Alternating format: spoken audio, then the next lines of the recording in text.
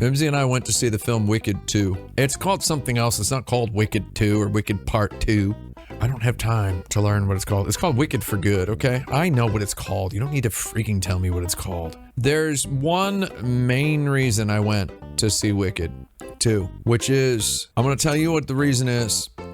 The reason is because I finished what I start. Whilst prepping for the colonoscopy, I played a bunch of Donkey Kong Bonanza. And what I did was something I had not done or even remotely tried to do at all, which was I just went back to stages. It took me a while to figure it out, but I found out how to go back to earlier stages, which, you know, you use the eel or whatever it is. And I started to just look for bananas.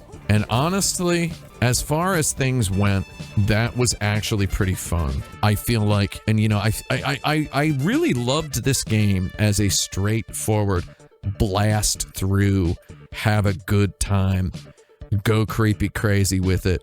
You know, I really enjoyed just playing it straight through as a straight ahead action game. And then when they kind of slapped me with the skill tree at the end, I felt betrayed. Anyway, here's my quick review of Wicked Part 2. Number 1, the colors were a little bit better. The saturation was a little bit higher. Some of the blacks almost looked like navy blue. Right? It actually, like, no joke. Some of the black parts of the screen looked like charcoal gray, right? It was there. Like, there was almost black in the movie. It was still, I would not ever call the color grading good. I think they really buttered up the football with the first one and fumbled it pretty hard. I think they did the color grading insanely dirty in the first part. Very quietly tweaked it a little bit more toward the saturated side for the second part. See, it's like they give you all these implements for blowing stuff up, but it's like, I'm a psycho. I'll just do this, man. Like, none of these Nimrods can hide from me. Let's actually just do, I'm sorry. Baby, I'm back on my drugs. I'm back on my drugs. I'm sorry. Baby, I thought I was done with drugs. I thought I was done with my drugs. I found more of them. I found that shoebox I hid under the bed. No. Sorry. We're gonna go ahead and cut that off. I'm gonna cut you off right there. Baby, I found more of my drugs. Baby, I found my old drugs shoebox. Well, that was actually a lackluster performance as Elephant Donkey. Really not a whole lot of final boss fighting going on here. I understand that. Don't worry. We're gonna get there. Ooh, look at the line of that jacket sleeve. You see this? You see that line? It's like a freaking perfect cylinder. Everyone's talking to everyone everywhere all the time, all at once. And we've got to, I'm sure this guy was letterboxed logging Wicked 2, making some sort of post hoping it would get 1 million likes or whatever. He was probably posting, nobody told me this was literally Shrek for lesbians. You know, I was talking to a friend about this final battle, cause you know, I figure that the battle I got to, like, nothing surprising is going to happen after. Like, I feel like I can kind of guess the ending. It's just going to be like, yay, we did it. Right? I feel like that's going to be the ending. After this final boss. I feel like that's what's going to happen. So, I mean, I was talking about the ending with my friend, and he didn't say anything about what happened after the final boss. We were just talking about this whole string of set pieces. And he freaking loved it. He was saying it's his game of the year, best game he's played in a million billion years, and he loved it a lot. And but even he was saying he thought that these final couple set pieces were he was like, it kind of went on for a long time, but that rules. And it's like, yeah, I guess it does rule. So, like, the fact that you can use, I don't know what to do here. I don't know what to do to this. Zebra? Oh, it does work. Okay. I figured that was it. Alright. I'm actually kind of gaming now. And honestly, that's not a good look. Can we stop flipping my camera? Can I have a trunk chunk? I could freaking do this all day, idiot. It's a apple. Wait. I want to exercise good apple discipline, even if I'm not using the apples for food. Oh my god. Billiards.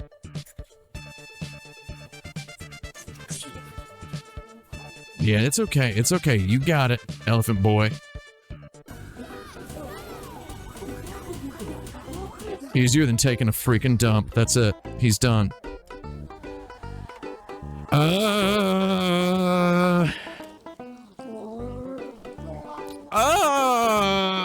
Yeah, he's done. That was actually really easy. I have complicated feelings about it. I think that is actually a really, really, really good video game. In that final moment there. And the fact that my first encounter with it was an insane bounce off, and then a return several months later to triumph, because I was woefully unskill treed on my first attempt.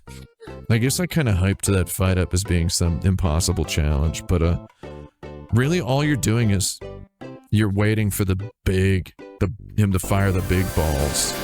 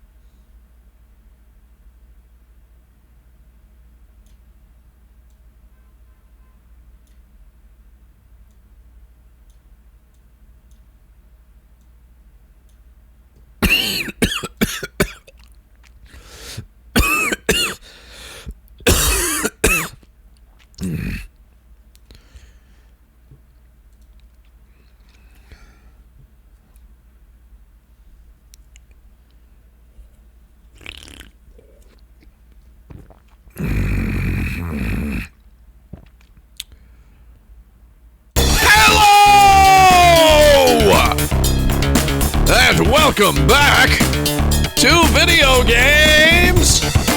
Tim Rogers here with Action Button Live! Streaming exclusively on the Action Button Goblin Bunker Network, accessible only at twitch.tv/Action Button. We've got a show for you tonight!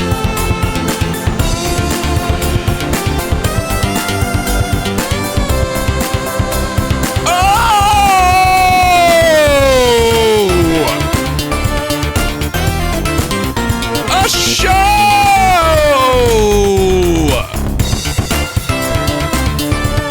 If you don't want to watch a show, you better do something else. Find somewhere else to go. If you don't want a show.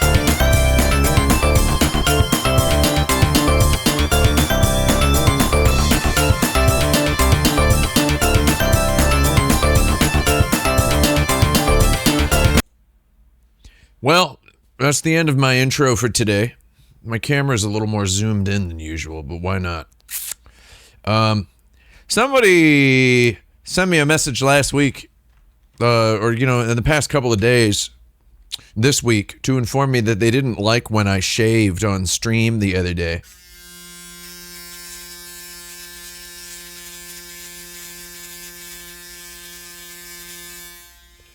And the vibes of their message were so rancid that I just had to do it again. I'm sorry.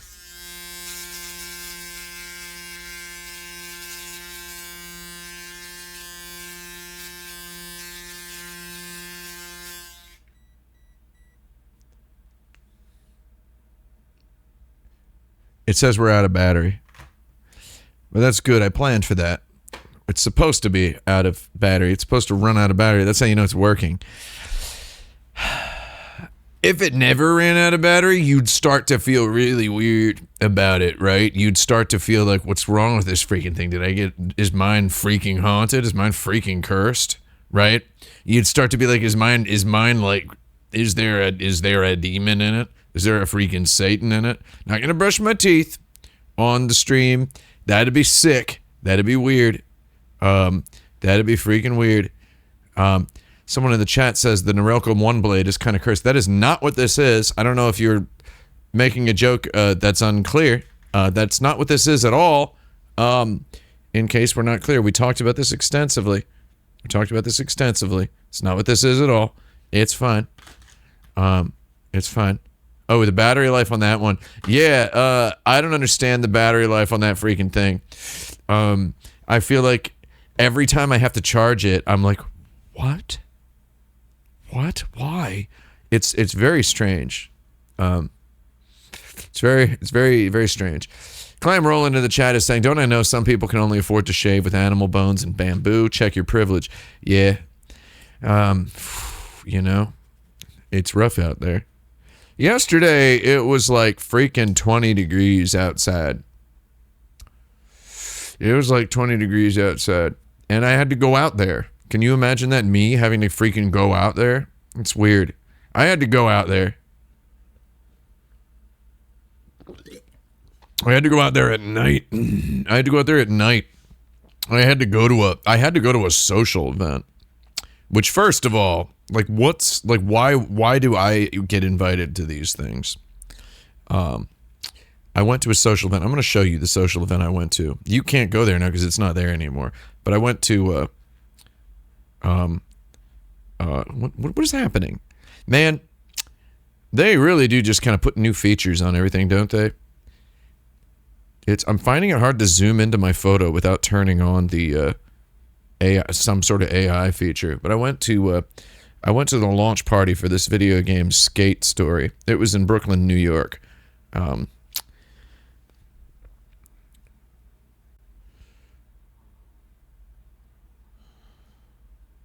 I was hoping that so this was a party that it was evident immediately upon entering that Devolver Digital had spent a lot of money on this party. I was offered a wristband for the open bar, and I said, "Oh, I don't need the wristband." And they're like, "Well," the bouncer was very confused for about 3 seconds. He was like, "Why not?" And I was like, "Oh, I'm not going to drink." And he's like, "But they need the wristbands to know you're over 21, is what he said, which is, a nuanced thing to say in such a loud place. And I said, "Yeah, but I'm not going to drink, though." And I mean, I didn't want the wristband at all, because I was like, if it's an open bar, why do I need a wristband to drink? Because if you're checking ID, like, are people under 21 allowed in here? And he's like, "No." And I'm like, okay, I don't see why you need to give out wristbands at all if only people over 21 are allowed in. I don't understand. Now, there were a couple of children there, but, you're not going to, an obvious chibis who's really short, you're not going to serve someone says, "Why don't you just take the wristband and not drink?" Because I'm a human person who is highly adept at conversation and socializing. And I'm going to go ahead and call it what it is. Y'all can't prove otherwise because we're not in meat space right now. We're on cyberspace. I'm a person highly capable of going, "Oh, I don't need that," to a guy when he tries to hand me a thing. He's like, "Here's your wristband." I'm like, "No, I don't need that." And then he's like, "Wait, oh, you got to take one." And then, I slow up, I stop back, I take a few steps in the behind me direction, and I go, "Oh, I don't need it." And I didn't take the wristband, but the real reason I didn't take the wristband is,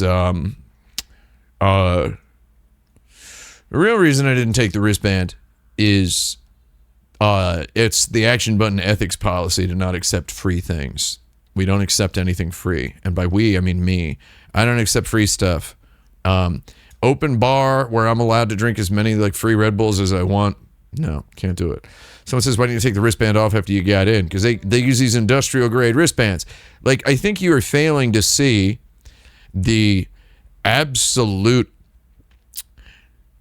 ease with which I had this conversation with this guy. It was not a difficult conversation. There was no struggle. It wasn't a freaking Larry David episode. The guy's just like, "Oh," it lasted about 12 seconds. And all I did was say, "I don't need that. I don't need to do this and have a guy put a wristband on my wrist." Anyway, I'm getting to the punchline. Okay, just hold on. First of all, you put the wristband on your wrist, feels like you're in a freaking hospital. That's number one. Don't like that. The guy's like, he's like, "Oh, okay." And then I said, "Oh, because the last time I got a wristband, it did this." And underneath the strange blue lighting in this club, this looked like really scary. It looked like pitch black. And he was like, "Oh my God, what is that?" And I'm like, "I don't know." And so that was fun. I do know what it is. Obviously, it's fungus. But I got to tell the guy that the last time I had a wristband, it left one of these. And then he's like, "That's terrible." And I'm like, "Yeah, it was 2 years ago." And he went, "Oh." And you want to be careful with those things. And the guy's like, "All right, man." So I got to have a fun little joke with that. I don't like freaking wearing wristbands at anything. I think wristband is weird. Makes me feel like I'm at a music festival. Makes me feel like I'm about to hear some of the worst EDM ever, while also, waiting for a doctor to see if the car accident permanently injured me. Someone mentioned something about proving I'm 21 earlier. I don't look like I'm under 21. No one in the world in any sort of legal position thinks I look like I'm under 21. They don't. Nobody does. No one in Meat Space, no one in IRL. Nobody thinks I look like a 21-year-old. I have a pearlescent 2.0 filter on my lens right now. I got a Tiffin pearlescent filter. Makes my skin look a little glowy. I don't look like I'm under 21 years old, literally ever. It's simply the law that they have to see everyone's ID. It's the law. It's a complete blanket law. Let me tell you something. When I was a youngster and working as a cashier or at the service desk or at the, they even let me count the cash. They even let me answer the phones, push carts in from the parking lot, and do the snack bar. I could zone. I could move stuff around the stock room. They let me stock shelves. Let me do all the stuff at the store. Let me do all this stuff at the freaking store. There were policies about age. We sold cigarettes and later alcoholic spirits at the Target store that I worked at, and we had to be quizzed on the age mechanics. The age mechanics were pretty simple. If somebody looks like they're under 29, you ask them to show their ID if they're trying to buy cigarettes or alcohol. That was the law. If they look like they're under 29. Now, here's the problem. You're asking a freaking 14-year-old. It was legal to be 14 years old working there. You're asking a freaking 14-year-old to judge someone as looking older than 29, right? I mean, this is a relentlessly flawed system, you can see, right? Relentlessly flawed. Like, it's not even like the flaws do not relent on this system. So I think you get a lot of places nationwide, especially, clubs and bars in large city areas where it's just in New York, when you're entering a club or an event that has any kind of age restriction or a bar, there is a separate line that you line up at, and then that's where there's a guy checking ID, and he checks everyone's ID. And if you get through that line and you get allowed into the interior area where you are then waiting to, pay the cover charge or indicate your name on the guest list, when you get through the primary line, you're simply age verified. It's the age verification step. Anyway, it's the law and it's the policy to just check everyone's ID. I'm not insinuating at all that anyone thought I looked under the age of 21. They don't. Some people tell me I look like I'm 27. 27's the number I get now. That's so wrong. And again, I've talked about this a little bit on the streams before. I've talked about this before. If you ask someone how old they are and they say they're 46 and you tell them they look like they're 27, you shouldn't do that. You just shouldn't. Because what we're trying to do here with human society, what freaking some of us are trying to do here on this modern earth where Netflix just bought Warner Brothers, what some of us are trying to do is inspire a more detail-attentive society, okay? When you ask someone how old they are and they say, I'm 46, and you were thinking, before they opened their mouth, you were thinking, he's going to say 27. You were thinking that. Basically, what you should do is instead of saying, I thought you were 27, you should invertedly, to inside your own head, you should say, this person is 46. This is what a 46-year-old can look like. That's what you should do. This is what a 46-year-old can look like.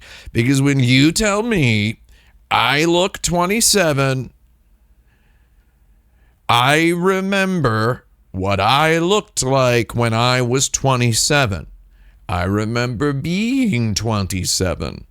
I remember the state of my health and my body. I remember what my hair looked like. Oh, I remember it all, Ricky. I remember a different life in a different continent, more or less on a different earth, I remember. And what you might want to be saying is something like, oh, you have a similar hairstyle and clothing to some 27-year-olds, which isn't always true either. Like, basically, let's try to not, I mean, this doesn't just go for, you know, if you're a dude, don't yell at hot ladies on the street. I think just turn it all off. Just don't comment on people's appearances at all. Just don't do it. Just don't do it. Just don't comment on people's appearances at all. It's weird. Who cares? I don't know. Anyway, if you all noticed, whatever the size of today's show, there's going to be a real big show on twitch.tv/Goblin Bunker on December 14th at 4 p.m. PT. 4 p.m. Playable trailer. That's a Sunday, by the way. That's Sunday, December 14th. 2025, Goblin Bunker Public Access Part 5. Is it Part 5 or is it just 5? Is it Part 5? Is it Part 5? Now, I will actually, and this is a real shame, I'm freaking doomed because I'm going to be in Los Angeles when this happens. I'm going to actually be on the Pacific time zone, which is deranged. I'm going to be there for Part 5. I'm gonna be in the actual time zone. Now, why am I gonna be there? I'll let you know. I'm gonna be there because I'm an idiot, and I'm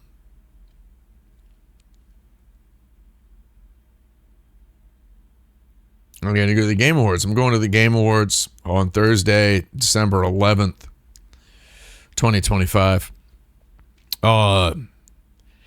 And I gotta tell you, here's the thing. I don't really want to go.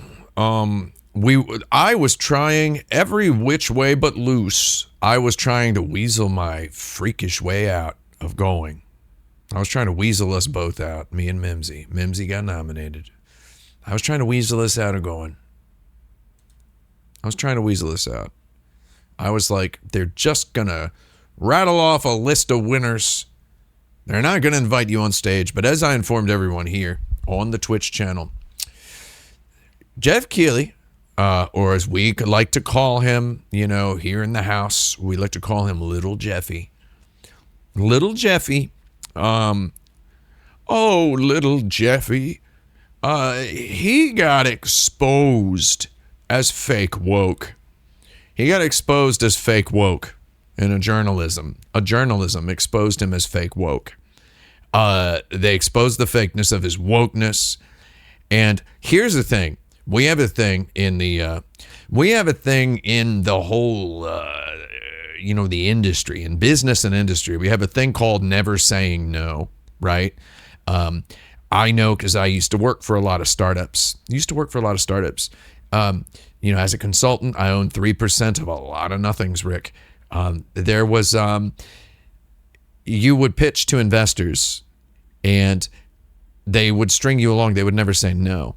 So basically, it behooves a businessman to never say no, right? It behooves him. And a businessman likes a behooving. Oh, they love a behooving. So, you can be woke and you can also, take it of money from the darkness, money proffered by a hand jutting out of the dark pool, right? You can do all of that stuff as long as you don't stand up arms akimbo and say a thing, right? As long as you don't stand up arms akimbo and declare something really solid, right? You can do all of the stuff. You can never say no. You can play all the sides. Most of the people on most of the sides don't care if you're playing a lot of the sides, as long as you don't stand up and declare a truth on the behalf of one of the sides that obliterates any notion of your acquiescence to any of the other sides. Because then you start to look like a flip-flopper, right?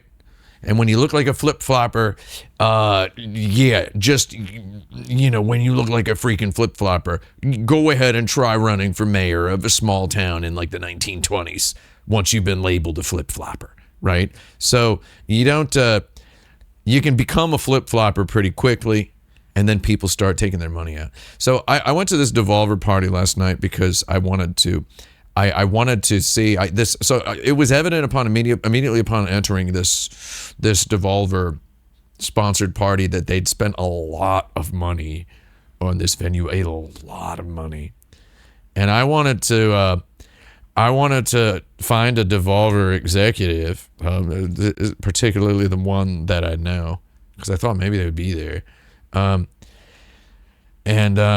I wanted to say, so you didn't want Moby Dick 2 or The Whale 2, even though we got the freaking semicolon placement correct. I said we got the semicolon placement correct, and he's like, I don't know if our target audience really cares about the semicolon placement, right? I don't know if our target audience actually cares about that. They want to, and I was like, I want to pitch them something edgier. So I came up with this really elaborate. I had a pitch deck on my phone. And I'm not going to show you, but the game I was going to pitch them was Journalist Decapitator 2026, which is something that's really edgy that they can put into their portfolio, and then they get some of that Saudi money because the Saudi prince would see that and go, ooh. He would do the pinky finger, ooh, I gotta get me some of that, is what he would say, and then they would join the EA club, $93 billion, something like that. I mean, that would have been freaking good business. But, I didn't run into any of the Devolver executives. If you're watching Devolver, let me know. I think this game's actually it would be pretty good. It'd be pretty good.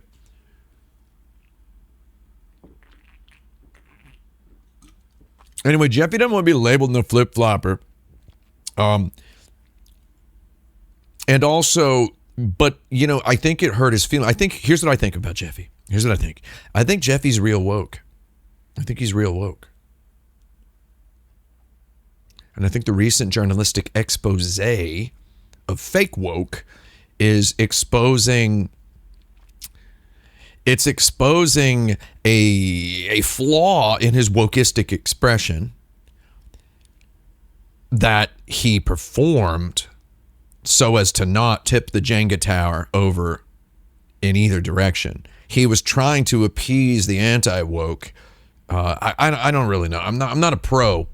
I'm not a pro analyst here. I'm not a pro analyst. I'm not. I could be for the right dollar value. Anyway, I think he had his pride hurt by being exposed as fake woke, and then he decided, well, let's present the best woke category on stage and let the winner give an acceptance speech. So that was when we made the ultimate, well, we got to do it decision to go to the Game Awards. And last time on the stream, I had not booked the tickets yet. The tickets are booked now. They're booked. They're booked. We're going. And, I continue to receive hate messages from individuals informing me that there is no way Mimsy's game will win, and even if it does, it's still woke trash. I don't know how any of these people find me or know me. Someone actually sent me a message yesterday saying that my jacket sleeve in the video, hold on, do we have this here? Hold on, can we see this? Hold on. That my jacket sleeve in the video, hold on, where was it? Oh, here we go. Is that it? They actually freaking hit me saying that my jacket sleeve, somebody had the gall to message me and say that my jacket sleeve wasn't actually a perfect cylinder and that my tailor is clearly of low skill. They freaking said that to me.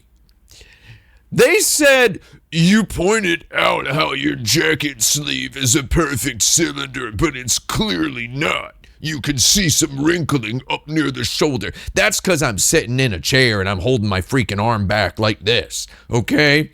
Trust me, it's a perfect cylinder. Don't you call my freaking tailor low skill. Like, man, come on, man. I'm not like 100% perfectly versed in the phraseologies of the youth, but I think that guy was huffing copium. I think he was huffing copium, right? That's kind of a copium thing, right? It's kind of a copium thing. But also, this jacket is freaking perfect. So don't hit on my jacket, okay? Don't hit on my jacket. Somebody sent me a hate message saying that it's classist of me to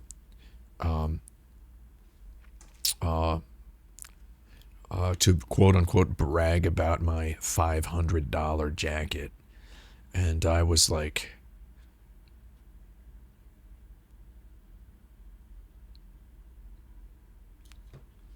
you know, Gutty. I was like, I hope he's not watching right now, because I wish that jacket was $500. That jacket cost me $7,000. Like, whew. I'm just kidding. It did not cost me $7,000. It's okay. It's okay for it. I would not spend freaking $7,000 on a jacket. Like, come on. It was not that. Somewhere between $500 and $7,000. It was not $500. It wasn't that much more than $500, but it was not $500. Like, come on.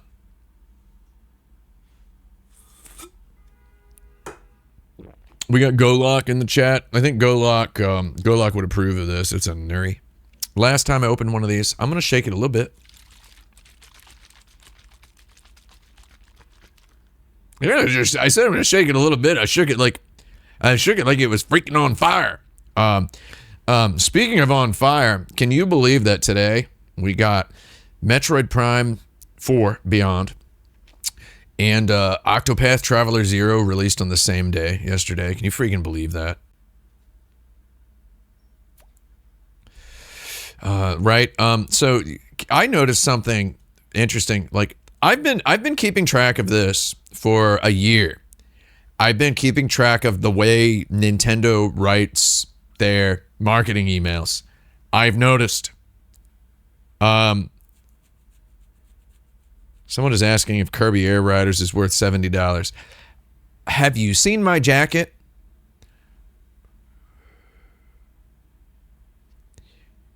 You're asking me if Kirby Air Riders is worth $70. You're asking a guy with a $7,000 jacket who has built his Patreon backers out of tens of millions of dollars. You're asking me about spending $70 on a video game. That's a drop in the bucket for me. As you can see from my very large apartment that has no trash bags visible, I haven't felt the sting of a $70 bill in many years now, in many decades. You think a freaking guy like this?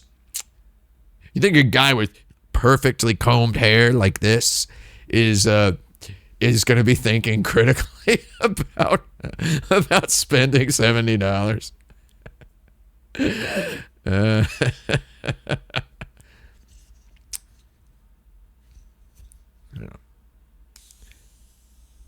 Last time I opened one of these, does anybody remember what happened last time I opened this Nuri on the chat? It sprayed chocolate out of the rim. It like sprayed out, like aerosolized chocolate sprayed out, and then it didn't open. Then the tab broke off of the can. Oh, God, delicious potion. Oh, delicious potion. So, I think I've been playing Kirby Air Riders a lot. I wrote a thing once about a video game, and we don't have to talk about this, but I make a lot of prototype things that I work on myself, and I play by myself. I'll boot them up. I press my Windows key, and I type the name of it, and I can launch it. I do that a lot. I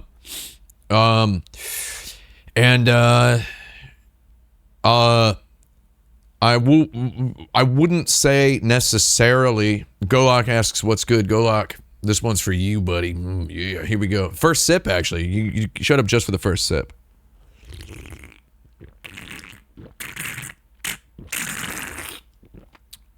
Oh yeah. Anyway, I won't say exactly that Kirby Air Riders is Sakurai's version of the weird trash that I make. I love my game Popcorn Football. I've played Popcorn Football for hundreds and hundreds of hours. You're never going to play Popcorn Football in your entire life because it merely exists as just a sort of a brain stabilizer for me personally. It has nothing to do with you, okay? Nothing to do with you, and it never will. I keep it for me. And you don't need to worry about it, and you never will have to worry about it. Worrying about how you're never going to have to worry about it doesn't freaking matter. It doesn't matter. It doesn't matter. But anyway, if I like to sit around and think occasionally about video games that I would pay $100 for. Okay? Now, I know there's price discourse happening right now with Grand Theft Auto 6, which was delayed 6 months. It was supposed to come out in May. Now it's coming out in November, whatever. There was a lot of price discourse happening. A lot of people, there's a rumor, and I'm not sure where it came from or how realistic it is. There was a rumor for a long time, and it's kind of persisted for a while, that Grand Theft Auto 6 is going to cost $100, right? That's a persistent rumor, and it is somewhat possible. Now, I have two things to say about that. Well, I have one thing to say about that, and then I have a topic to introduce after saying the one thing I have to say about it. The one thing I have to say about it is, and this bears understanding, the exchange rate of the end of the dollar has fluctuated here and there over the last 30 or so years. However, every single Dragon Quest and every single Final Fantasy has always launched at $100 in Japan. We know this, right? We know this. They will be more expensive than cheaper games. Okay? Like, other games will come out. Bandai Namco will release Code Vein or whatever. That'll be your normal $60 in Japan, where Dragon Quest 11 or whatever is going to be like $100. And that's just how they do it. It's always a goddarn Fukuzawa if you want to buy a Dragon Quest or a Final Fantasy. Chrono Trigger was $100 as well, because that was the Dream Team. And in America, Chrono Trigger was $80, right? So it's that was actually one of the most egregiously expensive video games ever. Now, when I was a kid, I think I was still a kid when I was like 27, right? So when I was living in Japan and paying $100 for Final Fantasy 12, and all of that, like I had a pretty rock solid idea of what a $100 video game felt like. to me right now, as a 46-year-old, a $100 video game feels, the prospect of a $100 video game, to me, I'm thinking of it as like a Burberry scarf, like a luxury item. I'm not thinking in terms of a 200-hour campaign. I'm not thinking in terms of ooh, how much value am I going to get out of a game? For me, a $100 game in the year 2029 would be, like Pac-Man Championship Edition or Space Invaders Extreme, right? But it would be more like that than it would be like Grand Theft Auto 6 to me. A $100 game would be something like Under Defeat, like a 4K 120 FPS remaster of Under Defeat. Hollow Knight Silksong would also be a $100 game to me. Crazy value that game's $20. It's so to me, and it's, again, a $100 game. I literally have a video game that I am working on independently, not with Action Button. I personally have been tinkering with a particular, I'm tinkering with like eight and then maybe 9, but I'm tinkering with like 8 games that I've been making, and I do this as part of the review writing process, whether it winds its way into the reviews or not.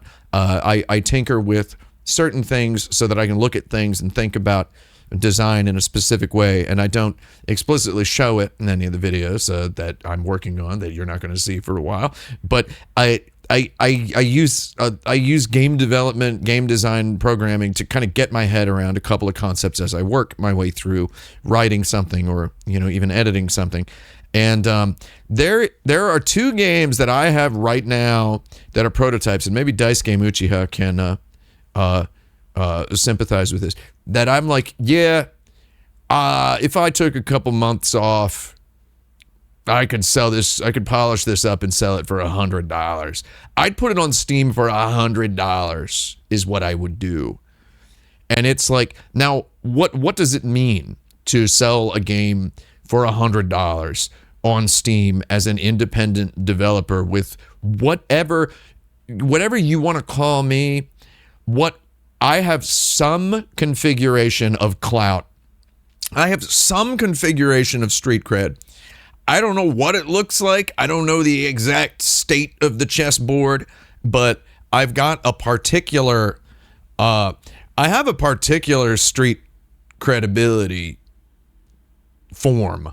I'm not sure what it is, but it's, if I'm charging $100 for a video game that I worked on as a hobby for X number of years and refined, what's the one thing that I want to know before I release it, right? What's the one thing I want to know? Well, is it gonna get cloned? Okay, that's one thing. What's the clonability? And then number 2, what's the point on the consumers, from the consumer's perspective? What's the point of buying it from me, right? What's the difference? Now, I think I've alluded to this a couple of times. I've alluded to this a couple of times in the chat, on the streams. I've alluded to this a couple of times. But, and I joke, I often preface it by saying I'm not bragging, and you don't have to believe me. I preface it with I'm not bragging, and you don't have to believe me, and then I still get people telling me I'm bragging and they don't believe me, which is like, you got to pick one. But I'm pretty good at socializing. I'm pretty good at socializing in person. I'm pretty good at talking to people. I'm just pretty good at it. I don't make the freaking rules, okay? I don't make the freaking rules. So I was on my way a few weeks back. Our story begins a few weeks back. I was on my way to Tribeca. That's, for those outside the know, the triangle below Canal Street. All right. I was on my way to the triangle below Canal Street. And as I think I've alluded to previously on a few streams, I live on a train line. I live very close to a subway stop that gets me on a subway that I can use to go back and forth between all the places I visit in my own little Yakuza game neighborhood, which covers my house down to, if I'm being perfectly frank, 59th Street, the Nordstrom, Columbus Circle. Everybody remembers the Columbus Day episode of The Sopranos. All the way down to Columbus Circle. That's my west side. That's my west side, right? That's what I consider my neighborhood. And it's fine for me to wear sweatpants as long as I'm getting off the train at 59th Street or sooner, right? Anyway, I wasn't wearing sweatpants because I was going to the triangle below Canal Street. And I was on my way there for a business reason related to a comedy show. Now, I was on the train. Now, as I've alluded to many times on the stream, when my train stops at 81st Street, Museum of Natural History, hundreds of people get on the train, tourists. Most of them will get off at 59th or 42nd Street. I hope you're taking notes. It's a lot of math for everybody, I know. A lot of tourists get on at 81st Street where the museum is so that they can go back downtown to where their hotels or restaurant reservations are. I was sitting on the train and it was very empty because it usually is until 81st Street when it fills up. I was sitting on the train and a girl got on the train. Okay. So first of all, red flag much. For, big yikes, right? A girl got on the train. She was a girl. She was, just the sort of age a girl would be when she's going to New York as a tourist by herself, right? This girl was not, what you'd refer to as like any kind of a redneck or a country girl. She wasn't wearing a straw hat. She wasn't smoking a corncob pipe. But she wasn't from around here. She was from one of the more Midwesterly zones. Okay. She was, I'm sorry. And she sat down next to me. And the train begins moving. And she begins looking around. Now, let me tell you something about the subway in New York. It's very, very hard sometimes to look out the window and know the name of the stop you're at. And if you're a true New Yorker, you will tell anyone who says that to get out of New York and never come back because you're not wanted here. But it's true. It's true. It's sometimes hard to know what stop you're at. It really is. Because you look out the window and you might be parked at like a 100-foot long stretch of wall where there's just no sign indicating the name of the stop. Just no sign, right? So this girl looks out at 72nd Street. She's looking out. And then it stops, and then it starts to move again. And then she asks me, she's like, "Excuse me." She doesn't say it that way, but she says, "Excuse me." She didn't say it like that. She had like a normal voice. We live in the YouTube era. Nobody has an accent anymore. It's not true. Some people do. She says, "Excuse me." And I go, "Yeah." And then she goes, "This train's going downtown, right?"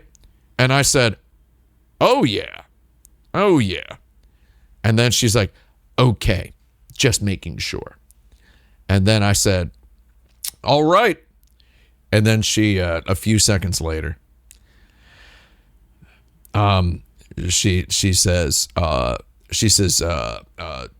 what is the next stop 59th Street?" And I said, "Yeah, the next stop's 59th Street." And she goes, "Okay, just making sure." And then I'm like, "All right, okay. And then she's like, okay, right? And then she's like, "Because I have to get off at 34th Street." And I was like, "Oh, 34th Street, that'll be 2-3 stops, something like that. Just a couple more stops. I think you'll know 34th Street."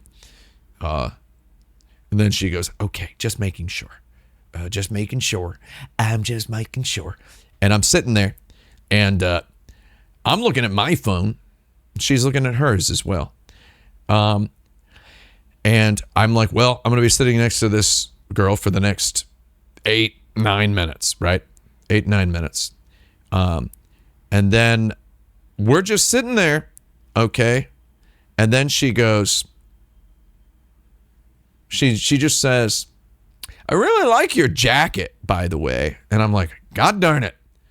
I don't want to talk to freaking anybody. She says, I really like your jacket.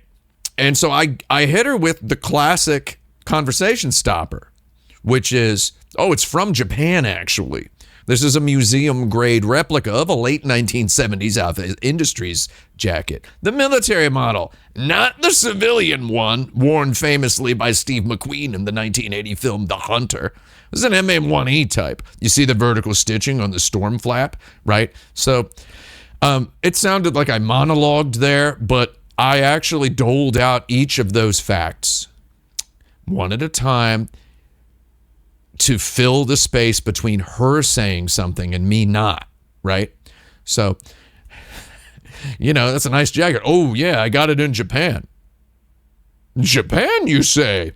Looks like an American Army jacket. Well, Japan actually makes the best replica U.S. military jackets. We're having this whole conversation, right?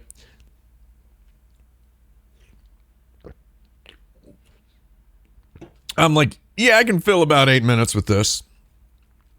And then she's like, eventually she throws a little bit of a curveball. It's like, I've never been to Japan, but I was planning to go there. And I'm like, oh, yeah? And then she's like, yeah, I've been traveling by myself a lot lately. And I went, well,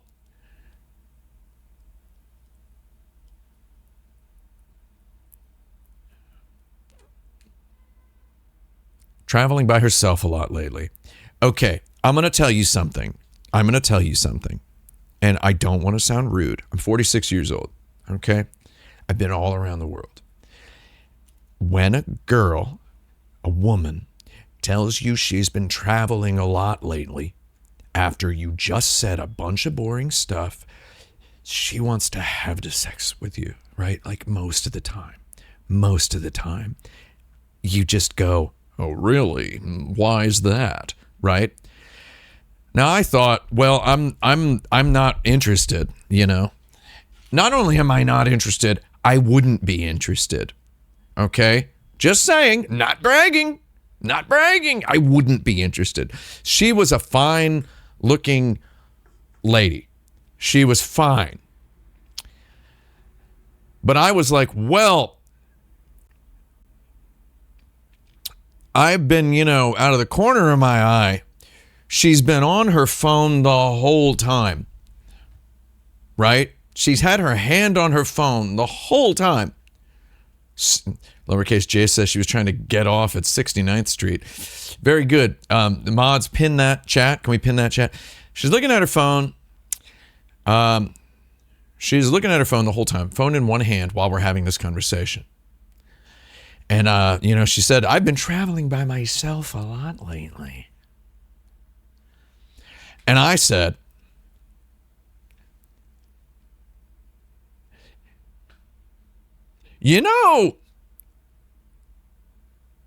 there's a game you should get on your phone.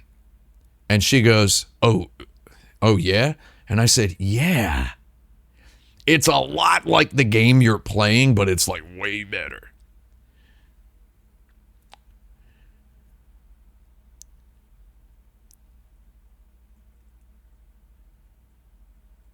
And she's like, well, a lot like the game I'm playing now, like how? But how's it better? And I'm like, well, when did you get that game? And she's like, well, I don't know. I got this game when I was in college. So that was, I think about like 11 years ago, something like that. And I'm like, how often do you play this game? And she's like, oh, all the time. I'm always playing it. if I'm on the bus, if I'm in the doctor's office waiting room, if I'm in the post office, I'm playing it all the time. I'm like, do you ever play it at home? And she goes, no. I'm like, do you ever play it, do you ever play it, I don't know, in the bathroom? She's like, no, I just mostly play it when I'm like, sitting around. And I was like, you should try this game. The game you're playing is called 2048, and it's a clone of a game called Threes. Threes is really meticulously designed by some designers, and it's very, very finely tuned. And 2048's like a really hacky ripoff of it. You should try Threes, right? And she's like, okay, what's it called? It's Threes, like the number 3 and like the numeral 3 and an S. I'm like, no, it's just the word Threes, just spelled out. And she goes, okay. And then I'm like, look it up on the App Store. And the train stops. And I'm like, you can look it up on the App Store right now. You should buy it. You should buy it. Right? And she gets on there and she loads it up on the App Store. And she sees that there's a free version and a paid version. Is there a paid version? Anyway, so she's looking at it and she's like, oh, okay, yeah, it's there. I see it. And I'm like, you should get it. And then she's like, so it's the same? Okay, so there is an original version. Okay. So, yeah. So she's like, there's a free play version, right? And she's like, yeah. So she has it on her phone, right? And she's holding it like this. And then she's like, yeah, all right. Yeah. I see that. Yeah, I'll get that later. And she puts the phone down and puts it, face down on her leg, right? And she's like, I'll check that out later. Right? And then I'm noticing that she's just stopped playing 2048 on her phone. And I'm like,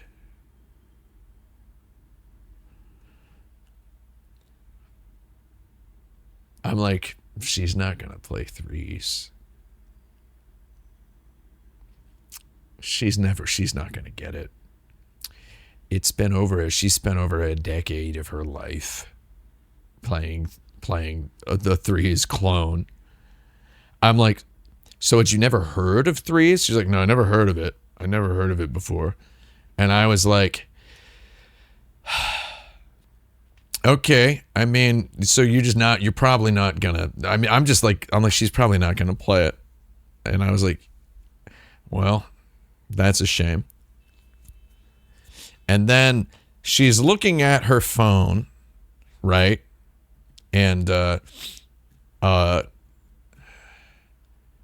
she just looks at her phone and she like checks a text, and then she closes the phone and puts it face down on her leg again and just is holding it like this.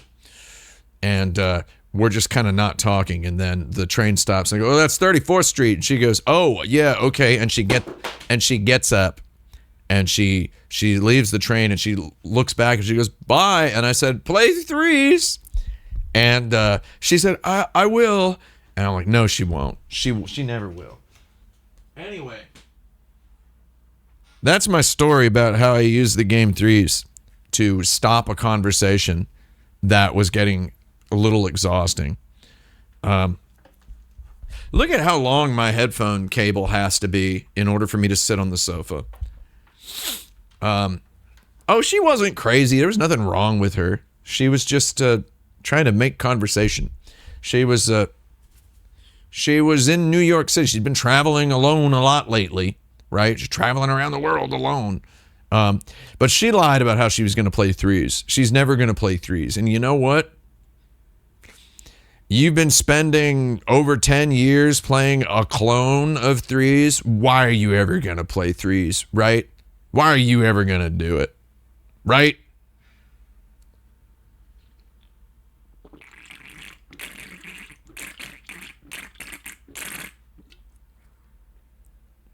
Why are you ever going to do it, right? At this point, who cares? Right? At this point, who cares? But anyway, I suppose that's kind of an interesting way to answer the question. So the question was, should you pay $70 for Kirby Air Riders.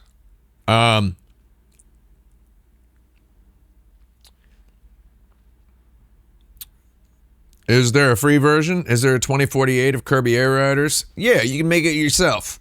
You could.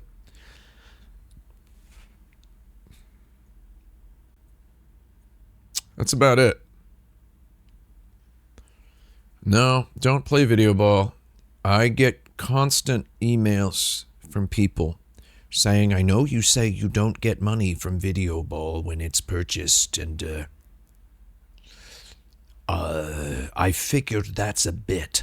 So instead of subscribing to your Patreon, I purchased video ball for me and 4 of my friends. And I'm like, just freaking buy a knife and find my house at that point. At this point, buy a knife and find my house. Learn how to spell knife. They got them on Amazon.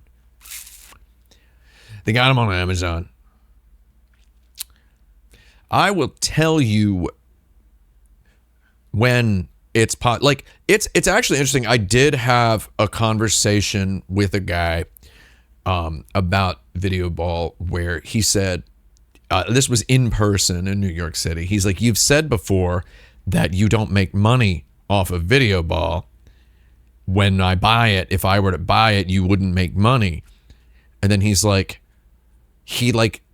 I'm used to people asking me about that and then asking, is that a bit? Which is really annoying. I'm used to people asking if it's a bit. It's not a bit. I'm used to people asking, I'm used to people asking that if it's a joke or a bit and if I actually do get money, right? I'm asked, like, a lot of people will ask, this is actually interesting, they will ask, is that true? Right? Is that true? They will ask, is that true? But for the first time in forever, someone in public, in person, asked me, they said, you've spoken in public before about not making money from video ball sales. And for the first time ever, it was the question that followed this up was, are you sure? Which I thought was really funny. Am I sure I'm not making money off of it? Let's just say I'm pretty sure, okay? If there's another bank account somewhere I don't know about that's got million billions in it, that's got big old banana dollars in it, then that's interesting. But I don't make money off video ball. I don't. If video ball were suddenly to turn profitable, which is in all likelihood never going to happen, which is interesting. I mean, if Gabe can keep Steam going for another 6,000 years or so, then it's possible that enough sales will trickle in that it pops the old recouper, right? It's possible. But I'll be dead. My bones will be gone. My bone dust will be molecules. My bone dust molecules will be atoms. My bone dust molecule atoms will be protons and electrons. And my bone dust molecule atom protons and electrons will be quarks, right? Well, it'll be, it's not going to profit me, I would say. And even if it did, the LLC that would receive that money is dissolved. The LLC is dissolved. Someone's asking how much had to be recouped for it to turn a profit.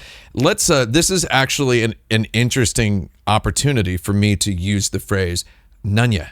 It's nunya business. Don't worry about it. We don't need to put the actual numbers out there. If we were talking about salary, right? If we were talking about like my salary at a company, I would disclose that, right? I would disclose that in out of what do you call it? Transparency to keep the industry afloat because I'm a union guy. But I feel like it is not advantageous to anyone aspiring to enter or continue existing in the video game business to know about that money. Don't worry about it.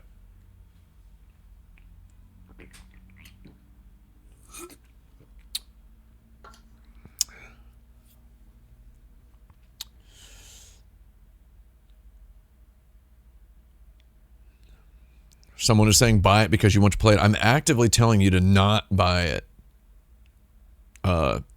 If you want to play it, you have to play it the right way. There's stuff in there that shouldn't be in there. It was put in there to inflate the perceptible value of the game. And I reject it all. I had something in mind, and it has too much stuff in it. It shouldn't have 99% of that stuff in it. Someone in the chat says, me and some buds watched the new FNAF. Okay, I'm going to have to freaking stop you there. Do I look like I'm 7 years old? Why would I be interested in hearing you talk about the freaking new FNAF? Okay? I'm kidding. Anyway, as I said in the Action Button Discord prior to the stream, I don't know if everybody remembers this, but I did say that I'm going to be, it's an important stream. We're going to be addressing some patently false rumors and accusations. We're going to be addressing some accusations tonight. The patently false accusations were that the Goblin Bunker Public Access Part 5 on Sunday, December 14th, 2025 at 4 p.m. Pacific time, there was an accusation that it wouldn't be very good of a time. And that is insanely false. Incredibly false. That is freaking slander. That's freaking slander.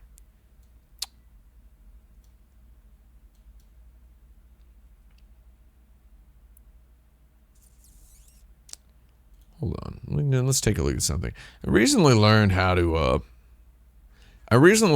like look at people's post history. We're gonna try this out. Actually, we're gonna try this out. We're gonna get this thing here. Come on, man. Okay. Why is? I'm losing my mind because my stream chat in Twitch is like way too high up. Let's say something. I know how to read somebody's post history.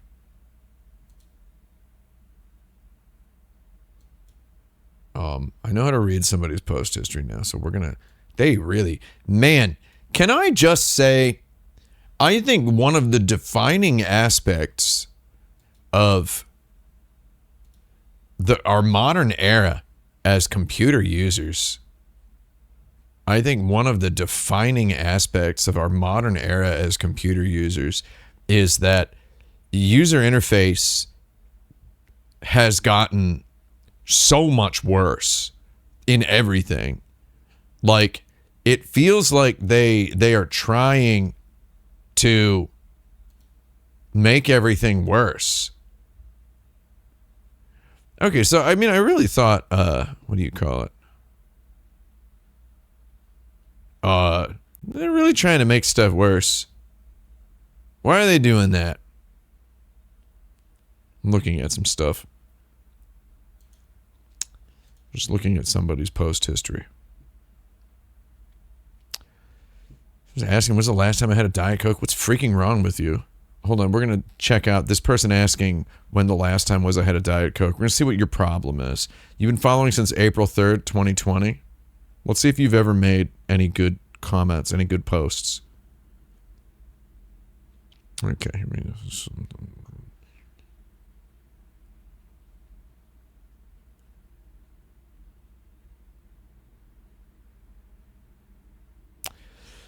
yeah, I mean, why would you think I drank Diet Coke? Diet Coke is for losers and psychopaths. We're just looking at everybody's chat. Now, we're looking at everybody's chats. Lard Coleman, you're never going to have your history deleted. Lard Coleman, let's see, 754 messages. Following since March 14th, 2025. Account created March 14th, 2025. You were somebody else before, huh? Lord Coleman's hiding.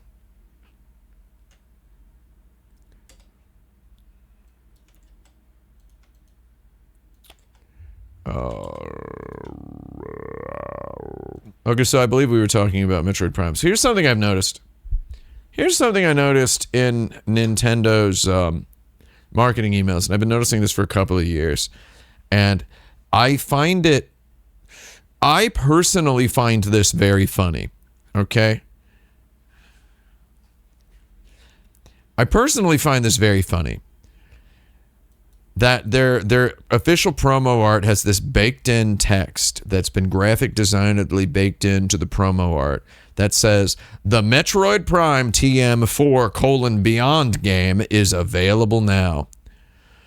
The Metroid Prime 4 Beyond game is available now. When they send an email about how a game is available, they always say the game name, game is available now. They always say it that way. They always say it that way. The Metroid Prime 4 Beyond game is available now. The Metroid Prime 4 Beyond game is available now, I believe is how an announcer would read it if they had proper emphasis discipline. The Metroid Prime 4 Beyond game is available now. Right? I think it's very strange.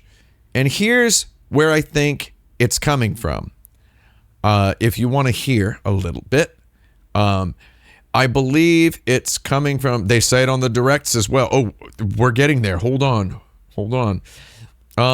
In Japanese, you would say Metroid Prime 4 Beyond no game softo wa ima hatsubai chū, right? Ima hatsubai chū, ima haishin chū. Or you would say game soft no Metroid Prime 4 Beyond wa ima kyou. You would say ima or kyou. You would say haishin chū, hatsubai chū, right? There would always be an expression game soft no, right? Game softo no, or no game softo, right? You would say that. There would be, before or after, you would say, the game software Metroid Prime 4 is available now. The Metroid Prime 4 game software is available now. You would say it that way. Now, here's part of the reason. Metroid Prime 4 Beyond is a whole bunch of katakana, okay? It's a whole bunch of katakana. Katakana is the alphabet used to indicate words of foreign origin or otherwise, I don't know, dictionarily creative phraseologies, right? Is how it is. And you would put the whole modifier GameSoft on the front or the back so that the reader knows they are about to trip multiple times over the name of a video game, right? So that they know that this is the name of a video game. So what you're seeing here with the Metroid 4 Beyond game, the Metroid Prime 4 Beyond game is available now. What you're seeing here is an artifact of the original Japanese that has been, I'm going to use the word slavishly replicated in the English.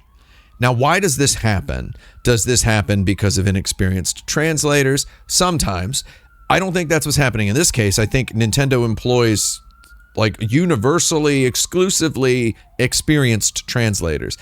I think it's like an oversight thing where you have a manager going, the Japanese press release says this.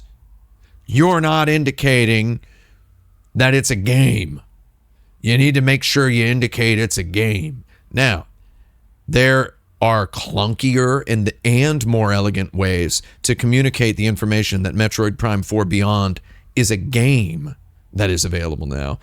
There are clunkier ways to do this, like,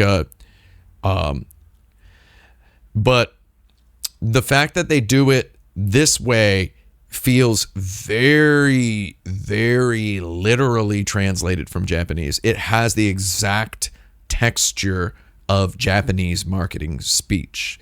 So I find that interesting. I mean, they've been doing this for the last couple years, a while now. I remember, like, the Super Mario Wonder game is available now. Like, they just do it that way. And it's funny. And I think, you know, sometimes the Kirby Air Riders game is available now. The Legend of Zelda Tears of the Kingdom game is available now. They say it like that. And it's like, the longer the game title, the quirkier it sounds. And the more famous the game title, the crazier it sounds, right? So, like, the Legend of Zelda Tears of the Kingdom game is available now, right? It's like, I know, man, we've been freaking waiting for this. The announcement video got, the release date announcement got 100 million views on YouTube or whatever, right? It's like, someone says it's them getting into the movie business. I'm not sure that's it. I think what I said is the exact reason why.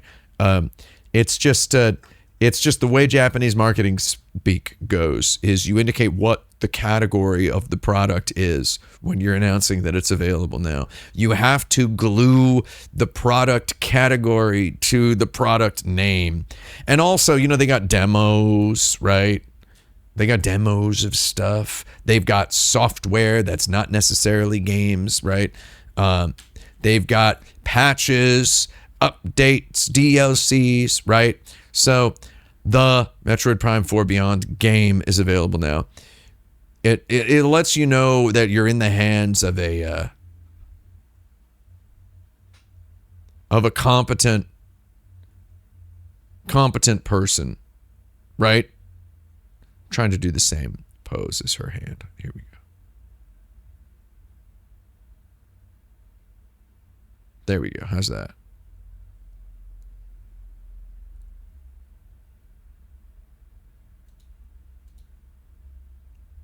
There's my thumbnail. My lips are so chapped, bro. Hold on.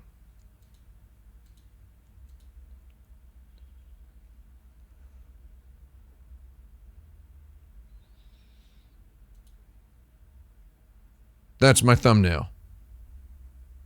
All right. Making sure I have my thumbnail. So I guess what I want to do is I think I'm going to play Metroid Prime 4 because I haven't played it yet. And I want to give you my I want to, you know, I'll give you my honest opinion. I'm excited to play this game. It has been, what, like 18 years since I played Metroid Prime 3, the one and only time I ever played it. 18 freaking years. That's a long time. That's a really long time.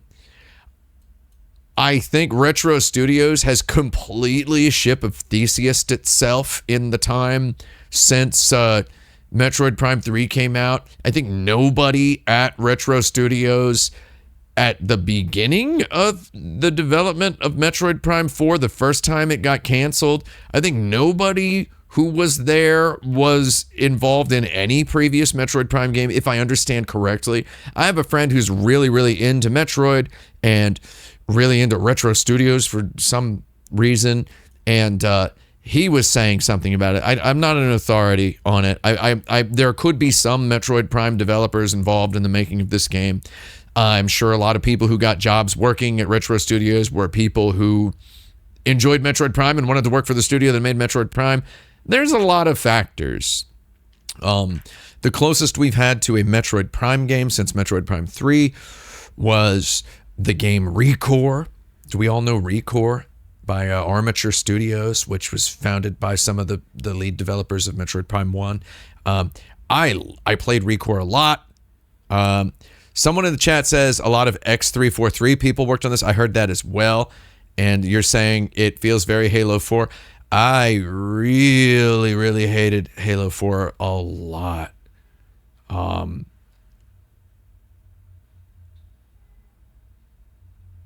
ReCore has a robot dog. Excuse me. It has a lot of robots, okay? It's a game about robot buddies. I hated Halo 4 a lot, but Halo was not trying to ever be a Metroid. So I'm probably going to enjoy Metroid Prime 4 Beyond. I'm probably going to enjoy it. Right? If I don't enjoy it, freaking kill me. I'm probably going to enjoy it.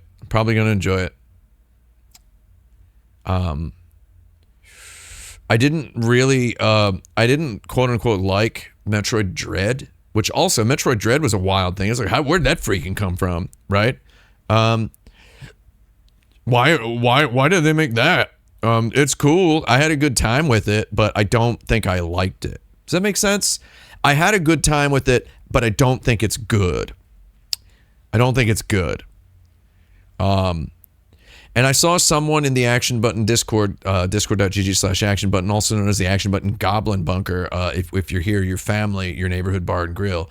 I saw someone in the Goblin Bunker post like a screenshot of some list on some website that was like top 10 Metroid games or whatever.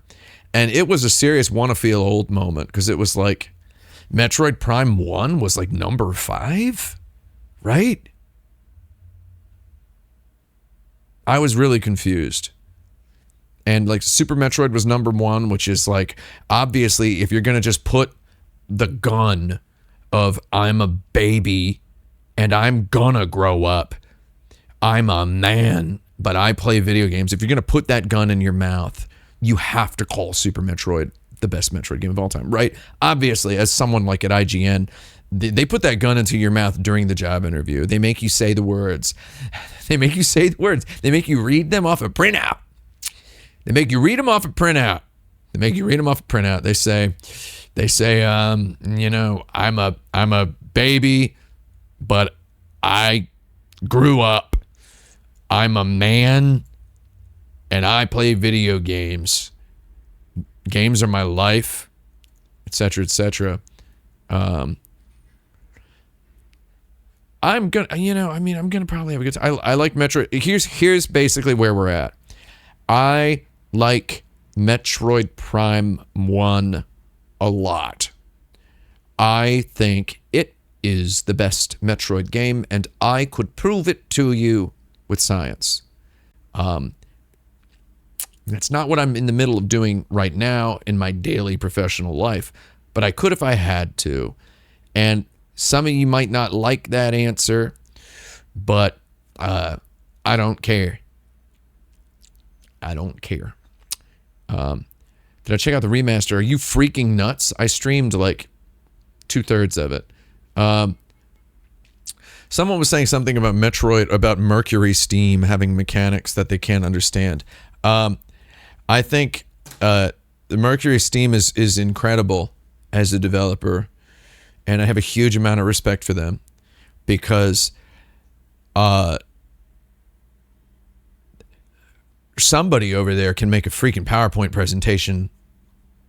Like, somebody over there's got to be like the best PowerPoint presentation maker in the history of the world. Like, somebody. Because that guy went to Konami and said, let us make a new Castlevania. And Konami said, yeah. And then they went to freaking Nintendo, let us make a new Metroid. And then Nintendo goes,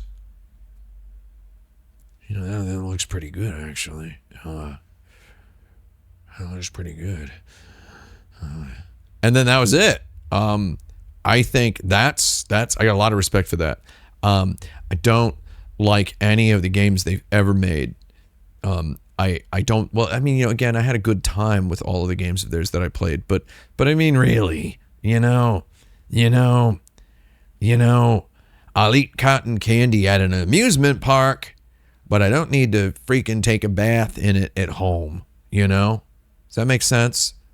Like, what is it adding to my freaking life? What was there? Let's make Metroid 2 in color experiment. What was that? What was that trying to do? Did I like Prime 3? I liked it just fine. I liked Prime 2 as well. But I like Prime. I like Prime 1. I think Prime 1 in terms of the right place-uless, right time-ulessness.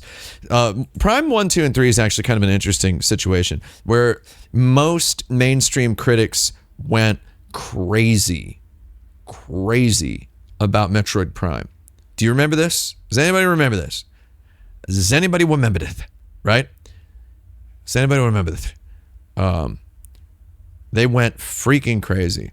Someone in the chat said, what is it with Spanish game developers making Metroidvanias? Somebody mentioned a couple Spanish Metroidvanias, and then someone replied, and then Mercury Steam did Castlevania and Metroid. That's what started the conversation, was we were talking about Metroid. We were talking about Mercury Steam. Try to freaking keep up. Maybe Mercury Steam's secret is they bring like a petri dish of mercury into the pitch meeting, and then they let it steam up and waft up, and it just kind of brain damages the people with the money. Here you go. Here's $1 billion. Right? Maybe that happens. I'm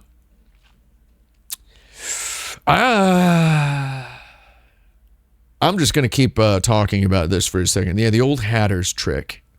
The old Hatter's trick. So people went crazy about Metroid Prime 1. Mainstream critics at large went crazy. Metroid Prime 1 had an enormous avalanche of best game of all times being hurled at it, which I thought was really funny. So I actually wrote a review in which I called it the best game of all time. But I was mostly joking about other reviews that I had seen of it at the same time.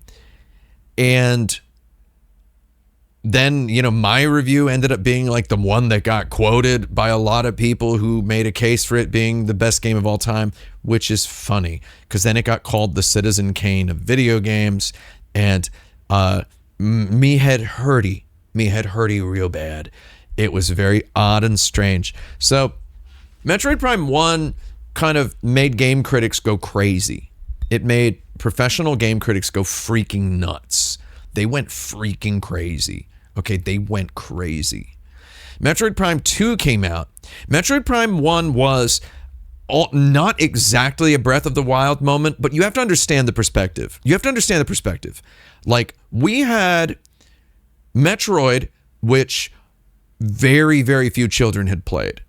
We had Metroid 2, The Return of Samus, which very few children had played. And the ones who did were scarred for life, usually. They ended up pretty weird, right?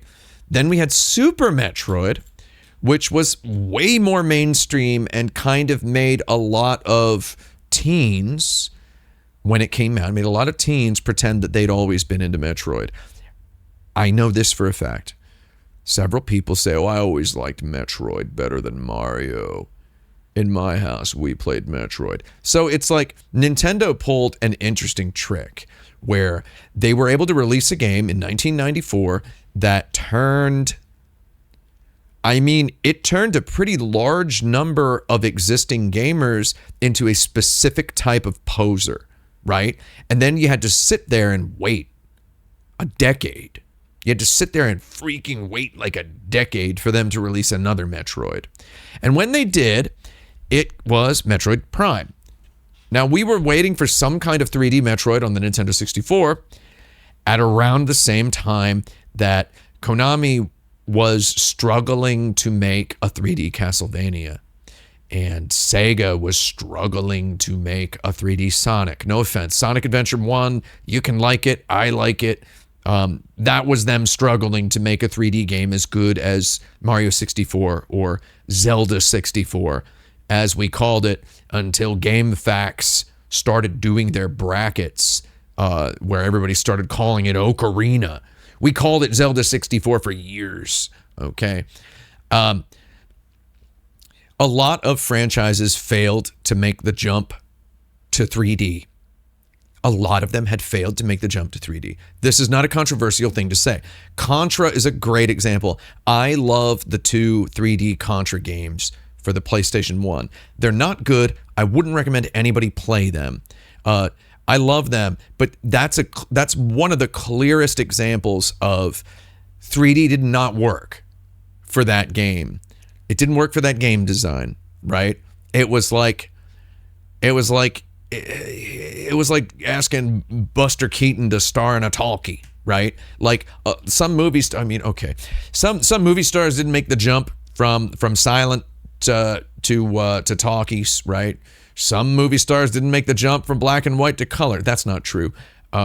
That's less of a difference. A lot of video game franchises did not make the jump from 2D to 3D. A lot of them did not, right? So we had been through a full console generational cycle, right? Did they actually call them talkies? They sure did. Wait, are you nuts? Okay, everyone in the chat, you have to watch Singing in the Rain. Is there anyone here who has not seen Singing in the Rain? Singing in the Rain. Has anyone not seen Singing in the Rain? If you haven't watched it, watch it this weekend. It's on HBO. You gotta watch it. You gotta watch it. You have to. Here's the thing. You may hear about Singing in the Rain and think, I don't want to watch a freaking movie about singing in the rain. It's like, it's not about singing in the rain, okay? It's about something. It's kind of about the video games making the jump from 2D to 3D. It's kind of more relevant to Metroid Prime than it's more relevant to Metroid Prime than any other movie I can think of off the top of my head. I know that's weird. It doesn't make sense. When you put it on, first of all, think about Singing in the Rain. First of all, think about Singing in the Rain is if you're a fan of the title line in a movie, if you're a fan of movies where there's a title line, it's the first line of the movie. The first line of the movie is, I'm singing in the rain. The first line of the movie. So you get like this, right? Definitely watch it. I mean, highest possible recommendation. It's such a trite, it's such an obvious film recommendation that I never talk about it. I don't think I've ever talked about it with anyone. It's because it's just so obvious. I just assume that huge numbers of people have seen it. If you haven't seen Singing in the Rain, it's super essential to watch. It's very good. I just showed it to Mimsy this year because she'd never seen it, and I was in the middle of an LA Noire video related task, right? And there's something if we got lowercase j and Golok in the chat, lowercase j and Golok, you all are familiar with if you haven't seen Singing in the Rain, or if you have, there's a part in there that is very reminiscent of a particular task I was doing in the LA Noire video, and it's just very, very funny. But anyway, Singing in the Rain, very relevant. It is very, very relevant for discussion of Metroid Prime, in my opinion, and you should all check it out. Wait, lowercase j, have you seen Singing in the Rain? Have you seen it? Have you seen it? Oh, okay. Well, all right. I mean, maybe Golok would have better luck if he'd seen it. I actually did not dub myself for the LA Noire video. There's no dubbing at all in the movie. No dubbing at all. It's something different.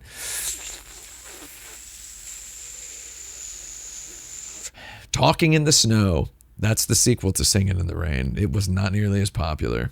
Not nearly as popular. We're talking about Metroid Prime. So Metroid Prime 1 comes out, And so we had lived through a full console generational cycle of famed, beloved 2D video games making the jump or not to 3D. Castlevania famously flubbed the dump when it came to making the transition to 3D. It famously flubbed the dump. It was famously flubbed. Famously flubbed. Someone says, I watched A Long Good Friday over Thanksgiving. Watch A Long Good Friday on freaking Good Friday, you nimrod. You nimwad. Come on. Castlevania famously failed to make the jump to 3D. There were 2 3D Castlevanias on the N64. There were 2 3D Castlevanias on the PlayStation 2. Famously failed, right? Now, I mean, it failed once and then it failed twice. I love all the 3D Castlevania games. I love them all. I love them all. I love all 4 of them. There's one of them I love the most. There's 2 of them that I'm able to enjoy as a connoisseur, and there's one that I probably got to play again at some point just to like, you know, see what my assessment was. There's technically 5 3D Castlevania games, if we count a little place called Nano Machine Island. Has anybody here been to Nano Machine Island? Anyway, let's not get off topic. We lived through a whole console generation that was the N64, PlayStation 1, of some games trying to go 3D and filling day pampies with diarrhea, right? So when Metroid Prime was announced as in development, and it was announced as in development by an American studio, not just an American studio, but an American studio in freaking Austin, Texas, home of Yeehaw and Keeping It Weird, Alamo Drafthouse, Corporate HQ, or whatever. When it was announced that they were that an American studio was making a Metroid game, a lot of video game journalists and critics were very, very derisive of this news. Do you all remember this? Does anyone remember this? They were fuming. Their frothing demand for Ikaruga was increasing, but their fuming demand for Metroid Prime was decreasing. And the reason for that was there was kind of this, I don't know what it is. It's a kind of a white privilege. It's like it's not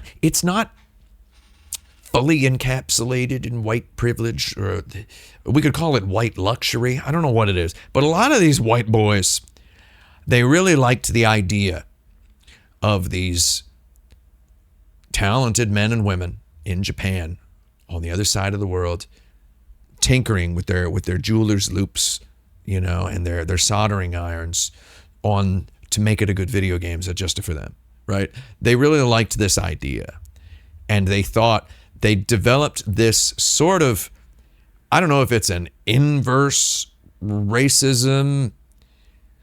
It's some sort of, they sort of racialized their positive critique of things they liked.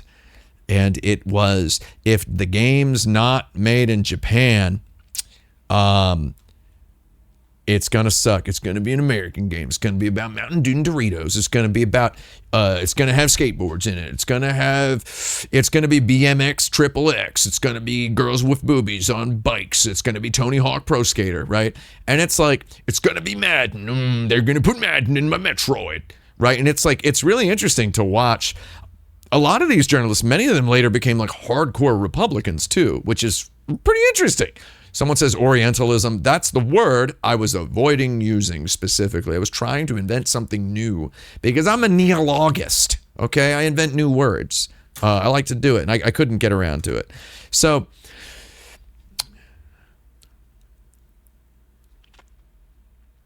I mean, I think it's a very distinct strain or flavor of Orientalism that we're talking about here. Anyway, Nihongomania. There we go. That's the word. That's Nihongo Mania. Yeah, Metroid Otherm was made in Japan. We don't need to talk about that. We're not going to talk about that one today. We're not going to talk about it. We're not going to talk about it today. So the Nihongo Mania was freaking taking over. Okay? Can we call it Nihongo supremacy? I think that's pretty good because of superior Nihongo. The Born supremacy. The Nihongo ultimatum. Lord. They didn't like that it was an American studio making Metroid, and they started taking a dump on it from Orbit. Then Nintendo announced, don't worry, you all like Shiggy, right? You guys like Shiggy, don't you? Y'all seen this guy before? He made Mario. He made Zelda. He's a big Nintendo guy. Y'all got your diapers on for Shiggy, don't you? You got your diapers on for Shiggy. And they were clapping like seals. They said Shiggy personally is overseeing many aspects of the game. Shiggy personally. They did the exact same thing, ironically, when there was a Castlevania being made by some fellows in Spain who later went on to make 2 Metroids.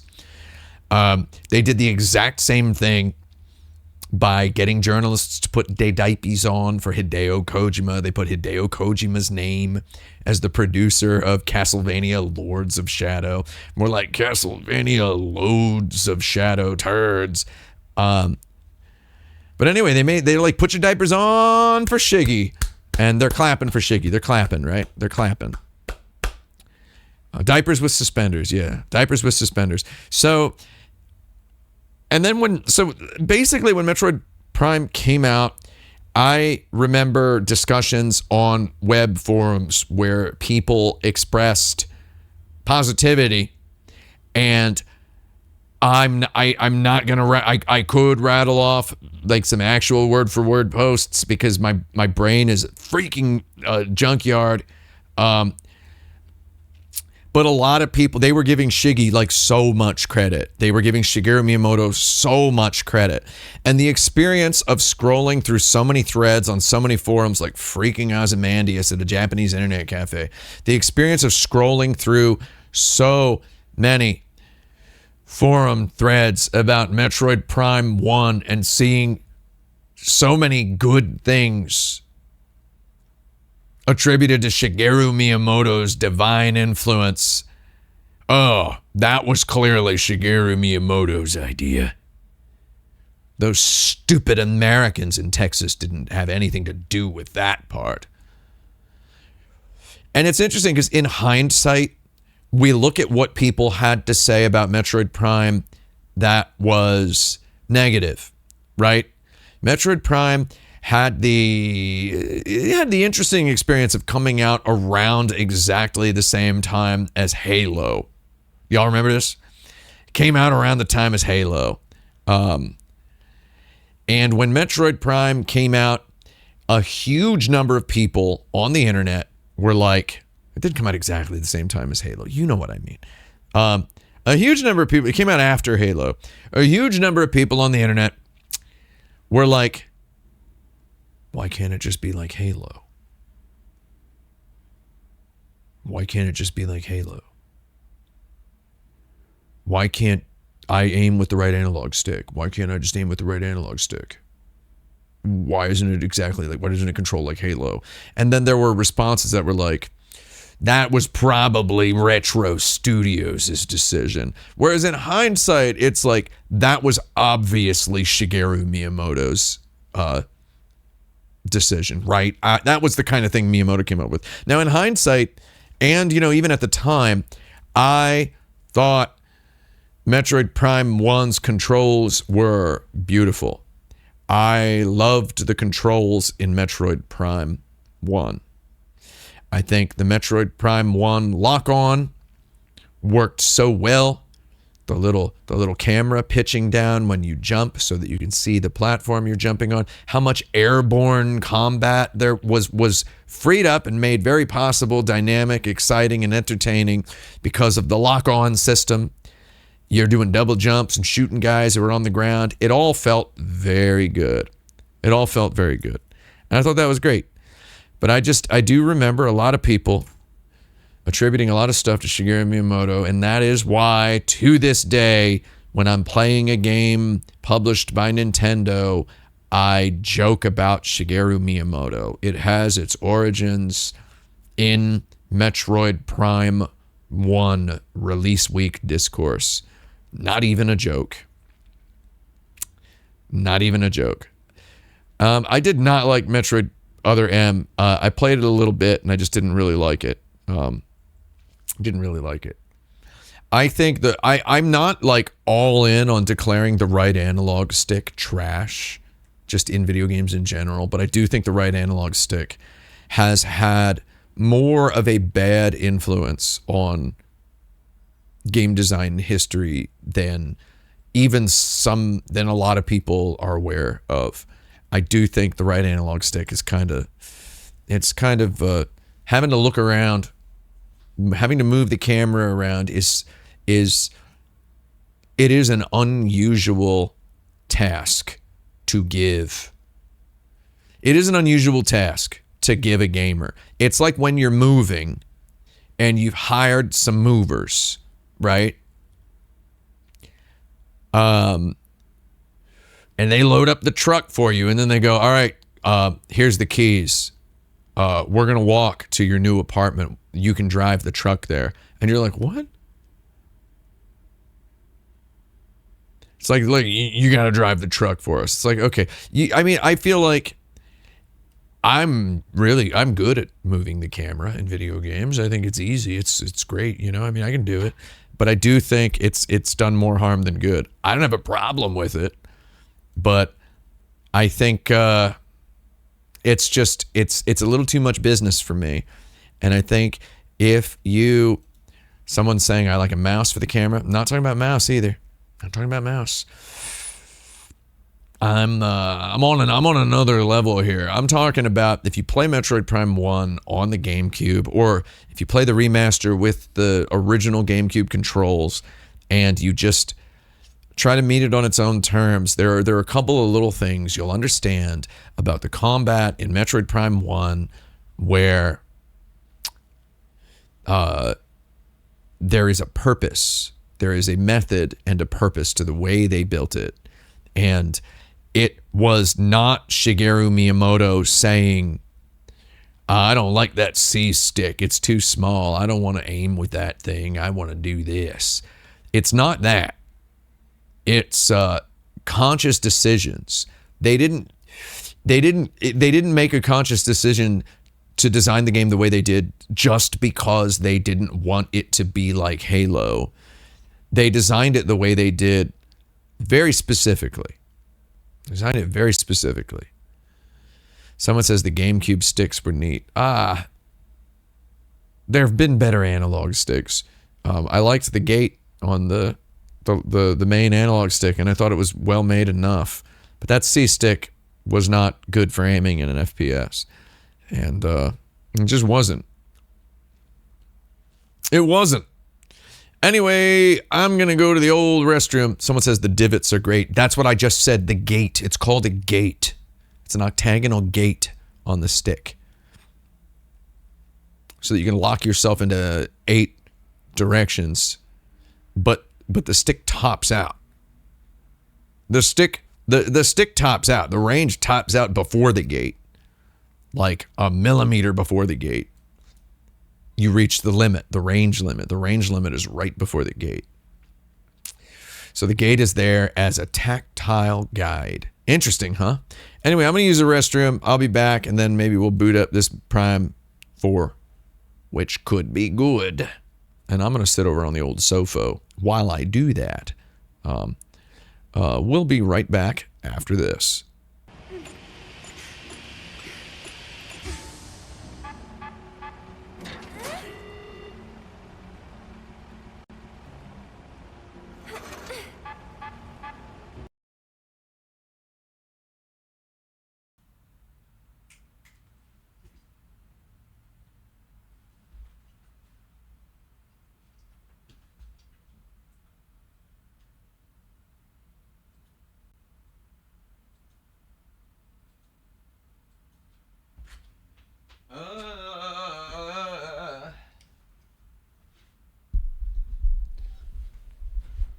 So, there's a little situation.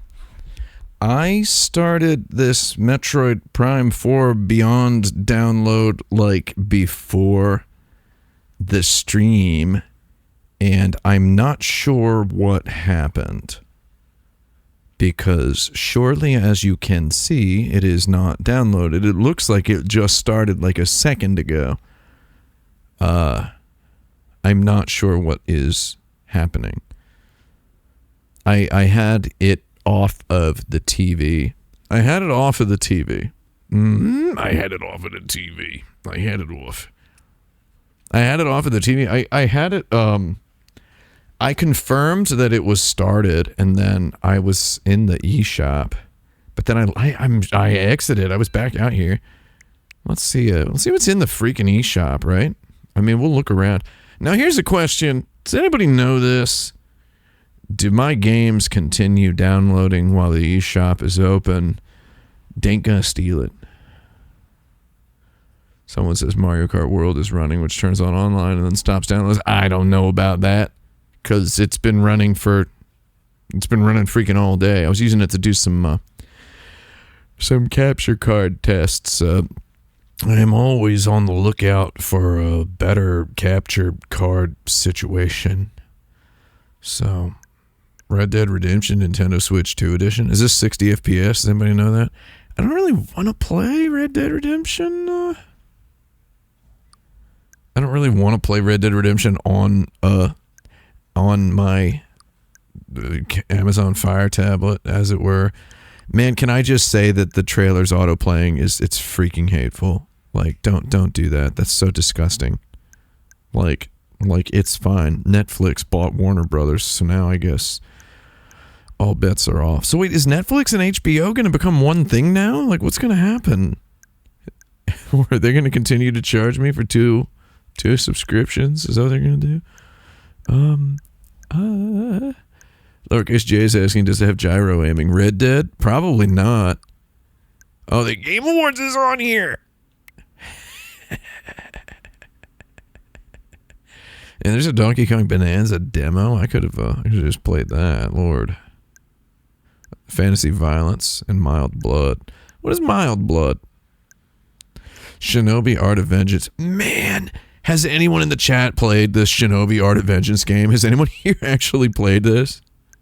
Has anyone... Wait, this is nominated for a Game Award? Holy Lord. Has anyone actually played this game? I don't want to sound rude. I like Streets of Rage 4. I like Streets of Rage 4 a lot.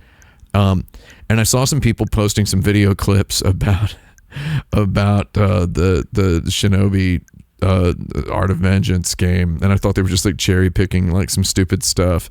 And then I actually ended up playing it, and my freaking God, what is going on there? I don't understand. I remember being a kid in the 90s and playing the what do you call it? Playing the you'd get it at a yard sale, like a Captain Power, like a toy spaceship, and there's a VHS tape, and you point the toy spaceship at the screen and you try to shoot the flashing lights. And if your infrared sensors at a certain angle, you take damage and your guy flies out of the vehicle. And I remember my big brother being like, this is so much better than Nintendo, dude. This is so much better. And I'm like, is that what's going on here? Like, is that what's going on with some of these video games being made nowadays? It's like, it's clear from Streets of Rage 4 that the people working there like know how to make an action game. And they know how to make an action game like very well. So it's like, I don't understand what happened with that. So that's curious. So it's like Nintendo had a pretty big year, right? I mean, if we don't count Mario Party Jamboree, Nintendo Switch 2 Edition, and Jamboree TV, or Hyrule Warriors Age of Imprisonment. If we just look at Metroid... Oh, wait. Metroid Prime 4 Beyond, Kirby Air Riders, Pokemon Legends ZA, and Donkey Kong Bonanza. They released a lot of AAA Nintendos this year, didn't they? Good for those guys. Good for you, Jack. I guess I got to get DK Island and Emerald Rush. Can I not have having the trailers autoplay is deranging. I looked a million which ways to try to get it to turn off. Kirby and the Forgotten Land. See, I would play this. I would actually play this. It's got an upgrade. Can you not? Lord, can you freaking chill? Just automatically switching. I can see the button prompts on the screen. You don't have to, like, it's switching automatically. I'm going to die. They need to just let me chill. Why is this $80 freaking dollars? That's a lot of money, man. That's a lot of money. Okay, hold on. I'm sure everyone on the internet has talked about this, right? Someone says you can turn off autoplay and says, I tried. It didn't work, man. I don't know what to tell you. I freaking turned it off. Anyway, it's $80. I'm sure everyone has talked about this a million billion ways. I'm sure everybody's talked about this. I'm sure they have. They've talked about things that cost these games costing $80. And there's this upgrade pack, which is, so the game is $60. If you bought it on Nintendo Switch 1, it was $60, right? Right? Which was the normal price at the time.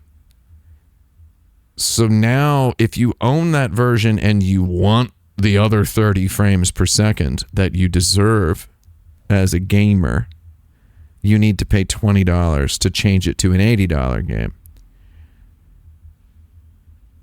And you need to pay $79.99 to buy it pre-upgraded if you're just getting it on the Nintendo Switch 2. If you want to get the upgraded game with the extra, the star-crossed world it's probably a couple hours of extra video game, right? Here's what I think. I think it should be $60 if you're buying it on a Switch 2 for the Switch 2. If it's your first time buying it. And then if you want to upgrade it, it should be $20. Is what I think. Now, here's where someone at Nintendo might say, but our game was $50 new. Are you saying Switch 1 owners should pay $80? No. They paid $60 several years ago. And if they would like to play it again, they can pay $20 again now. Is what I think would be the proper... that's what I think should be the proper solution in that case. And Nintendo's like, but our game was $60 when it came out. It was $60, man.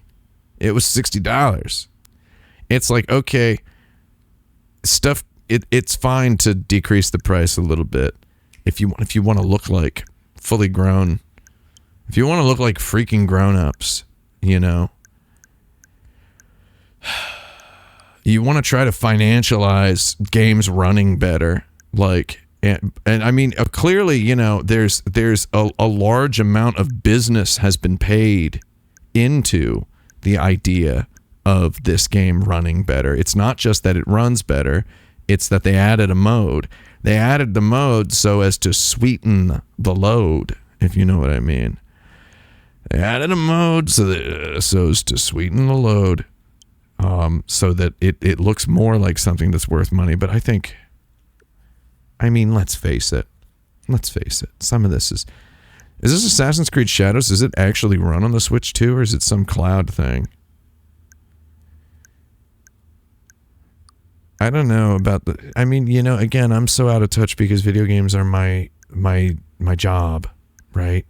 I'm willing to admit this. Video games are my job. So I don't understand at all. Video games are my job, and every video game I play, I capture footage of. So I don't do portable gaming, right? And I mean, I have all the consoles, and I have a gaming PC. I don't understand wanting to play Resident Evil 9 on your Nintendo Switch 2. I don't understand that. I think, I'm sure if you have only a Nintendo Switch 2 and you want to play this game, that's a reason. And you know, they'll make money off it. But I feel like, and this is me, and I'm not trying to be rude here, I think at the very least it should cost less than the PC or the PlayStation 5 version. I feel like it should cost less. Am I insane for thinking that or saying that? Because here's the thing. Nintendo has revealed to us what they do when they upgrade their forward compatible games. They've revealed to us what they do. They add they make you pay for it. Someone says the Switch 2 has good ports so far. Well, I've looked at them, and I mean, I've got a PlayStation 5 Pro and a freaking 5090. Like, it's definitely still it's Kid Brother style. Like, no offense to it, it's Kid Brother style.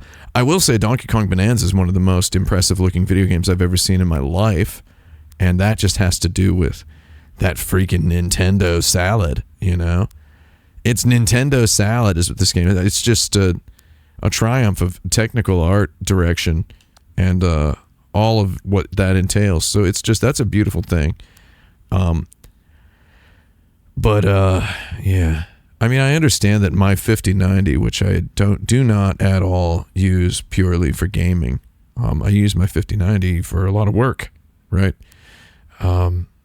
With the little tasty gaming on the side, right? Daddy likes to game on the side. And it's, I understand that the vast majority of PC games now are not made for PC. And the ones that are, you know, usually lower budget than the ones that, like, the console player is where the money is. My ongoing challenge in life is to play Final Fantasy VII Rebirth. God, come on, bro. What the heck? My ongoing challenge in life is to play Final Fantasy VII Rebirth, and I've mostly decided to do it on PlayStation 5 Pro because the stuttering on PC is insane, and it seems to be unsquashable. I've gotten to roughly the same part of the PC version as I got to before stopping on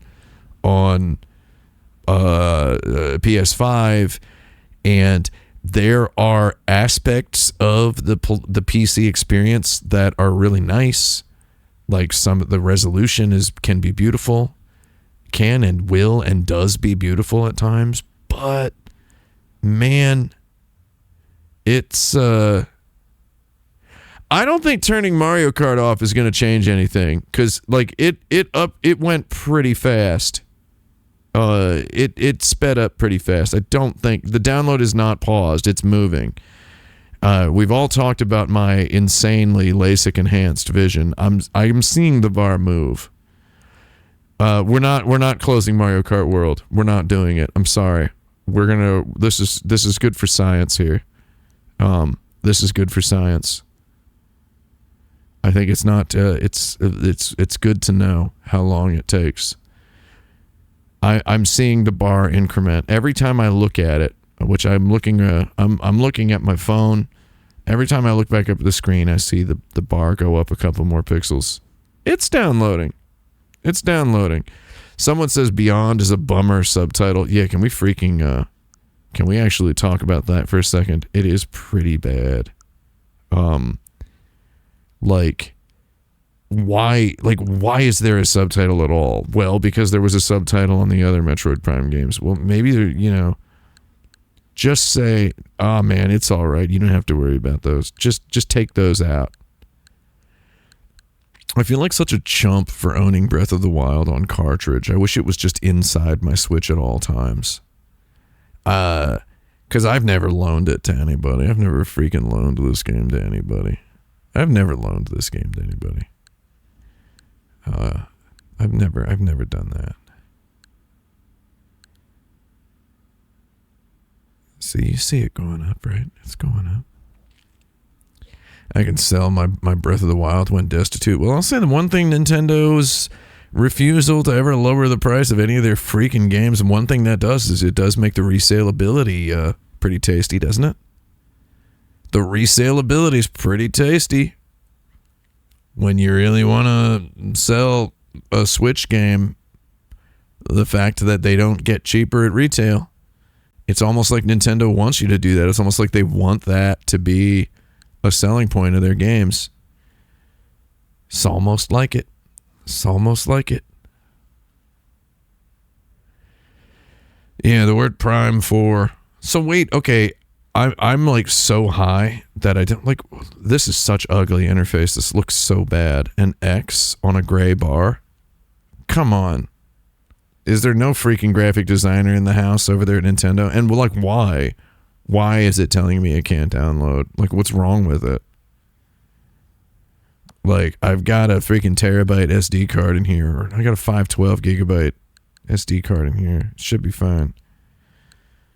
How much of an SD card do I have? I'm so high. I don't know. Oh, I'm sorry. I have a 256 and then it has the 256 internal, right? Yeah. Lowercase j asked if I'm going to play the game in, if I'm going to play the game in HDR, and the answer is no.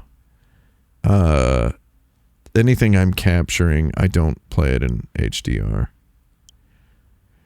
Also, I am not impressed with the HDR in any of these Switch 2 games. I think Mario Kart looks pretty bad. I've even tuned it. I've tuned it and everything, right? I've tuned it. I tuned it, you know? I tuned it. Let's actually see. Oh, wait. So the HDR is good here? Well, let's find out. I'll turn this on. And let's see if it tone maps correctly in my Elgato. Whew, that's bright. It looks like... how's that richness? It looks fine. I got to get up and go over to the TV to see if it looks correct. I mean, y'all aren't gonna see the HDR because it's gonna tone map. It's gonna tone map. So it's gonna tone map. You know, it's gonna tone map. So I'll see the HDR and you won't. I'm gonna go over to my computer and look at it to make sure that the Mario Kart, it does look fine. My fighter pilot vision is telling me that the Mario Kart World icon is pretty good. It does look pretty good. But I'm going to go up and have a look at it. I feel like I am missing some detail. I'm going to do a couple of really quick screenshots and post them in my private Discord chat. Give me about 30 seconds here.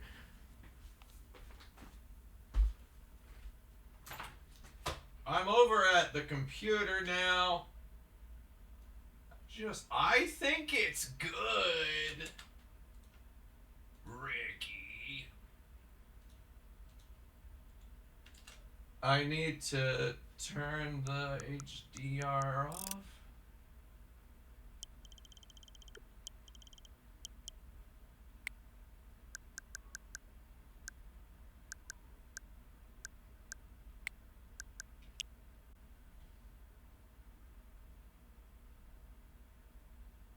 Hang on.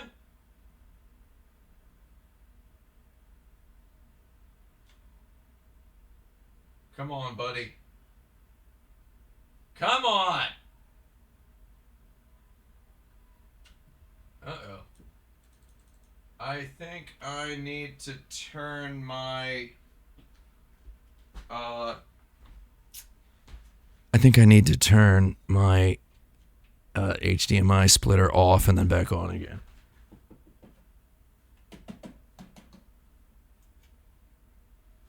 This takes about 20 seconds or so. Give me a second here.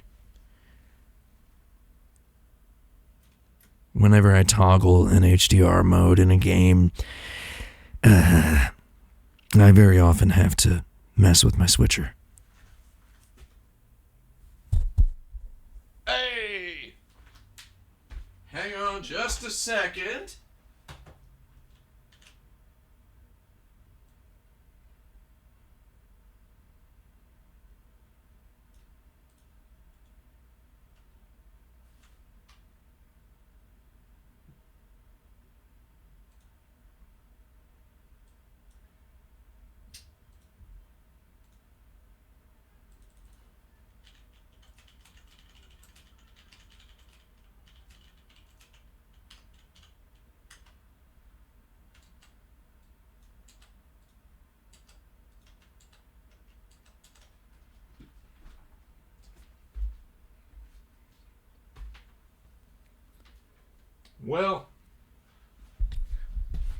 Well, I got some bad news. I gotta play it with the HDR off, cause the image is very washed out on OBS.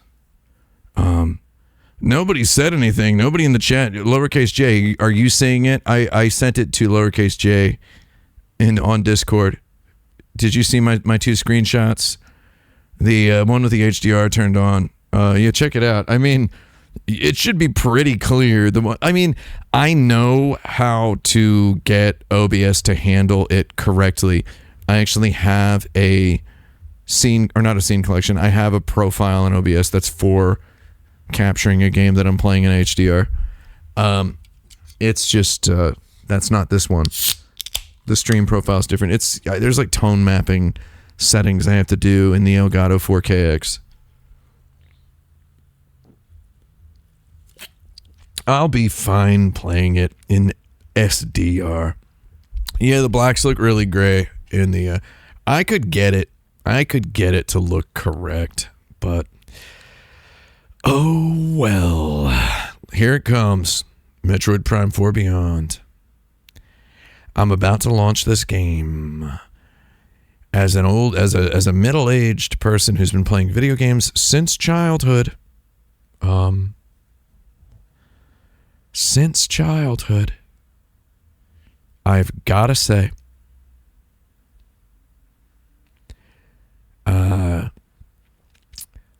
I do not these days often get really excited before playing a game.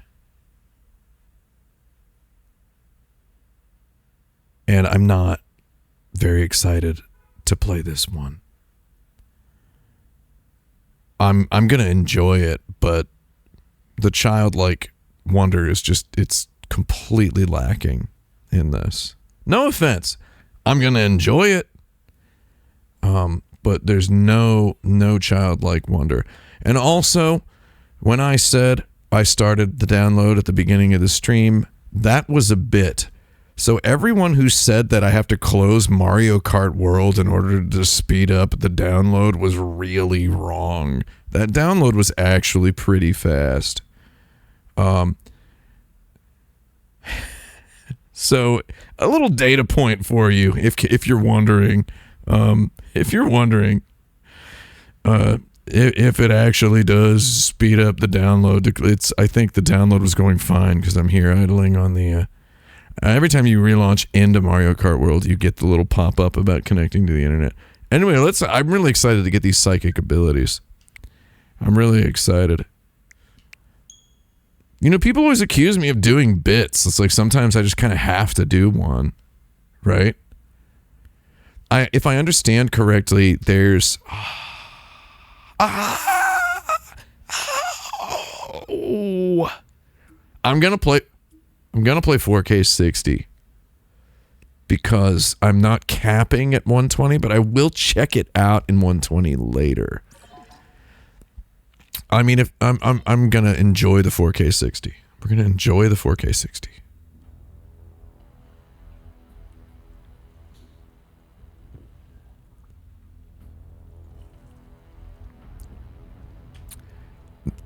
Metroid Prime 1, 2, and 3 had terrific title screens. This is really, volume's a little low. I'll turn it up later.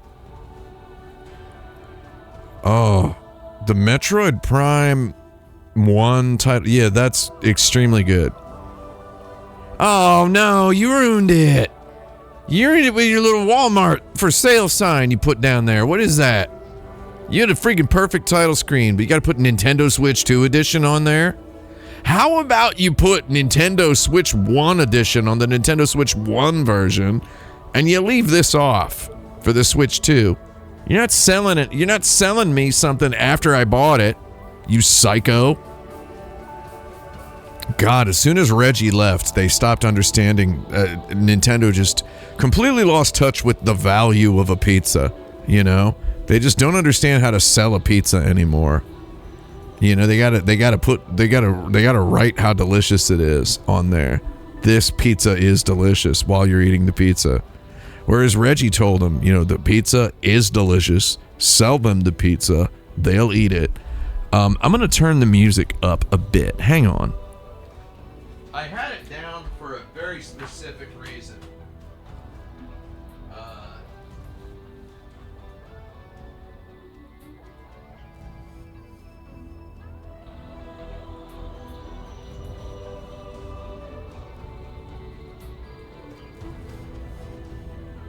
There we go. That sounds better. And I'm gonna crank it for myself.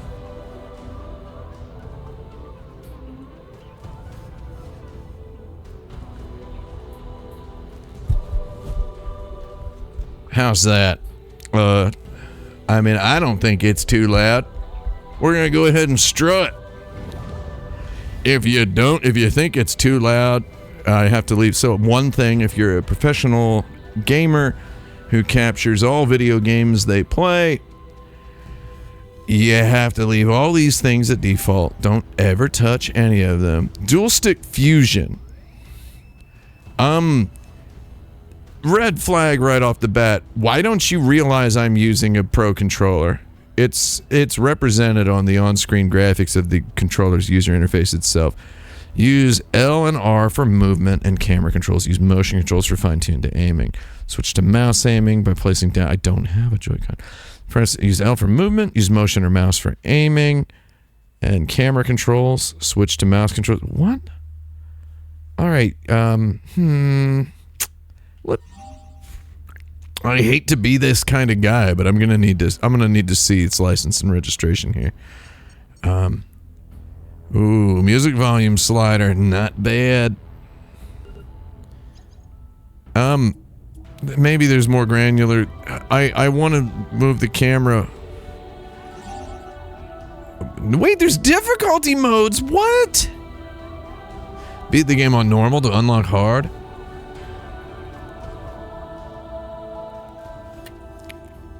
I like how casual is difficulties reduced, save stations restore both energy and ammo. Normal is default difficulty, save stations restore both energy and ammo. Hard, beat the game on normal mode to unlock hard mode. So they're just not going to tell me what hard mode does? I'm assuming it has something. If hard mode also has save stations restore both energy and ammo, that would be very funny. Anyway, let's check it out. I'm led to believe there's a little too much story stuff in this game, and I know everyone was extremely hyper overreacting to the presence of a helper man with glasses. But I was told by a friend who played this game all day. Determined to defeat Samus, the Silex, and his army of space pirates launch a series of attacks on the Federation. Okay. It is believed the space pirates are being controlled by metroids that have the ability to fuse with other life forms and control their minds. So we got a little case of metroid fusion happening here. That's interesting. Now, on planet Tanimar, in the Desaland system, another Federation research facility is being attacked. Galactic Federation HQ received their distress call and dispatched Samus, who is on a reconnaissance mission nearby. Alright, let's freaking do this. I'm not... God, HD Rumble. I know that's a stupid thing they call it. It's a hammy thing to call controller vibration, but it does feel neat in these games. Oh man.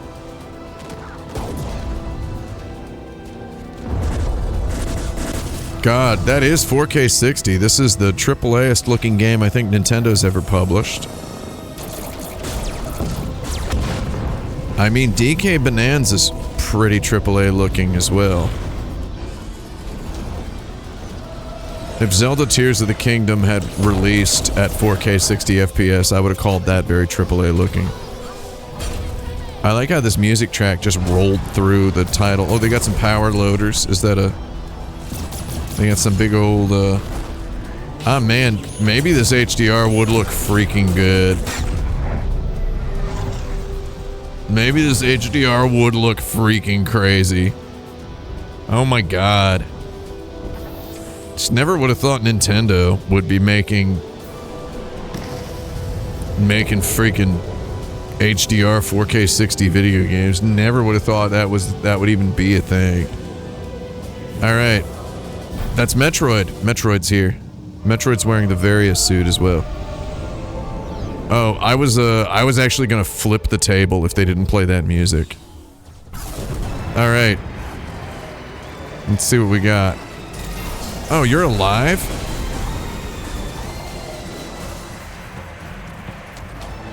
God, my visor vignetting is a little too aggressive for me. Emo. IMO. Not EMO. Ooh. Oh my god, the lock-on. Okay, so the lock-on is canon. Okay, and I can aim like that. I can aim sort of light gun style while stationary. Pretty legit. Okay. Oh, you told me how to jump, like, after I jumped? That's gauche. Oh, sorry, buddy.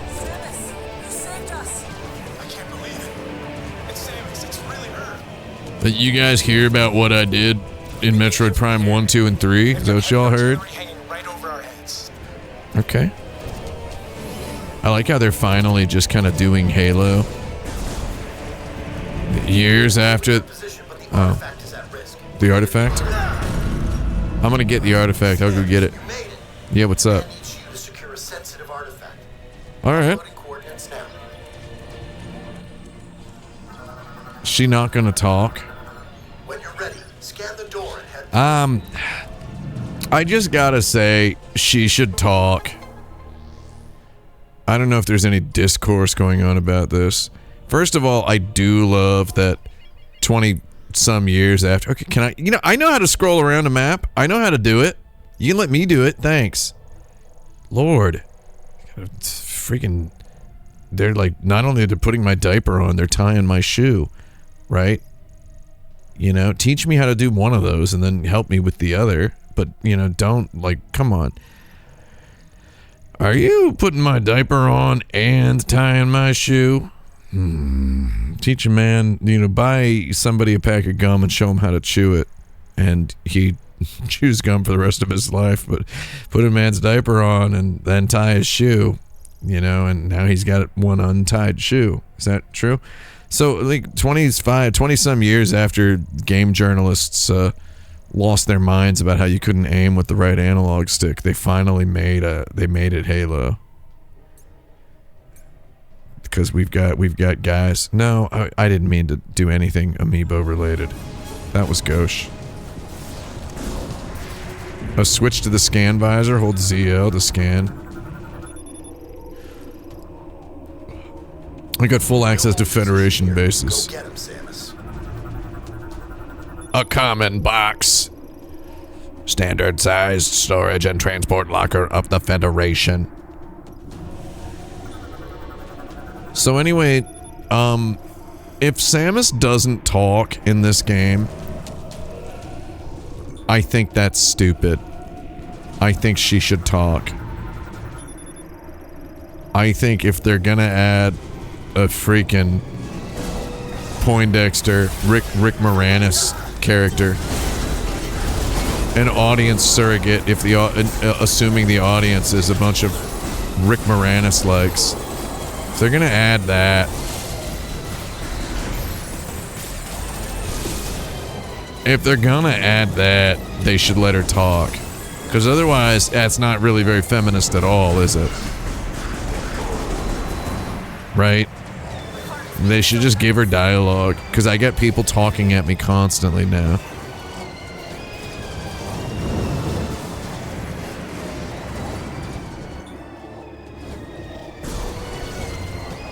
Oh, there's fire coming out of that.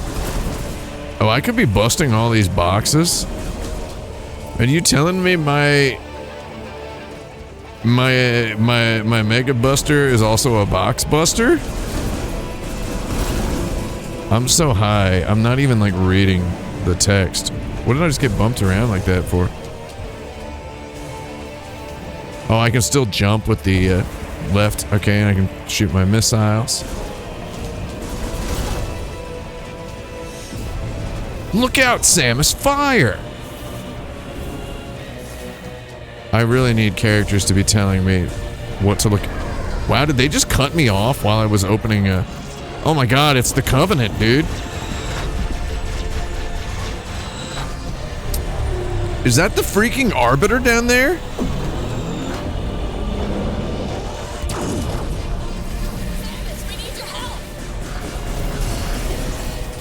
What's up, Covenant? Covenant scum. I'm gonna take these health balls.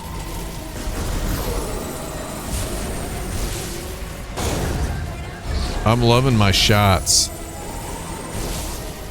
Oh, he dodged.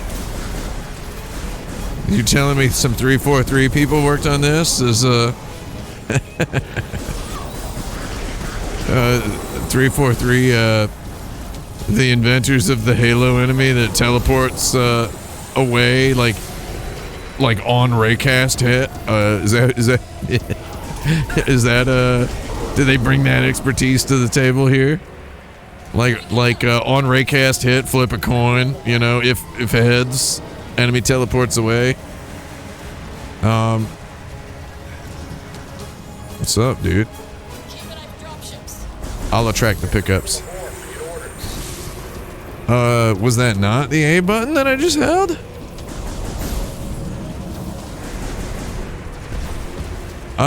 What?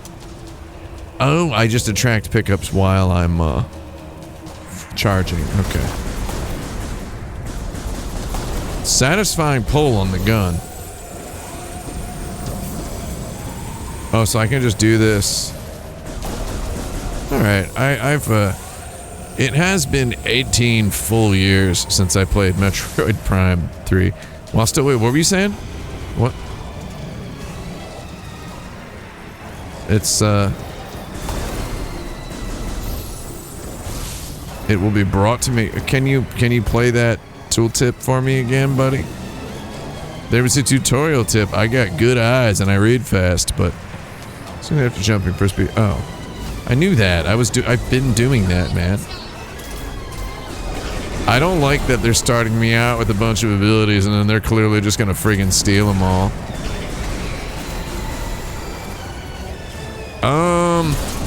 I'm definitely having kind of finally some good freaking food.gif of a time here.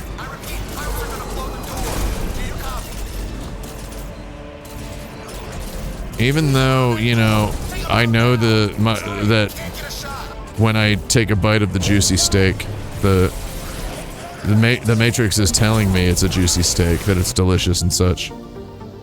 As Ralphie said,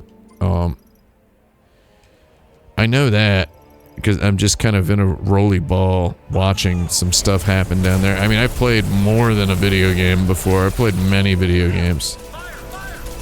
Oh, Daddy's back. The combat is pretty crispy-licious.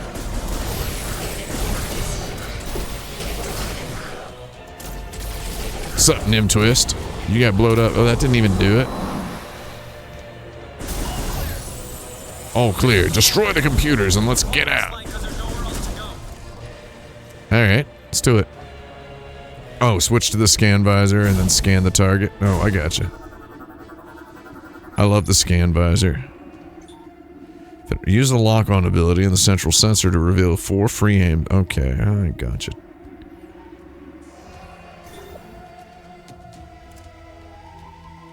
This is so hammy.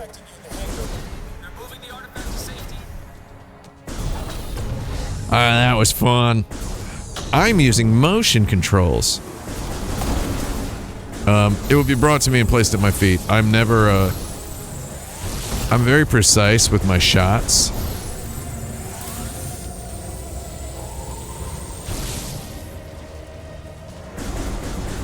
Oh, I gotta motion scan this. Let's get it. Lock on the central node and hold while locked on aim the targeting reticule manually to shoot. Okay, didn't I already, like... I just have to scan it in order to unlock? Okay, hold on. I really love playing this game freaking light gun style, dude. I love this. I feel like my gyro is a little... It's a little slow. I need it to be more, Ooh, they're giving me more halos. They're giving me more halos. Now! Careful! I need to secure this thing. We're out of time. Let's go. Man, the Sopranos episode where Anthony Jr. gives his mom a copy of The Matrix on DVD for Christmas. And she's like, oh, I haven't seen it yet. Thanks. Oh my god. I was freaking howling. So, I mean, I've seen every episode of The Sopranos like 6 times, but when you're freaking here, you're family, man. You know? What's this guy's freaking problem? Which monster is going to be the one to steal all my abilities from me? Double press B while locking on. Oh.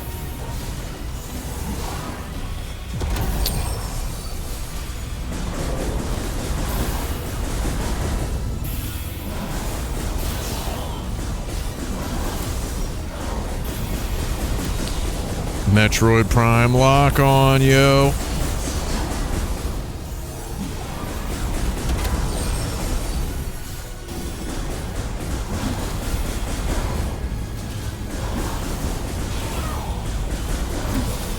This is good. Okay. I'm,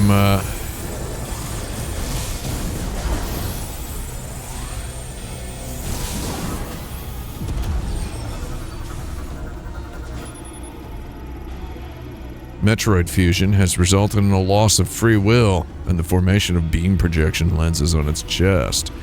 Metabolic energy surges become uncontrollable when all lenses have been destroyed. This causes recurring energy releases from its core via the orifice in its abdomen. Alright, I'm really excited about this.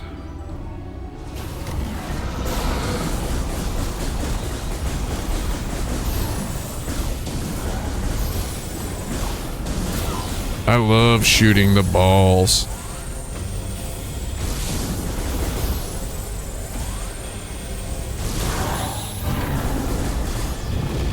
So clearly I need to get this guy. I need to shoot his beam projection lens when it doesn't have its... This is a good toot boss, I'd say, as far as these things go.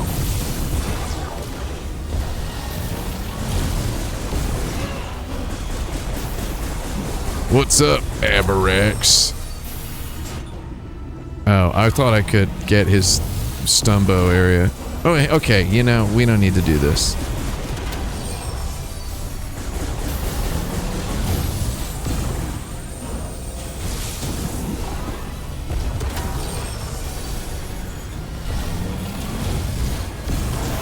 Don't shoot me, you Nimtwist. Alright, I like this boss. This is like a very good tutorializing boss. Okay, can you boys take the damage? Alright, take that.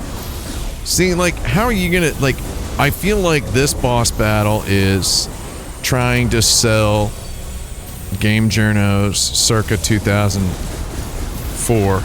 You know, during the most heated era of Metroid Prime as the Citizen Kane of video games. It's trying to sell them on the lock-on. God, I can't believe I missed that. You gotta really feed this guy a hot dog here. Oh, heck. I had to morph ball under that. Oh.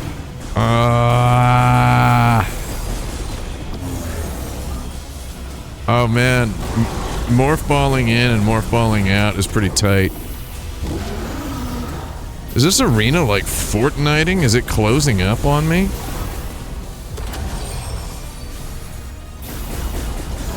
Come on, buddy. Oh, I'm gonna break free if you don't mind. Denny, don't mind if I break free? Can you not shoot me, dude? I'm getting health. He just like throws me health.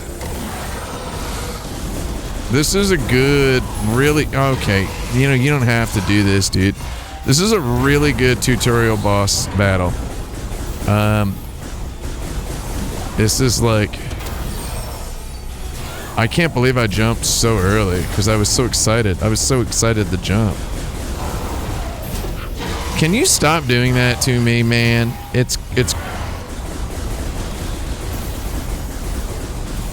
I like how okay, so I like how aiming free is basically the king's way to play. He's just being like, you want some health? I'll take all three of those. Not 100% sure how to, I guess I could dodge to the side.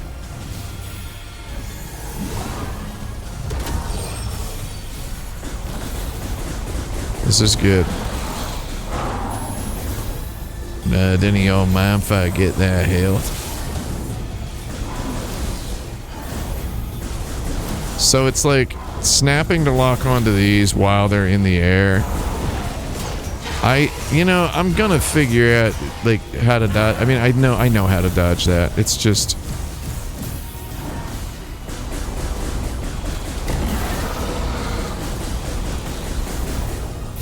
what are you gonna do now, buddy? Alright, I'm ready to kill you now, Mr. Boss.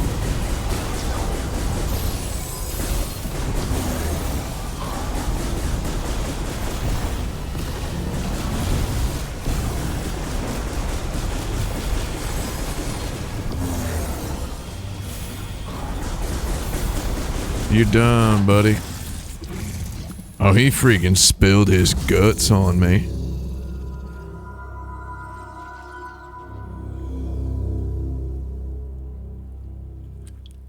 Was that the artifact?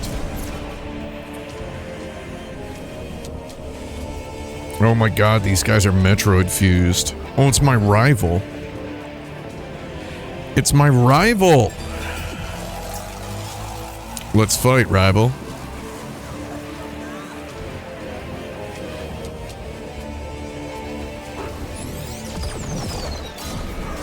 Honestly, Metroid, I like how unironically called her Metroid. Metroid not talking is cool in cutscenes like this, where the enemy's also not talking. But if they're gonna kind of have cutscenes where the other people talk, and where there's like NPCs just kind of blabbering. Also, can I just say that is an aggressive letterboxing for that cutscene? That's like a little too much. You filmed this with a computer inside of itself. You didn't use a friggin' anamorphic lens. You don't have to do the aspect ratio this way. You really don't. Chrono Tower. Oh, I was kind of hoping for Chrono Trigger. Is that Bank Gothic? What font is that? Oh, so am I in a realm of the mind right now? Multiple systems offline. All right. Yeah, make that sound. Missile launcher offline. Oh, I lost my missiles. Oh, I lost my double jump. My morph ball. My boost ball. I really expected them to just let me keep all that stuff. I really thought they'd let me keep it. Man, you know, again, this is basically what qualifies for religion or church for me, as a middle-aged Gen X man. A Metroid game running at 4K 60 FPS on a new Nintendo console, and it's the Christmas season. Gather around, everybody roast the chestnuts and all that. This, and you know, the most religious, spiritual thing a guy like me can say is, and you've heard me say this before, but graphics don't need to be any better than this. And it's true. I mean, if it was 4K 120, I do think that would be cool. I do think it would be cool. If it was 4K 120, I think it would have a little bit better time. I think I would have a very, very good time with that. I'm ready to explore an alien planet. Oh my god, is it third person? No. I thought maybe they were going to reveal the big twist was it's third person. That's a joke. I didn't think that. Can I actually switch visors? Nothing to scan. Can I scan you, Brody? Don't run away from me. Analysis implies this is a mechanical variant. Local database contains no matches for its materials or technology.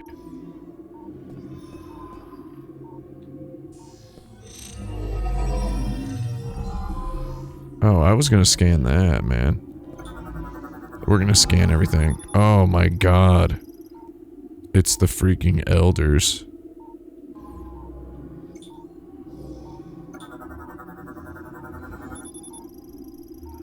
Scan visors, like basically the original lore. Oh, I was gonna shoot that thing. Oh, this looks really sweet. I kind of do want to smoke this in HDR a bit, see if I can get it legit.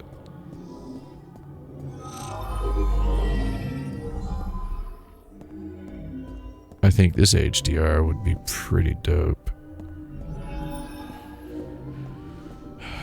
I'm having like a true smokers like moment here. Oh, I can't dub J anymore. Guy like me shows up at your freaking house and tries to dub J. Oh, okay. Well, what was happening there? They just kind of let me kind of clumble around a bit, and then they're like, we'll go ahead and make you a freaking hashtag accessibility here. They made me a ramp. Oh, sorry, our house was built by the ancient Dub J peoples. The ancient Dub J peoples. The technology used to construct this device cannot be identified. Local database contains no matches. Shoot it. Oh man, can I get a Rick? Can I Ricky? I was hoping I could perish with a Ricky. I like literally knew a guy once, like seriously like knew a real guy, like who's like he was like an expert, like a trick shooter with pistols, and he you know, he worked for just various circus acts and whatnot, and his literal birth name was Rick O'Shea. And it was like the freaking craziest coincidence.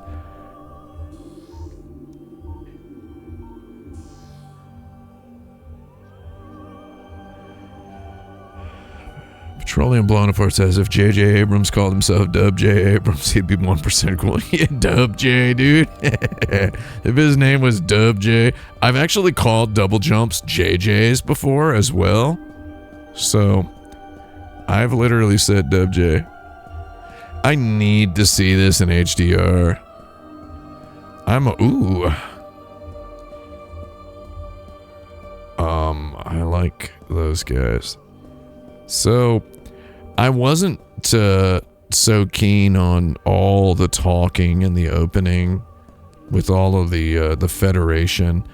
I think whatever they're trying to do world builderly wise with the Federation and Metroid, it's like, I honestly think calling this Metroid Prime 4 and like continuing the Metroid Prime series is kind of gauche, because it's like, there are people, I'm not going to say who, there are people, I don't know exactly who they are, but I know there are people out there right now who would have a perfectly excellent time with this game, but they're not going to play it because they think they have to play Metroid Prime 1, 2, and 3. You know there are people out there, right? There have to be people who are like, oh, I never played the third one. And honestly, you know, again, I know that I have a slightly, I wouldn't call them higher or finer sensibilities, but I have slightly differently tuned sensibilities to a lot of gamer type people. I think in the Metroid Prime games, the atmosphere is top notch, and the lore stuff is fine, but I think everything attempting a plot is insane trash, like completely worthless junk. No offense to it, it's just, it's not their strong suit. I think what Metroid Prime 1 does well is, I'm in a place and I'm trying to get through it, and if I pay a little attention to detail, I can intuit some kind of world, you know? But if I'm gonna have named characters and, oh, the Federation and the Space Pirates, it's nice to have that on the fringes. I'm a big fan of instruction manual. I'm a big fan of an instruction manual plot summary that explains the world building. I was about to shoot that guy in the head.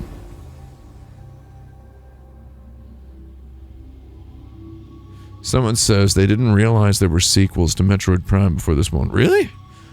That's kind of a big deal for a while. It was a flagship series for Nintendo. It was one of their tent poles. Everyone was like, ooh, I hope there's more of these coming. See, like, this stuff is cool. This storytelling without dialogue. I like this the weird, I forgot my red and blue 3D glasses effect that I'm getting here.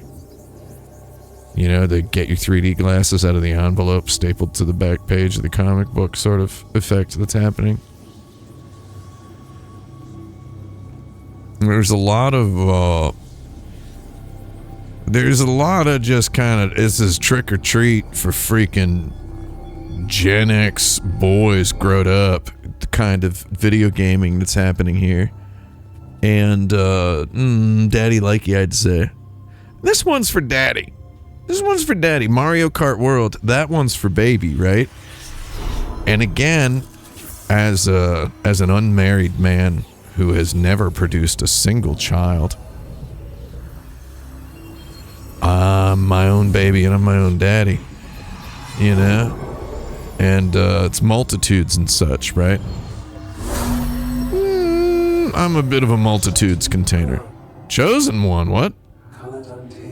Savior, don't call me that. Don't call me no chosen one.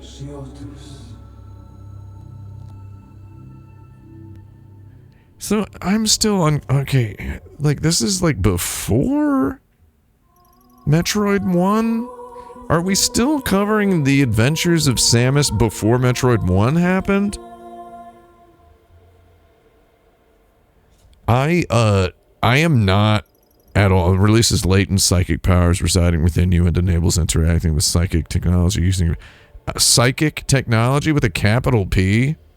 Are y'all trademarking this?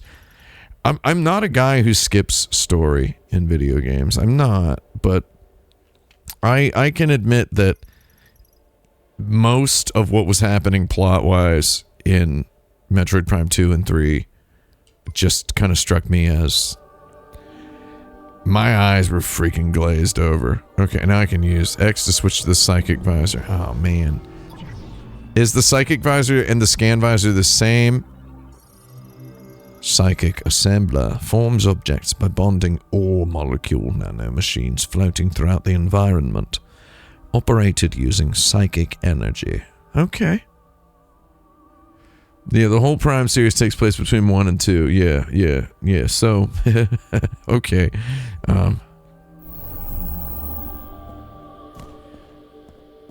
So they gotta, I hope, here's what I hope.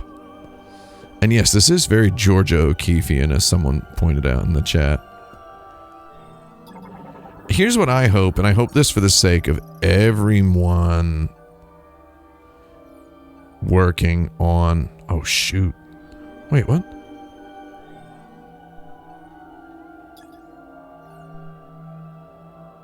I hope this is for the sake of everyone working on this game. I hope that by the end of Metroid Prime 4, the gap is well and truly bridged. I hope they bridge the gap.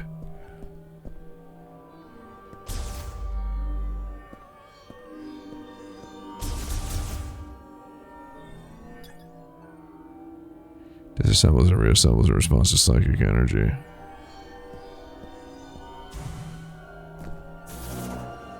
No, don't morph ball, you idiot.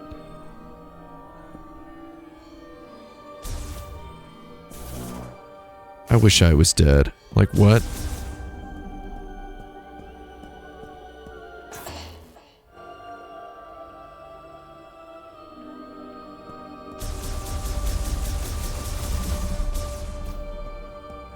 Really looked like I was supposed to do something to it.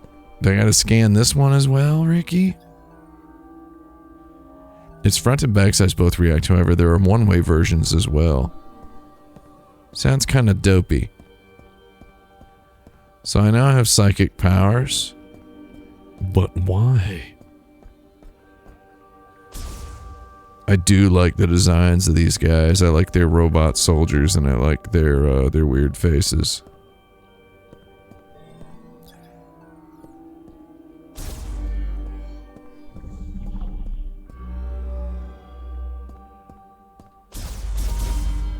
I'm sorry, I'm so freaking confused.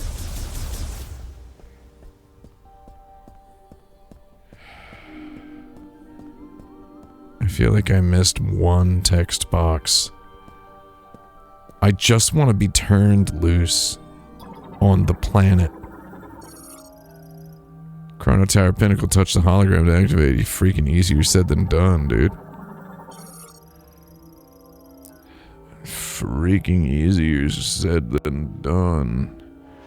Androids built by the Lemorn to aid in everyday life, operated via telepathy, modified to face the Griever threat after the Great Tragedy. The Grievers? God.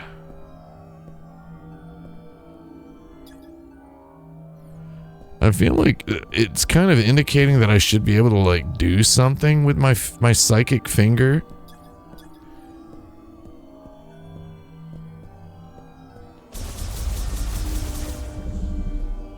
I just have to shoot it? Like, what? Man, come on.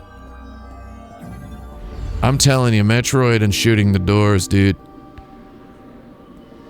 I've had very good times with every Metroid game I've ever played, even Metroid Dread, which is the quote-unquote the one I didn't like. I didn't like that there was a big old... we don't need to talk about Metroid Dread, it's fine. 60 FPS is heck. But, it is what it is. Tis what tis. Tis what tis. Metroid and the here's a new way to open doors thing. You know. They're just freaking hooked on that. Let's, give you a new way to open doors. You are going to open so many doors, is what they promise you in the back of the box. Elante. You're Chatoyant Valoon, the last surviving priest of the Lemorn? Okay. I'm the chosen one foretold in the ancient prophecy. We're still doing that with our video games now. We're still doing that. I mean, still doing that. I mean, maybe this story was written like 18 years ago. Like, what do I know? So there was a point 5 years ago when Nintendo said, hold on, this game, the freaking straight sucks. And they restarted it, right? Salam Lamorne? Alright. I'm gonna go up there. I'm gonna go there. New World? That's what I like. Call me freaking Christopher Columbus. I need 5 keys to activate a teleporter to go to a new world? Alright. Wait, are you freaking kidding me? Do you have a motorcycle I can use to ride between these keys? I like this freaking like Persona Velvet Room music. They're just kind of blasting while this guy talks in this language that it's like whatever linguist they hired to make a plausible sounding language must have just had like a master's and not a PhD, because like they're just like making the music trample over the voice acting. Maybe the voice actor was like, I don't know if I'm pronouncing any of this right. And so the music just kind of like it, rather than make a EQ out a little divot in the human vocal range, they raised that frequency range in the music so that it kind of covers his voice a little bit, put a little like underground sounding chorus and flange on there. Can I hear the Metroid music? Thank you. Thank you. I don't want to sound like a big baby with a big bib, but I'm gonna need to hear that music about every 15 minutes. Location of teleporter key confirmed. God, freaking Meta Ray-Ban future with my upper left and upper right. Oh no, I get my map up there. I like that map location actually. Oh yeah, go on and just steal control from me. That's fine. I gotta get to the Garden of Remembrance. Guy like me, teleporter key detected. I think I would like to go there. I think we're gonna actually play the video game. Big fan of the art. Big fan of I'm here now. So if I understand correctly, I'm about to experience 5 keys, perhaps in 5 biomes. So that I can. I need nutritious liquid. Okay, so they give me healths. Okay. I'm about to experience, this honestly is how I would probably make a Metroid. Is you give me like 5 little micro Metroid challenges. And, you know, kind of keep it arcadey, keep it funny, right? Keep it brisk, pace it up. Not bad. Keep it brisk. Make me feel like I'm really pounding pavement, covering ground, making progress. Every single one of these Metroids, Metroidvania and whatnot, is an exercise in teaching the player to recognize increasingly obscure landmarks, right? So you were building within the player a glossary of cartographicals, you know? So the player is gradually learning to consider more and more increasingly obscure arcane things, landmarks. So here, very simple, very, very simple Metroid Primean vertical slice. Just kind of, if you can give a vertical slice a concept of vertical slice, like that's where I came from, right? And they just give me this bend where my view down toward the exit is occluded by this wall, so I can't see where I came from. So this is adventure. I'm coming up here. I'm on an adventure. I've left the past behind. I'm on an adventure. I'm going somewhere. Ooh, look at this. I'm going somewhere. I'm going on an adventure, right? And then I'm like, it kind of comes to a head here. My eyeballs are attracted to the glowing tree trunk cavern. But if I look behind myself, I go, oh, that's where I came from. I can, the I can see my house from here moment, right? So it's like I'm on an adventure. And then I've left my home behind, but then round the corner, and then that's where I came from. Oh, I've come so far. So they give me a capsule of Metroid's primary selling point right at the beginning of, I would say this is probably going to just be a sort of a micro Metroid moment. And then what the game does is it kind of nautiluses outward, right? So as you play, the further and further you get, the fewer and farther between those sorts of aha moments become and feel. I will not kill you before I scan you. Excellent. I think starting me with a sort of an action-packed introduction was neat. I'm a big, Metroid Prime 1 was extremely influential to me as a video game designer who tried often to do. Music. As a video game designer who tried to do what I tried to do and ended up Fury Green. Is this my first locale? God, sounds like a Hollow Knight area, doesn't it? As a game designer who tried to do a lot of the stuff that I tried to do, that, ultimately lots of it never making it into any kind of a shipped video game, developed to completion by literally anybody. Metroid Prime 1 was very influential to me for reasons I can go into some other time. What's up, boys? I just think carnivorous reptiles that move using wings and powerful legs, they burrow underground to wait for prey and emerge when they detect vibrations. Alright. So some things I love about Metroid. I love the lock-on. You'll never convince me. You will never convince me that an FPS is better or purer with analog stick or mouse aim. I think Metroid Prime's lock-on is closer to firing a real gun than using an analog stick. I just think it is. Also, I love that the projectiles have physical presence in the world. Well, I don't know if it's physical presence. We'll call it physical presence. They have it's a muscle tactile presence, right? Like your muscles can feel it. Your brain can feel it. Your muscles can remember it. Like there's travel time, right? And it's slow. It's like a little slower than bullets would be in like an arcade action game from the 80s or 90s, right? And I think that's freaking beautiful. I think that's wonderful. What's up, buddy? I like to you Nim Twizzle. I see you down there, dude.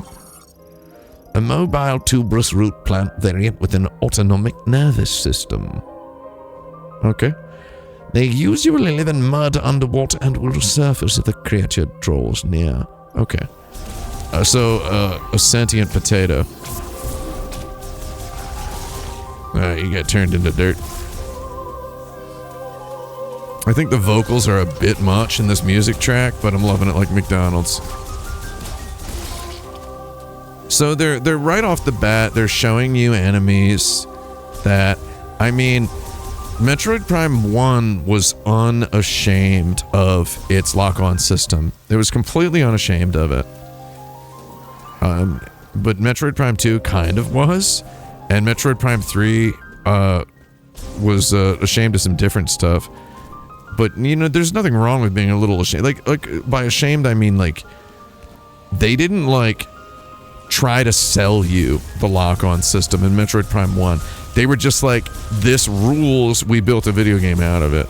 I feel like in this game, by having that tuberous plant that flailed around a lot, they're kind of gently asking anyone who's just trying to play total free aim They're just gently suggesting to you that you might want to use the lock-on that they spent 1 billion years perfecting. Let's do a scan. Psychic ability, steal variant unlock, replacing psychic energy mote spheres into the receptacle. Okay. I gotta get mote spheres? Oh, what's up, buddy? Ancient Lemorne sculpture carved from a single stone with identical dimensions to similar statues. A receptacle for a psychic mote is built into its forehead. Okay. And same with this one. Okay. Where are the motes at? No, where are my motes, yo? Is that a... So yeah, gradually these Metroid games, I mean... So this is your secret here. I mean, this is just it's just a Metroid, you know? It's just a 2D Metroid, but it's in 3D. You know? It's like, there's nothing like mystical about this. It's just a Metroid in 3D.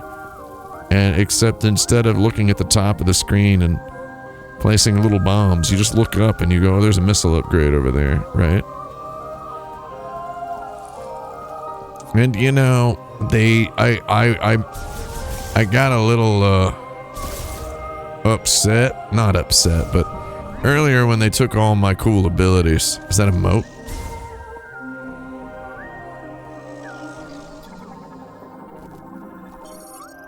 You got a mechanoid scout bot. An electric shock will activate it. I mean, my bullets aren't electric, is they? That proved that. I think the vocals are a bit much in the music. I don't think we need the goddamn children's Christmas choir singing here. I don't really necessarily. I think you know, Metroid tends to do really well with minimalist music. Forgot to scan that fella.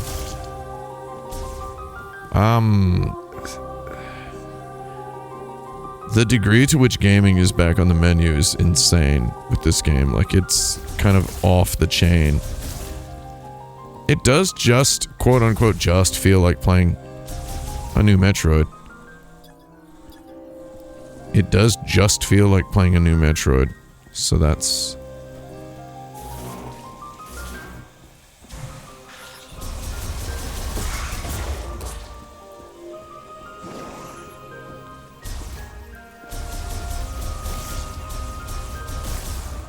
God, I love the... Is that a moat? Psychic sensor, receiver, and conductor for psychic energy linked to the gate. Okay. Yeah. I'm the kind of guy who has psychic energy. What can I say? Oh, Samus is getting stuff. She's stuffing out.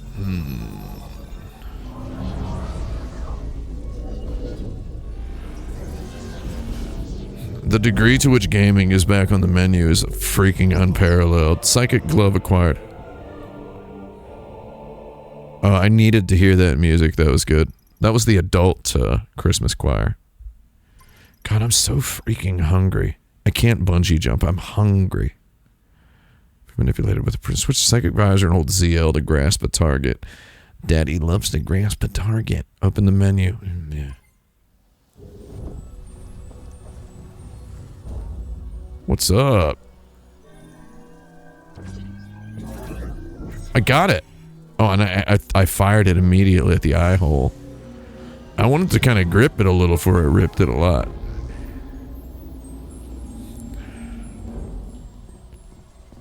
So, we're back. Wait, we're not back anywhere.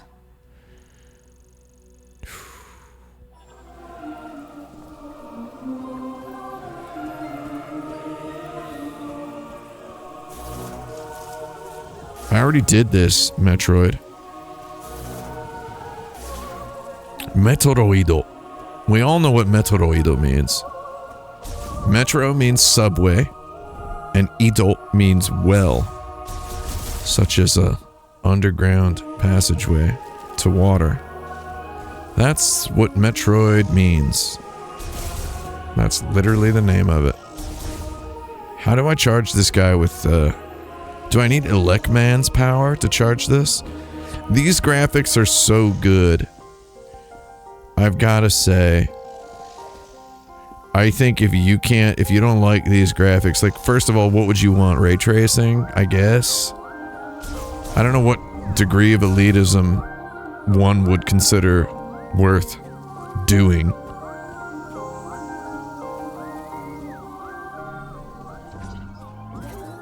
Okay, so I grab it. Oh man, is this gonna be like those God of War puzzles where I gotta hit all the little bells? Are they gonna start stringing these things together for me? What's up, Palo? I'm sorry, but are you my important artifact? I like how I see her eyes every time I open the menu. Yeah, that's good. Little hammy, but me likey. I would very much like to activate you with my psychic powers, Clarice. Wait, what? Oh, baby. This would hit so hard if you were holding a Wiimote, wouldn't it? You'd be going crazy with that. Is that an E-tank? Dabbity dabbity dab dab doobit. Dabbity dab dab doobit. Open the menu with the minus button and check the inventory for more information, Charlie. Someone was telling me via a DM that they don't like how often I say Clarice. And I was like, okay. You can't even do a Hannibal Lecter voice anymore because of woke. Can you just pass away?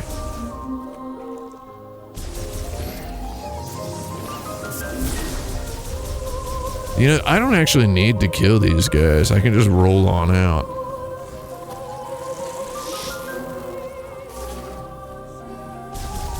Blast that plant butthole. Excuse me? Oh, they're still back there.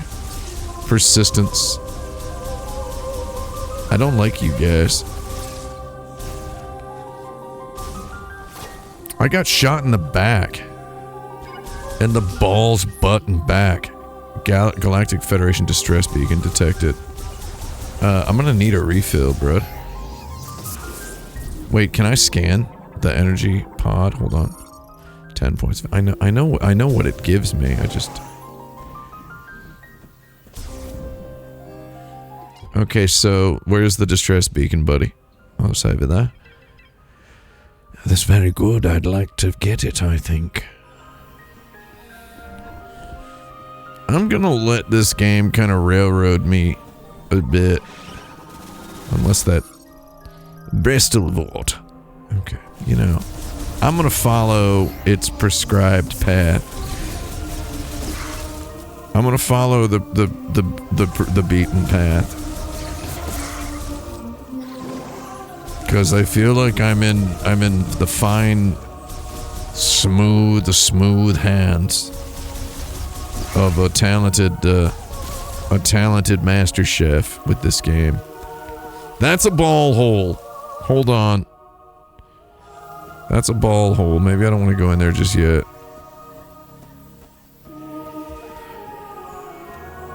When's there gonna be like a save room where I can get in my big boy pod? That's a psychic moat. I know how to do it, dude. Scan it. Moving the PK stone lever using the psychic glove will disable the lock. You're gonna have to tell me what like 3 of those things are, actually. Vurose amber, tree resin fossilized by chemical reaction that were roughly as firm as rock minerals that can be destroyed with explosive force. Is explosive enough for you? Or you need a missile? Oh, my missile launcher's been disabled.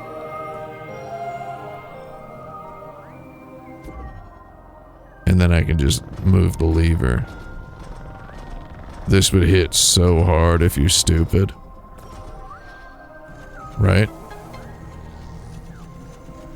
Oh! God, Metroid found a toilet. Finally. Metroid found a toilet, everybody. Actually, I think when you turn on the visor, the colors look really good. I mean, they look good without, but it's like, this is important. If you're gonna have an overlay function that changes the way the player character views the world, it's like, first of all, these people really got backlogged on their freaking Arkham Asylum playthrough. But it's like, if you're gonna have a button that changes you to psychic vision, at least make it look really good, right? Right? This kind of looks like how a werewolf would see the world, right? Prime Sativa. Dice Game Uchiha says, I'm gonna get in this box. She's gonna take a dump in the suit. Saving progress. Energy will be fully replenished. Go and give it to me then, please. I don't have any. No missiles yet. For me, no missiles. Yeah, so it's like if they were gonna just make it look like infrared or heat vision or night vision or whatever, it's like that would suck. It's like what they've done is given it the color palette of like an actual hip like indie game. You know? Like, I mean, this just looks cool. You can imagine a whole game about, I don't know. I'm gonna use the bathroom. I'll be right back. Metroid's gonna roll up into a ball for y'all. And she's gonna be rolled into a ball while I use the toilet. I'll be right back. It won't take long. Yeah, the psychic vision looks like you got a bunch of Philips Hue bulbs turned on, which IMO, not bad.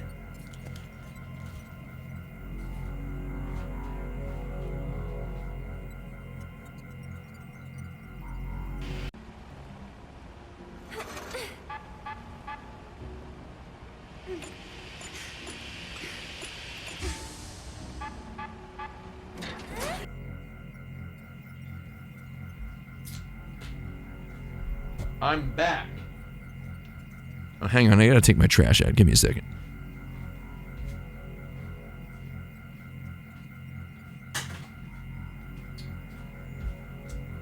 I didn't mean to say take my trash out. I meant throw my can in the trash. Throw my can in the trash is what I had to do.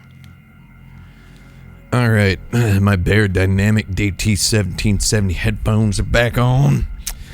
I'm gonna crack open another Coke, and we're gonna play one more Coke's worth of Metroid. One more Coke's worth of Metroid.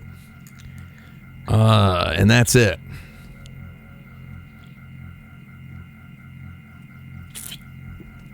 Then, I gotta go, and I'm gonna eat dinner. Let's see if we can get to the end of what I assume here. So far, I think this game is a top-tier piece of entertainment so far. So far, I do not regret spending $70 on this game. Because I think, I guess when you've got overlords like Nintendo, producers like with Shiggy in them, you know? I suppose... and you've got existing templates like Metroid Primes 1, 2, and 3, I suppose you're going to... You're gonna double down on keeping your blueprint solid, right? You know? And I think I've seen more than enough so far. I think the psychic powers thing is a little hammy, and it does feel a bit Wiimote-esque. Like, moving a lever with my psychic powers. It's dopey. But it's just kind of bringing me back to like Skyward. That's what I called Skyward Sword. I'm sorry. It's bringing me back to Skyward in a way that is endearing.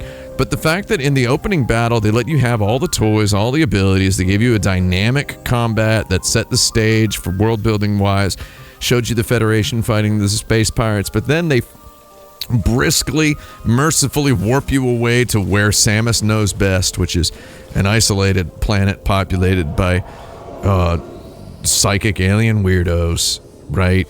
Like, I like to try to keep the seam upright. I like to keep my seam level. Come on, get the seam. Like they briskly whisk you here, and I think that's good. I like being briskly whisked. 'Cause I'm a blast of a twist.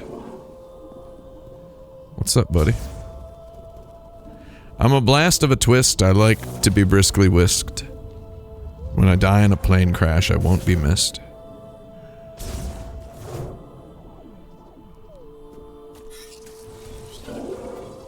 So what are these guys doing? The first big boss battle was kind of an excellent tutorial boss. And they demonstrated in that first chamber here that they understand the appeal of a Metroid is looking back and going, I did that.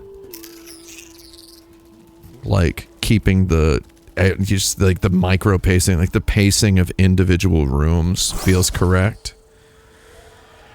It feels correct. And I'm not gonna talk any more trash about Metroid Dread. I played what I played and I said what I said. What's up? Try my charge beam. I like that charge beam is a given. They didn't steal my charge beam from me when they Grim Reapered my Alucard earlier. I like that.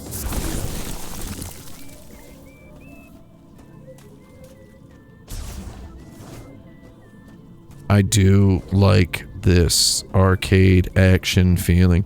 I witnessed what I considered a pretty cursed conversation happening in my own Discord server the other day. Some people were talking about Metroid, and someone said that they thought Super Metroid should not have... Wait, who's getting me? Who getting me? Somebody said Super Metroid shouldn't have had the exploration structure and it should have just been a straight ahead, straightforward stage-based action game. And I really disagree with that because I don't think the action is good enough. And it's like, maybe I'm just too hard-headed about what I consider to be good enough action. I don't think the action in any of the 2D Metroids was ever good enough. Oh, is this the guy? A mess. You're alone on a planet. No hope of survival. Oh my god, is he the... Is he the... I'm not sitting next to Phil anymore in that cubicle, so... Win? Oh. Okay. I wish this game was on PC. So there would be a Nexus mod that fixes his horse teeth. What now? The de-horse teethification of this guy. Samus? Samus Aran? Hey! Hey, Samus Aran! Is that the... Wait, they're pronouncing her last name? Aran? Please get me down. I thought it was Samus Aran. I'll just stay right here. Try not to die. Oh, he's not so bad. He's not sitting next to Phil in that cubicle. Why does he have glasses? I'm going to go ahead and say this. LASIK/PRK is so advanced in the year 2025 that I think if you're working for some friggin' galactic federation in the year 24, who knows what, I think they'd have got it for you. And I think it'd probably be like cheap. It'd probably be like cheaper than freaking toilet paper. You know? The the de-horse teethification face. Like, gamers want girls to have like huge lips and like flat faces. And like melon bobos. And like trash bag butts, right? What's up, pirate boys? Do you want to be my friend? Griever variant of this area. It can leap to great heights and climb trees quickly. So like, are these gamer boys, you know, at least if gamer boys are hating on this guy, like, you know, your typical anti-woke gamers are hating on this guy. That's the... Or is it just like general Nintendo fans are hating on this guy? They're hating on... So, but look, I like... Wow, I didn't know you guys would freaking go so hard. Like, what's happening here, man? Like, what the heck, bud? Okay. What are we doing? What are we doing? I thought we were, Oh no, there's too many of them. Yeah, there are too many of them. I need, like, a weapon to engage with some more mechanics.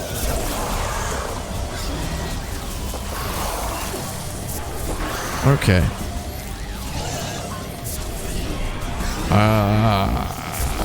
Yeah, I got you, boys. I got you, boys. Okay, I just was not expecting a legit fight. I'm loving it like freaking McDonald's now, though. Okay,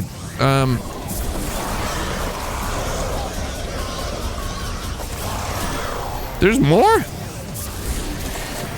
Alright, I really need y'all to stop with this.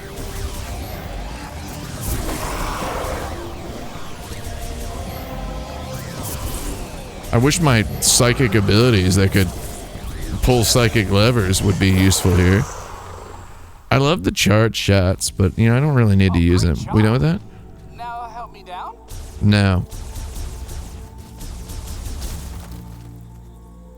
But anyway, if gamers don't like this guy, but they like girls with huge boobs, like, what's the logic? They think that girls in real life all look like they have huge bobos and trash bag butts and giant filler lips and, you know, big blinky eyelashes. And they think they don't like this guy because he looks too much like them? Is that it? Do they think, would they like this guy more if he was alpha? I don't understand what the politics are of disliking this guy. Because I see in this fellow, he is a bit of a Rick Moranis-like. But he's also, he's not, no, I mean, no. Hold on. I'm sorry. Hang on. I got it. Do you have it, like, is a story cutscene happening here? So people dislike, I saw people referring to this fellow. I saw people referring to this fellow as, like, Joss Whedon-esque, Forspoken style dialogue. And, you know, I would never call myself a writer. I've written words before, and I don't care what you say. I'm a guy who's lived a life, okay? No, I'm not a writer. I do have some strong opinions about words, and I know a few simple rules. I can say beyond a shadow of a doubt, and, you know, with the authority of a detail-attentive individual, I can say, nah, man, this guy is a lot better written. He's not a Joss Whedon-esque, his conversational mannerisms are normal. Just a little token of my appreciation. He's fine. He's fine. I'm gonna tag along. So he just said, if it's okay with you, I'm gonna tag along. Where to? It might be a good idea to check the map and get our bearings. Might be a good. He's talking like he's like a Wii take a break menu, not like he's a Forspoken cuff. I'm just saying. Okay, so I think we have to go here. Is that not right? I think so. We're gonna go that way. Let's just continue the direction we're facing. He's just kind of talking like a guy. He's not like Satan cancer. You know, he's fine. He's fine. Like, he's not making, he said, if it's okay with you, I'm gonna tag along a little bit. He didn't, yeah, I know how to make a missile. I've done it in the tutorial. He's not making a joke out of everything. Like, he said, nice. He didn't say, I could have done that, right? Like, if you want, I can, off the top of my head, rewrite every single line of this guy's dialogue to make him sound like way worse. I could do it effortlessly.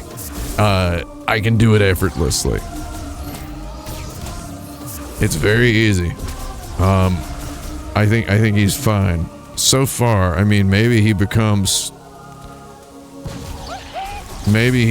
worse later. How about we avoid any standing water? Pretty territorial. So what he's doing is he's establishing the stakes of the world. He's seeing the world as an audience surrogate is a useful mechanism. He's scared of stuff in a way that we, the Samus, are not scared of stuff. Oh, I'll save my progress. He's scared of stuff in a way. Someone said he feels out of tone for Metroid. Any story at all feels out of tone. Have you played Metroid Other M? I mean, I don't know. I think all bets were completely swept off the table with Metroid Other M. As old as the rest of these ruins. What do you think it's doing here? I mean, that's actually a good question, right? He just asked a good question. Why is this here? Why is a Metroid save station in this weird old, Georgia O'Keeffe ruins?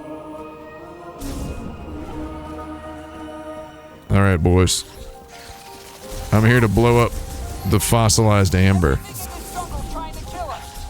Yeah, it is.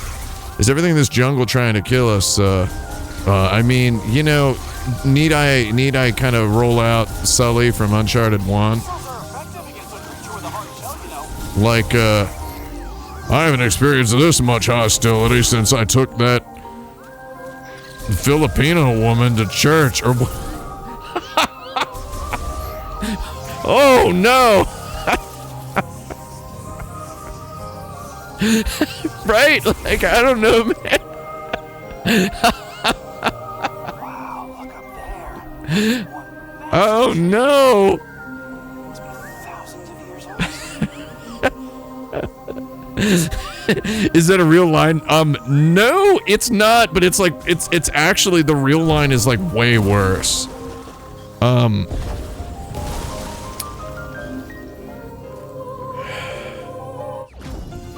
It's like, it's an amalgamation of like 4 lines. It's an amalgamation of like 4 lines that he spoke in Uncharted 1 during like one scene. During one scene during which he mentions offhandedly that he once took a sex worker to church with him. Which causes Nathan Drake to respond immediately without missing a freaking beat and incredulously, "You took her to church?" And to which Sully then responds with his trademark joie de vivre.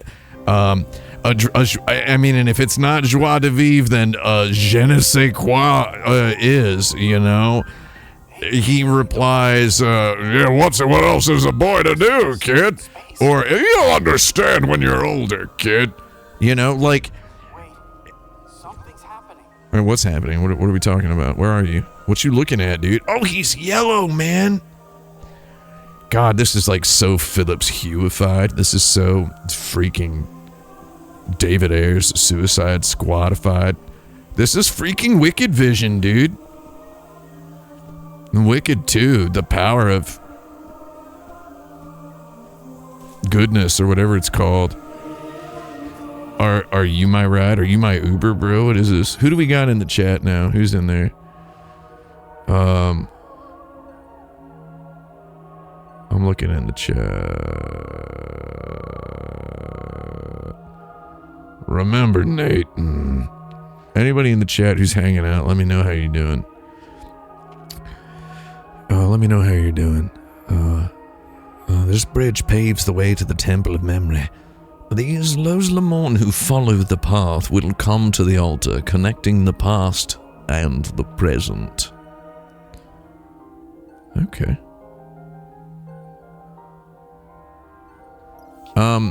So someone in the chat is saying, maybe because I was just a little boy, but I always thought Metroid Prime was a spooky game and like that about it, but a partner could be good. I do not think that this guy's gonna be with me the whole game. I find it insanely hard to believe they're gonna stick me with him for more than a couple of minutes. He's going to become some sort of a shopkeeper, vendor, NPC in a hub zone is what's going to happen. I would put $50 down on it. I would put freaking $50 down on it.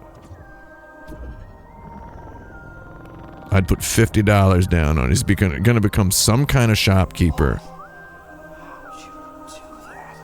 I did that by pressing the X button and then holding the L trigger down, dude. You could do it too if you was the chosen one. Let's roll. Oh. They really kind of keep kneecapping my joie de vivre here. They really keep kneecapping my joie de vivre. I wanted to roll and then they just cut. They just cut. Oh, I was about to drink from my Coke. I'm just gonna stay out of your way. Yeah. You let me know when it's clear. Again, Sully could have made that worse. You took her to church?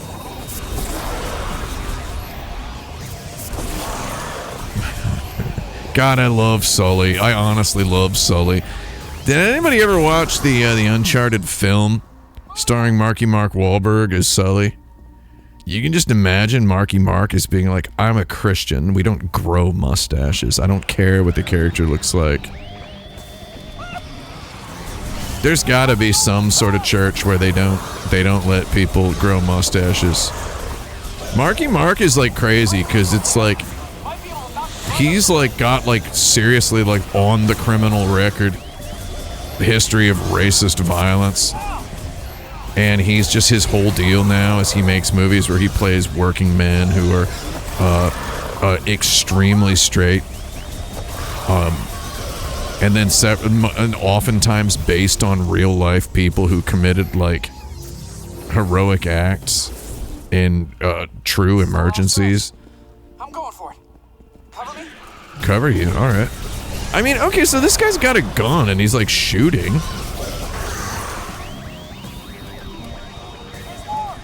What is this music though? It's kind of tasty. Okay, you know, they gave me this dodge ability and I keep not using it. Okay, I can sample it pretty tasty.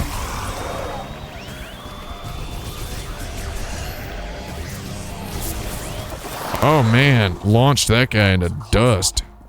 I wasn't sure we were gonna make it. I wasn't sure we were gonna make it. That was a close one. I wasn't sure we were gonna make it.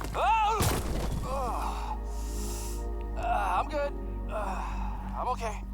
Again, you know, I could. Okay, so he says, that was a close one, Samus. I wasn't sure we were gonna make it. Thank you, Samus. And then, is that an onion? Is this a freaking onion temple? And then he goes, I'm okay.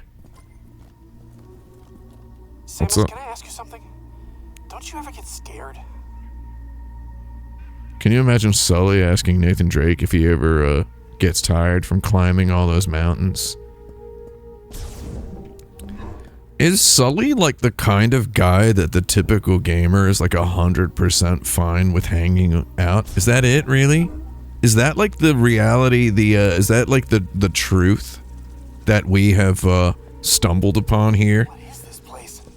The gamers so at large rejected this guy. They rejected him based on his freaking face. They thought he was going to talk like Jerry Lewis and he was going to call her pretty lady. Jerry Lewis, there was a moment when we were talking about Jerry Lewis in the Action Button Goblin Book or discord.gg/action button just the other day, where lowercase j said, and I quote, I think about Jerry Lewis's voice all the time. The guy just sounded like that, right? To which I replied, the man had some seriously Kazubian cartilage geometry in his trachea. And it just completely shut the chat down for like, it was like 4 minutes. There was just no chats after I said that. And I got up and I made a cup of coffee and I went back and looked, wow, are people just sitting there kind of with their arms crossed reading this? Is that what happened? I said, I believe I said the fella tried to talk normal exactly once and his trachea cracked. The man had some seriously Kazubian cartilage geometry. And then nobody said anything for several minutes. And I was just like, well, that would have been the perfect time for me to walk away, take a dump, and then never come back. All right, what am I doing here? Oh, what's that? See, if I had a basketball, I would throw it up there. I would throw the basketball up there. Nice lady! Like, he like couldn't talk normal. People were constantly begging him to talk normal, and he's like, I can't. That's what the Day the Clown Cried was about, actually. He was crying because he couldn't talk normal, and people were just rejecting him. Okay, what? Oh, wait. I will take your little ball, and I will throw it here. I have no idea what we're doing, but it feels like a... I honestly don't either, dude. So,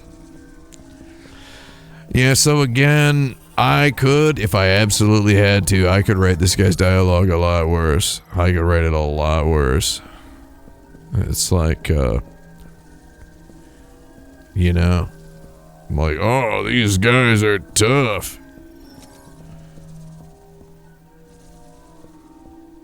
I don't want to do it because it's like I can't think of anything to say that wouldn't just be like a little problematic, toxic, racist, xenophobic. You know, the Sully wheelhouse, right? The Sully wheelhouse. Okay, excuse me, I need another one of these. I gotta find another one. This is actually feeling a little bit Star Fox Adventures. Receives psychic energy and conducts it into the linked apparatus. Yes, Charles. Okay. Where's my apparatus at, bud? Psychic lock system that does not use motes. Don't even try to feed this freaking cowboy motes. He doesn't want them. Ooh. You know, I'll find it, but I'm feeling a bit of that Star Fox adventurism here. You know, doing a puzzle like this is fine when I'm by myself, but having a guy standing around. Do you have a suggestion for me? Run across anything that's so tough you can't get through it? Missiles might help. Oh, thank you. That's all I needed to know, my friend. You're done. Freaking done. Looks like he helped me out. I don't want to scan this freaking thing. Give me that. Oh, I have to scan it in order to get it. Okay. Give me your ball. I'm really kind of making it happen here. It did work. It does not use motes. Generates a charged psychic beam that can be controlled via telepathy. Time slows to a near standstill when the beam is in flight. Wait, is this a pick-upable? Oh. I just thought it was another little nonsense thing. I just thought it was another little, like, fragment of a thing.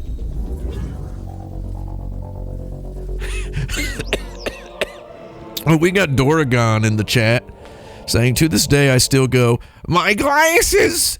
Went like Jerry Lewis when I can't find my glasses. Sounds like you and JL need to both get freaking LASIK. Bring him back from the dead so he can get LASIK. I love LASIK. Psychic charge beam shots launched via the psychic visor can now be controlled. Switch to the psychic visor. Press and hold AZR to charge. Then release to launch a maneuverable control beam shot. Oh, so now pressing A or ZR while in the psychic beam visor no longer automatically changes me back to the regular visor. Do I gotta freaking basketball shoot this? Okay. If you're gonna make me basketball shoot this, I'm gonna be mad. Well, so actually, the degree to which meat is back on the menu is kind of funny now. Did I like that? Yes. Did I like that? Yes. Did any of y'all remember being like Door just opened all by itself. anybody who was like a young teen or maybe a chibis or a chibis? I think they're kind of communicating that he doesn't see when the psychic stuff is happening. It's all in my head. Did any of y'all remember being a chibis, young teen, pre-teen, tween, or teenager when Animaniacs was on TV and they're just making constant Jerry Lewis jokes about stuff? 99 mech? I'd recognize that frame anywhere. Oh, you would? 99 mech, this is Samus Aran. Bounty Hunter, you know her. She's famous. Okay, you don't need to. Look very familiar. He likes toys. Betsy. What are you doing here? Betsy? I worked on her back at base. Oh. I'll take a few scans. I thought he was one of those robot guys who, I thought he was one of those robot guys, right? Oh, yeah, there was a Jerry Lewis reference in the intro, yeah. I bet we could get her up and running again. Did y'all ever see a Jerry Lewis movie? Shoot. You want to get this thing up and running? Can I pilot this thing later? If they're gonna let me ride this freaking thing, I'm gonna kill somebody in real life because I'm gonna be so excited. All right, so are you gonna stay here? Is this the hub where you're gonna become the shopkeep? Is this it? This is my favorite mech. Okay. Obviously, your scan visor will have some pretty good things to say about it. Oh my god, is the scan visor gonna say this thing freaking sucks? I could make a better one than this. I wouldn't take this thing to church, even if Sully was there. Bipedal manned MK-99 war mech primarily piloted by Federation androids. Several critical components missing or damaged, non-operational. Baby. Oh man, it looks like I'm making a... Soul into that mech.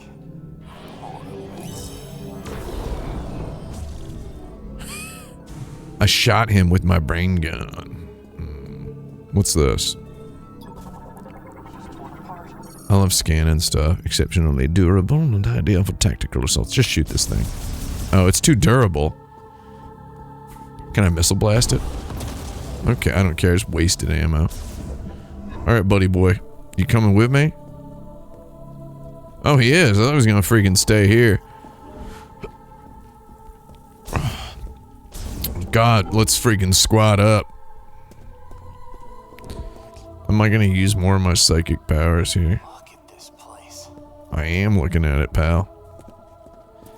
Miles McKenzie? More like Miles Tails Prower. This planet's tech is a marvel. He basically is Tails, and Samus, like, it literally is Sonic. Configuration of a suit. Oh, fascinating. I want to poke around, but decoding the language will take weeks without a translation key. Well, he needs a translation key. Interesting.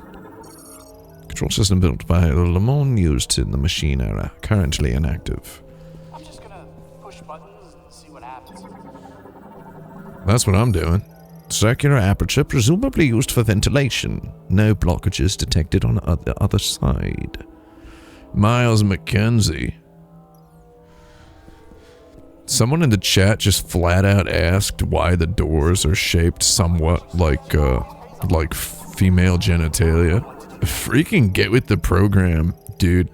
Do you not know, like, woke is back. You give it a try. There's no choice. You have to do it this way. This is what all doors are gonna look like in all video games. The future is female.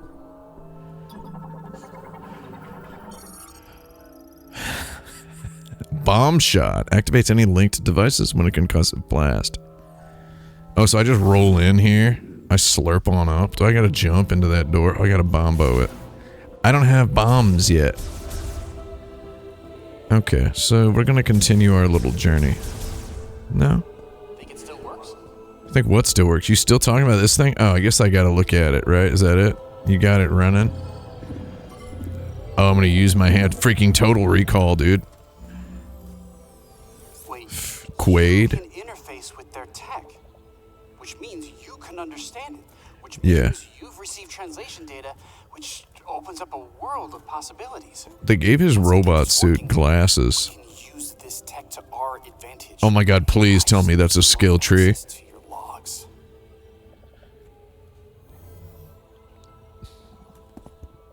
Oh, this data chip. You think it'll work? I didn't actually see a data chip in her hand. That is fascinating. Thank you. We'll put this here. Let's see. Oh no. I've gotten the virus. Should do the trick. Has anybody ever actually watched a Jerry Lewis movie? Were we talking about this? Nutty Professor, Flubber, all of that? We got power. Well, one door is still locked. The other one is malfunctioning. Hey, but it's progress. Yeah, you know. All this is going to take a while to figure out, so I'm going to stay here. You're gonna stay here. Scout ahead. Okay, so he is a hub. He's a hub boy. Already in here. Oh, that's the line people didn't like, I bet, right? Was that line cherry picked? Is that the one? Fascinating. Yeah, he's just gonna keep saying stuff is fascinating. Cause that's kind of how a guy goes. A guy do be saying omoshiroi or subarashi. Subarashi. OG Nutty Professor and Flubber are actually pretty good. Honestly. They're kind of freaking nuts. I like all the sort of professor style movies of that era. Anybody in the chat seen the movie The Man in the White Suit starring Alec Guinness as a guy who invents a stain-proof fabric? That's like my Flubber, honestly. I was built different as a kid. I mean, I'm still freaking built different now, but it's a medical issue at this point. Whereas previously it was just vibes.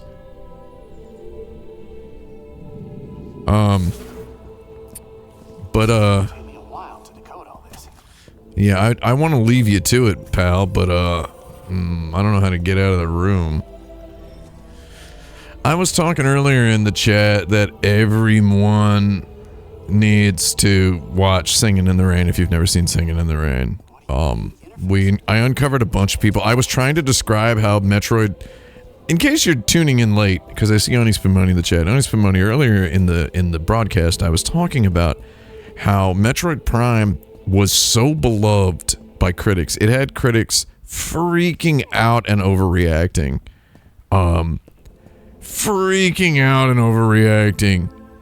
Because we had just suffered through an entire console generation where so many beloved game series, had failed to make the transition from 2D to 3D anywhere near the success that that Mario 64 and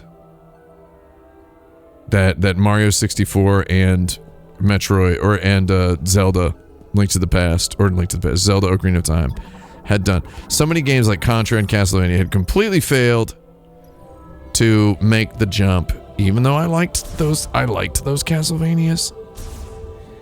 Oh, do I need to fire a psychic beam? Oh yeah, okay, I got you, Carl. Honestly, this psychic beam thing is neat. I actually think this is very neat. Now you're freaking thinking with portals. So the fact that Metroid Prime... So we went through a whole generation where we had Mario 64 and we had Zelda 64, which is what we called Ocarina of Time. Before the internet was everything, we called it Zelda 64. I was calling it Zelda 64 all the way up until like Wind Waker came out, okay? We had Mario 64 and Zelda 64 and to a somewhat lesser extent, obviously, Majora's Mask. And those were like the shining examples of 2D games that made it out. And so when the 3D Metroid game didn't come out on the N64 and when it then did come out on, you know, we had a whole hardware generation, PS1 and N64, where we were just watching our comrades fail. Just Octodad on into the room, just flip-flopping, freaking dropping their marbles all over the place. And it was a sad spectacle sometimes. And the fact that Metroid Prime nailed it so hard, it was just thunderous applause. So anyway, I was talking about Singing in the Rain because I was trying to say that the Metroid Prime is like the Don Lockwood of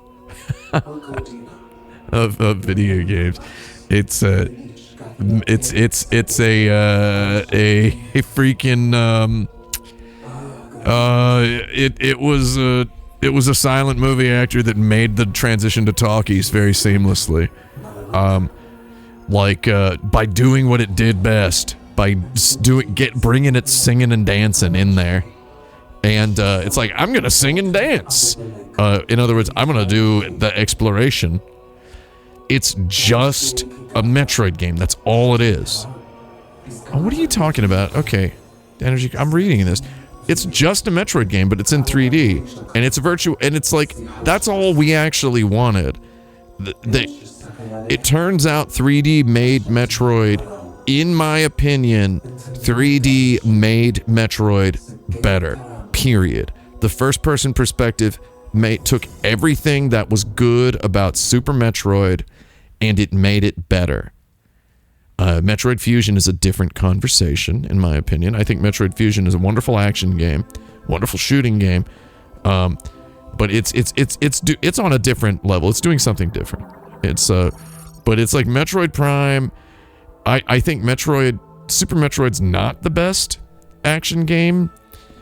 And I think the exploration and atmosphere is the key there, whereas Metroid Fusion kind of really manages to feel like it feels very AAA. If you play it today, if you've never played it before and you light it up now, I think it's on the. If you have a Mister, play it on there. But otherwise, it's. I kind of thought I could blow that away and then shoot my thing. I'm just looking for stuff to shoot my telepathy blast through. If you play Metroid Fusion today, it might interest you how very much it feels. It is paced like a AAA single player prestige action adventure style video game in a really neat way, in my opinion. Broken by a concussive blast. Did I not just shoot a missile at it?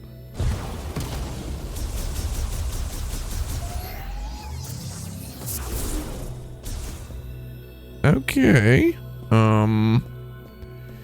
But anyway, yeah, Fusion is cool as heck.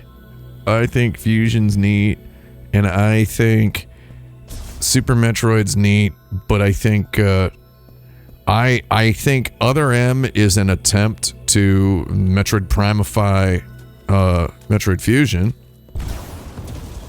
I'm just wasting missiles, trying to figure out what to do. I feel like Other M is like, we're gonna make a straight ahead action Metroid. And it's like, is this just an elevator? Oh, okay. Well, that was fun. Oh, am I supposed to do things with my psychic blast? Okay, they go down. Alright, okay. Soon I'll have learned all this game's tricks. Triple target, psychic lock, install the responsive psychic energy of the lock. Cannot be disabled unless all three targets are exposed simultaneously. So I need to just shoot a bullet through here that kind of... So anyway, my opinion, my firm opinion, and you know, maybe you don't agree with this, I think Metroid Prime is a better... I think it's better at doing what Super Metroid does. I think it's just better. It's better at what Super Metroid is best at, I would say. Super Metroid is still an occasionally unparalleled 2D pixel art action adventure game experience. It's still virtuosic in its strictly 2D parts. but I feel like for atmosphere and sense of discovery and all that, the original Super Metroid is just, the original Metroid Prime is just gorgeous, and it is, oh my god, you're gonna open so many doors, my child. Oh, I gotta grab the lever. I saw Chris Bell in the chat a minute ago. How you doing, Chris Bell? We're gonna be at the Game Awards. You gonna be at the Game Awards, Chris Bell?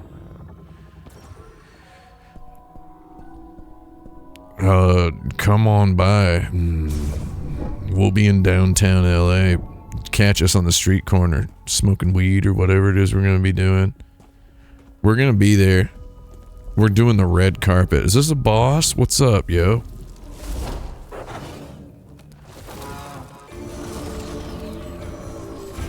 Oh my god, boss time. I was talking about Man in the White Suit earlier. Kind of want to watch that movie again now. I'll admit, I don't really see the percentage on me watching considerable physical strength. Unable to communicate due to fusion with the Metroid. Alright. Wait, I'm sorry, there was more? Destroying all tentacle-like vines will cause its protective leaves to briefly drop, exposing a body enveloped in only a thin mucose membrane. Was there more? Note that the tentacles quickly regenerate. The only way to delay the regeneration is to destroy them all at virtually the same time. Okay. Tentacle-like appendage capable of being both rigid and flexible. It can be temporarily destroyed by damaging the bulging portion along its length. I don't really know what the numbers are for me watching Man in the White Suit again. I just got freaking hit.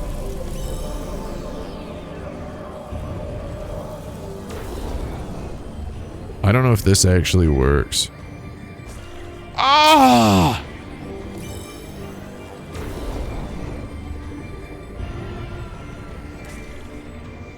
I don't think that works, bro. Oh my god. Is Samus like screaming?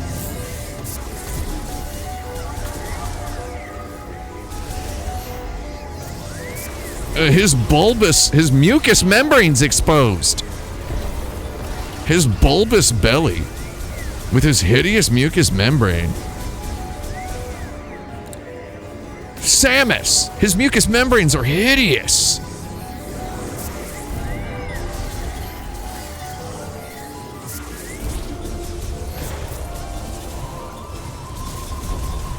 Okay.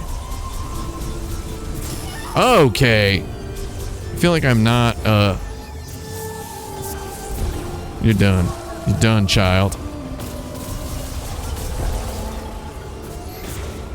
Oh, I gotta shoot them at the same time.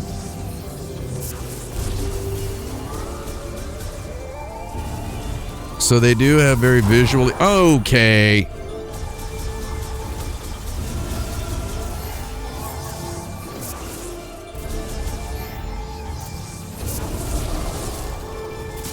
So I really do have to... I feel like there should be a little... Alright, drop... Oh, man.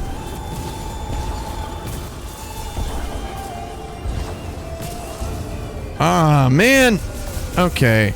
What's the trick? What's the trick? Obviously, Shigeru Miyamoto is here, and he loves a boss with a trick. Am I supposed to just be shooting them? Am I supposed to keep my eye on... That's right, right? No! No! Don't do that! Come on! You freak. Oh, I don't have a double jump. I keep trying to double jump. Because the first boss encounter you have in the game really lets you use that double jump. Okay, so... I've got to admit... I really think I killed them both at the same time last time. And I think they hosed me. I think they hosed me.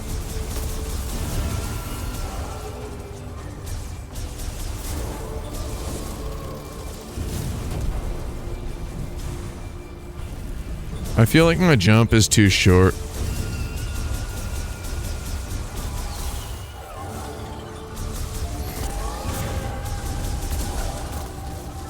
Right? No! No! Come on! What are you doing?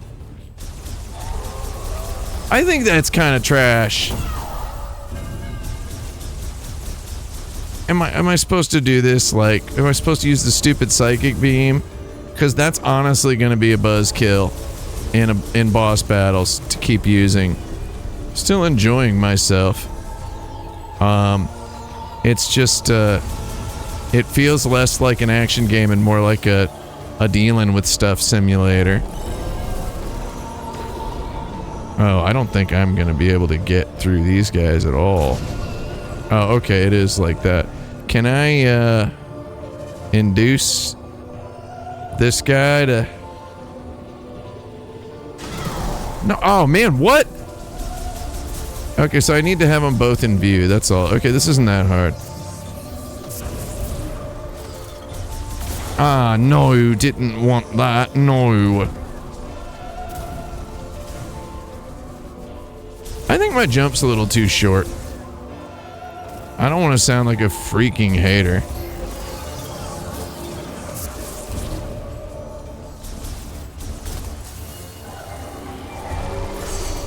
Okay, can you guys not be around here?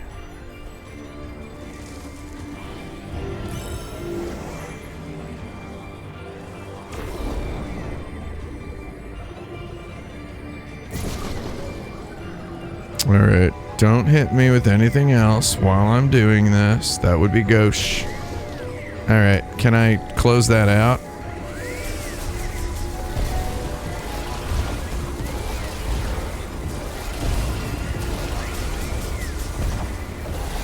Is there like a prescribed amount of damage I can do? Is he gonna have 3 tentacles now? Personally, and I don't want to sound like a hater, I don't think I should have to use this psychic beam during battle. But maybe that's fun. Can you not hit me like that, friend? Okay. Who's ready?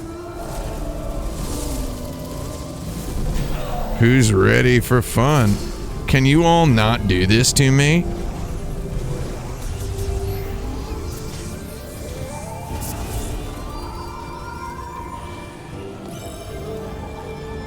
And away we go, Palo.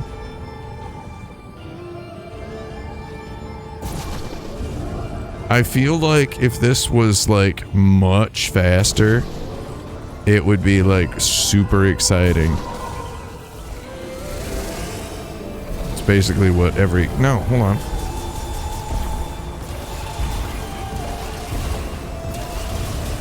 Can you not hit me?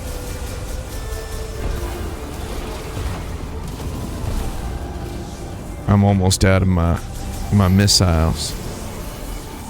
How many you got now, pal? Do you hit them till they flinch? And then you, oh, can I have some of these?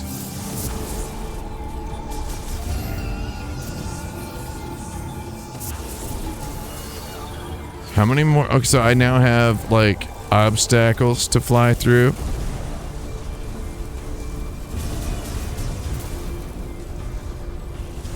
I need this energy.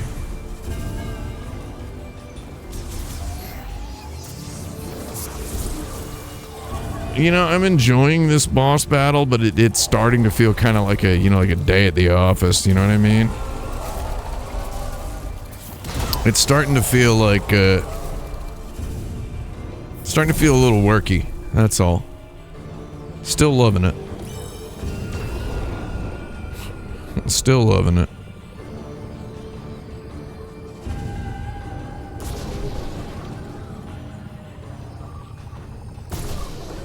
Ooh, baby. No, no! I'm sorry. It wasn't totally clear what direction I was supposed to press. No, we don't need that. We don't need that. See, like, the tentacles going faster makes it, like, way easier to jump over than when the tentacles were going slow in the early phase of the boss. Get them to flinch. And then take... Don't hit me. Wow, this guy really does like a lot of damage too. Where's the other tentacle? Am I not like near it? Is this it? Is it you? Could it be you? Alright. Can I...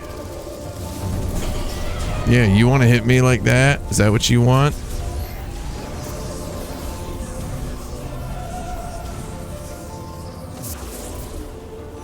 Could it be you?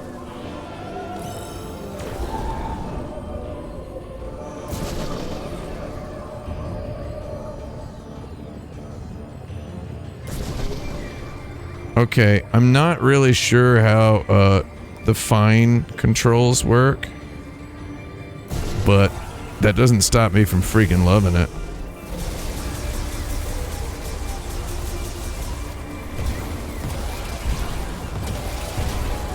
Don't make me do this again, please. Thank you. I had a good time there, but I didn't want to have to do the whole loop again. Alright.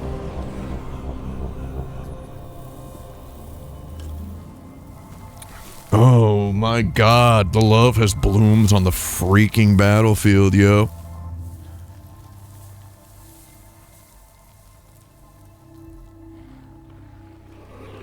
The love has bloomed on the battlefield, and now is at my bombs.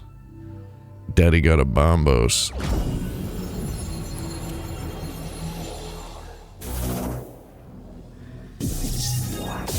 I think that boss was kind of neat. Oh, a psychic bomb? It's not a regular bomb. We can't have a regular one. There's no regular bomb. Only usable in Morph Ball. Up to 3 can be placed at a time. The concussive blast of psychic bombs damages objects and enemies and can be used to perform a bomb jump. Okay. Bombs can be given to psychic mote properties by pressing and holding A or ZR. Okay, there's more. Open the menu to check the inventory for more information. All right. Okay. I guess I gotta roll in there. That's it.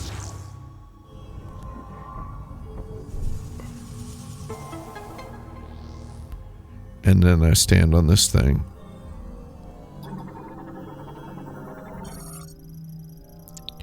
Teleports the chosen one to an alternate dimension that houses a teleporter key. Okay. If you freaking say so.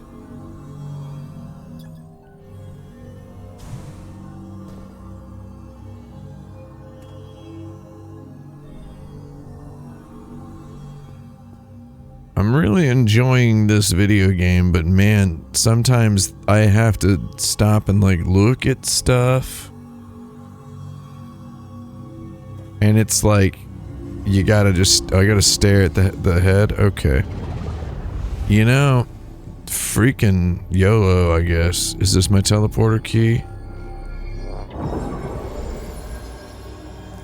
Samus in every Metroid game just like goes through a bunch of stuff. She has her suit augmented with all sorts of items that turn her into like a living weapon. That was some really elaborate music for getting one of the keys required to activate the Master Teleporter in Chrono Tower. A total of 5 keys. That was the first one, so 4 more keys and that's the end of the game? Shoot. Easier than taking a dump indeed. I'm kidding. There's probably more. Samus, do you copy? Oh, I got a codec? Long-range comms are back online. Okay. Did you achieve your objective? There's something I want to talk about. Meet me in base camp? Is this the door?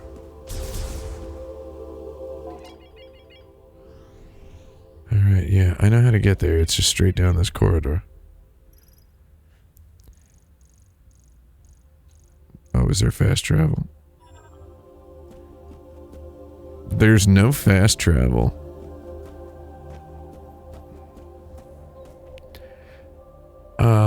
There's no fast travel.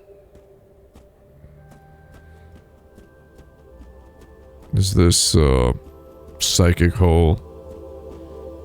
Enter the psychic hole, Samus.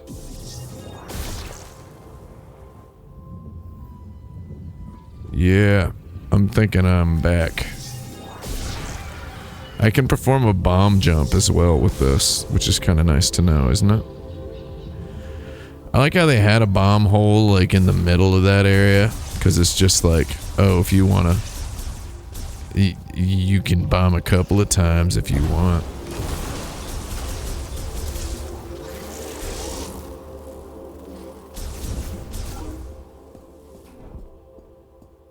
Booyah. I suppose I'll use my psychic blast. I wonder how many more times in the game. God, that's hammy. Like, I know the bomb jumps is a Metroid staple, but why? I wonder how many more times in this game they're gonna really drill down. They're gonna really drill me on using that teleporter, using that weird psychic bullet that I have to aim through like an elaborate gauntlet in the middle of a boss battle while my character kind of stands still and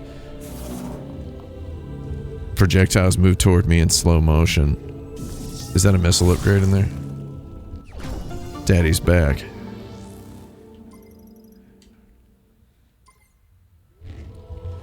I think that boss battle kind of struck a balance where there was a bit of it that just felt a little too long,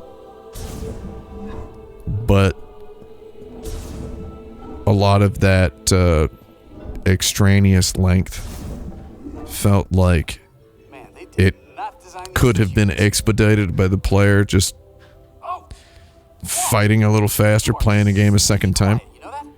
I don't think she's that quiet. She probably clanks around a lot like freaking Bender on Futurama when she walks around.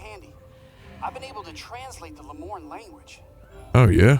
I thought you said that was going to take a long time. Heroes doesn't appear on any of the known star charts. Might as well be a Love a star chart. I tried sending out a distress signal, but there is no activity in this sector. It is eerily quiet. We could be anywhere. Oh, neat. We could be nowhere. So wait, how did my guy here get teleported to this place? Be here. From what I gather, the only way off this planet is to retrieve 5 teleporter keys. Now, I'll do some digging to see if there's any way I can support you. Now that our comms are working, we should be able to share data. I can provide you with intel from here. What do you say? Yeah, sounds good. She nods at him. Hey, stay safe out there, Samus. He's so short, too. He's freaking short king. He's not a short king yet. He's just a short guy now.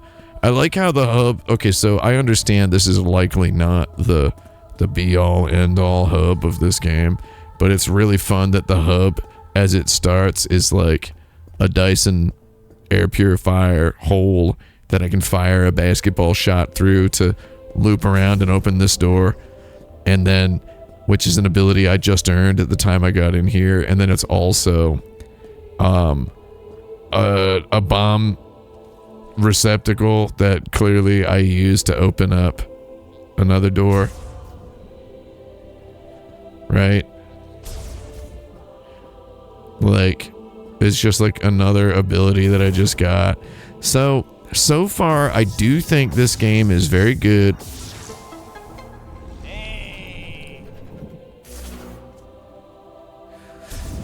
Metroid's a game all about opening a bunch of doors. You won't have me there to watch your back. Oh, that is true. It's just a game about you are going to open so many freaking doors, kid. You're going to go crazy opening all of those doors. We're going to give you ways to open a door you've never heard of. You're going to give you ways to open a door you never heard of. Wait. Oh, I wanted to save my game. What do you make it a freaking choice for? There's just... I'm not even looking at the screen. We're gonna get me back in there. Yeah, save it, man.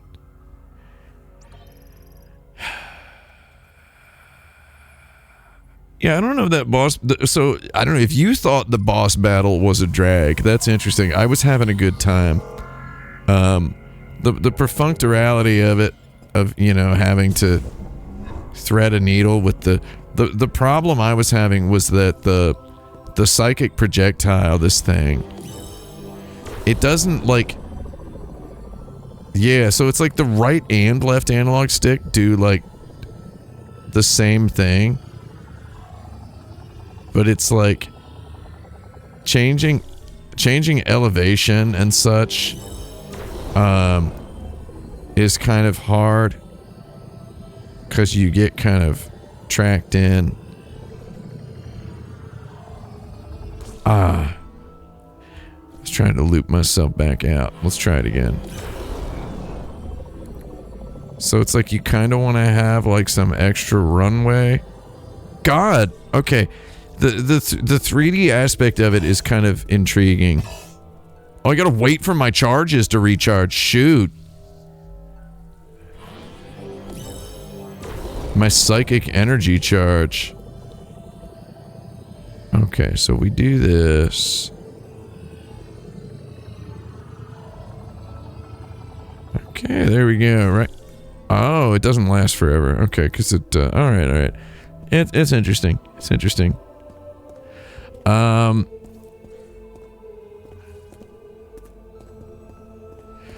Yeah, I think I think it's fine if they use that mechanic into a boss battle once or twice. I think it was fine. It does, like, kind of cast sort of, I wouldn't necessarily say aspersions, but it makes me wonder how this game is going to develop as it scales out, as it zooms out, right? As the world gets bigger. Because, you know, you can string together a series of action set pieces, and ideally that's how you should begin a Metroid game, is a series of action scenes, and then you start to very slyly incorporate the interconnectedness of the world, and you have all your different world parts interconnect. So I think it's forgivable to thread in these sort of little action challenges that require you to prove, you know, like kind of like a Gran Turismo license test, get your license to use this new item. And then what truly kind of gives you your ability to give a Metroid game a final score or assessment is how well it pulls off that whole, the holisticism of it, like how well it pulls off being a complete interconnected world. And it's like, you know, so far I'm not knocking it at all, but so far we've been on a bit of a, it's looking a little Final Fantasy 13 if you know what I mean. It's looking a little hallway-esque right now. I love Final Fantasy 13, by the way. So we got a racetrack and a hallway. I mean, we can look around and we can see there's some things we can do. So I mean, at the very least, I feel like Metroid Prime 1, and I mean 2 and 3 even more so, but to dwell on Metroid Prime 1, which I think is the historically most important one, Metroid Prime 1 pulls a really, really nifty trick of just being a really, really good action game. It just had the unfortunate timing of coming out after Halo, and people were like, well, I'm a person in a robot suit and I have a gun, why doesn't it play exactly like Halo? And they dwelled on the dual analog stick, like why can't I just aim with the other analog stick, which you couldn't do in Metroid Prime 1 on the GameCube. They dwelled on the analog stick, and that was I think what they were doing subliminally, subconsciously, is they were also like, well, why isn't it structured like Halo? I saw people hating on the backtracking in Metroid Prime 1, like they were, ooh, looks like I can go that way if I'd like. I saw people kind of relentlessly picking on the backtracking in Halo. Or not in Halo, in MP1. I saw them doing it. Don't pretend you didn't see them doing it. And it's like what they were basically doing was just taking issue with the fundamental idea like of exactly what a freaking Metroid game is, right? I will not let this stone go unturned. Hold on. So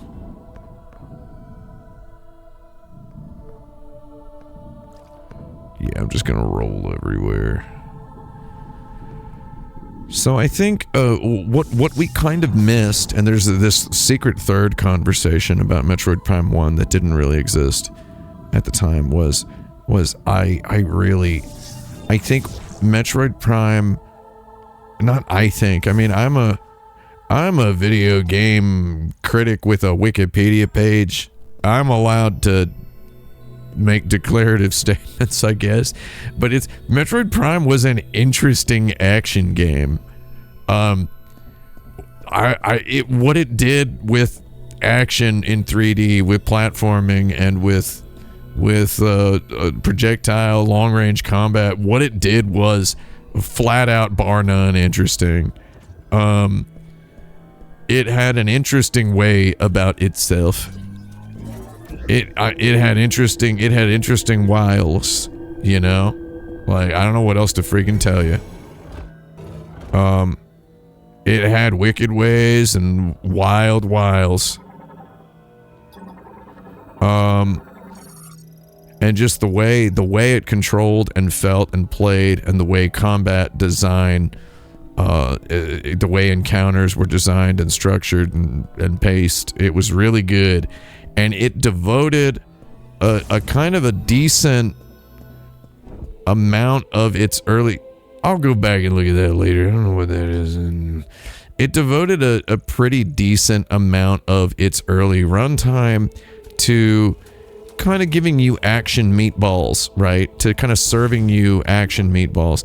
And I think where it's just, here's some more cool stuff you can do with an action. With this action, here's some cool stuff you can do with this action. And they really just kind of let you enjoy the action of the game with a simple gamer's pleasure. And there were some places to get lost, and there were some little decisions where you're like, what if I go this way? What if I go this way? But they delayed the I'm lost, I don't know what to do moment. They delayed it sort of a lot, right? They delayed it sort of a lot. They kept you from feeling lost until some time had passed. They kept you from wondering where you were supposed to go and what you were supposed to do. They kept you from opening the map and really poring over every single room and being like, well, have I been here? Have I been here? Have I been here? They like all of that, right? They kept that feeling from you for your own interests so that you could better equip yourself with its action paradigms. And I really think that if Metroid Prime 4 is beginning like this, and again, this is, I think, starting out like this, I'm sure there's some bad faith YouTuber could say this sucks and it's linear or whatever, but this is honestly very, very true to the spirit of what the designers did that was so brilliant in Metroid Prime 1. Honestly, I really think so. Yeah. So in Metroid Prime 1, first of all, nobody ever said the word run back until we had 12,000 YouTube videos about Dark Souls. Nobody ever said run back. Nobody in my era ever said run back. We just said play the game some more. I get to play the game again, playing some more of the video game, right? But it's the complaints weren't specifically about run backs in Metroid Prime. It was about retraversing entire areas you'd already been through multiple times, which I thought was fun because you got to kill all the enemies again and you got to use your new weapons to kill the enemies faster and your new traversal abilities to take routes that were always there, but you just didn't have the right kind of skateboard to grind that proverbial rail, you know? So I thought that Metroid Prime let you retraverse areas, and it was masterful about it. It was truly masterful about letting you retraverse its zones, but in a new way. And somehow, I mean, some of the best stuff in Halo 1 is you're playing a level again in reverse at a different time of day, right? So it's like, I have to go to the bathroom again, but I do want to also finish the stream. So I'm going to go to the bathroom and then I'm going to finish the stream, but I'll be back at my desk when I finish it. So give me a moment.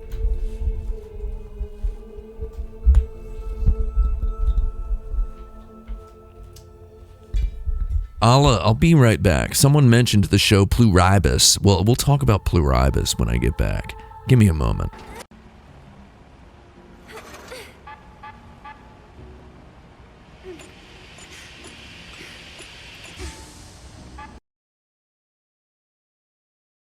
Well, I've returned. I do know that it's not pronounced Pluribus, but I've been calling it that. So anyway, having thought about it for as long as it takes to empty my god-darn bladder, I would say I do think this new Metroid Prime is very good. I think it's honestly quite good, as the Brits would say. Quite good.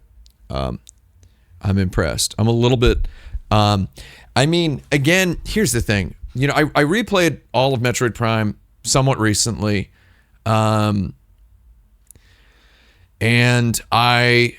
you might have seen me streaming some of it. I did stream some of it on this Twitch channel, but then I played the rest of it myself, and I had kind of an enthralled start to finish time with it.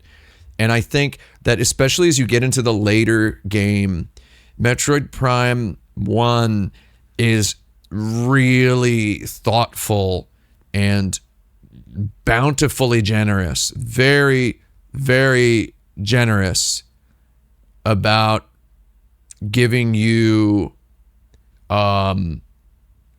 opportunities to retraverse an area. With new abilities and new weapons and new techniques and whatnot, and it's just the thoughtfulness with which they designed every area to be retraversed. I just think it's nice. Someone in the chat, I know I've got look, okay, I clean the freaking Apple Watch band all the time. I use soap and water. I use antibacterial soap. And I don't have fungus on the one wrist. There's no fungus on here. This is just an imprint. That's an imprint of the watch band. It'll be gone. I just took it off and put it on the charger, okay? I literally just took it off. Leave me alone. It's tight. I wear it tight. Anyway. Ooh.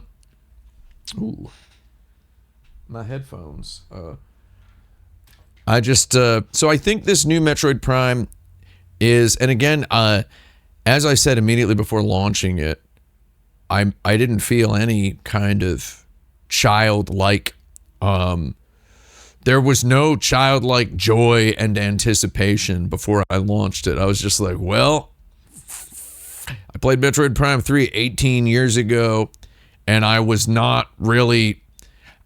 weeping in the dark daily for this game. The wait for Silk Song felt freaking longer and more agonizing than the wait for this. And it's like I wasn't jonesing for it. I never jonesed. There was not a day of my life I jonesed for it. But playing it, I'm very refreshed.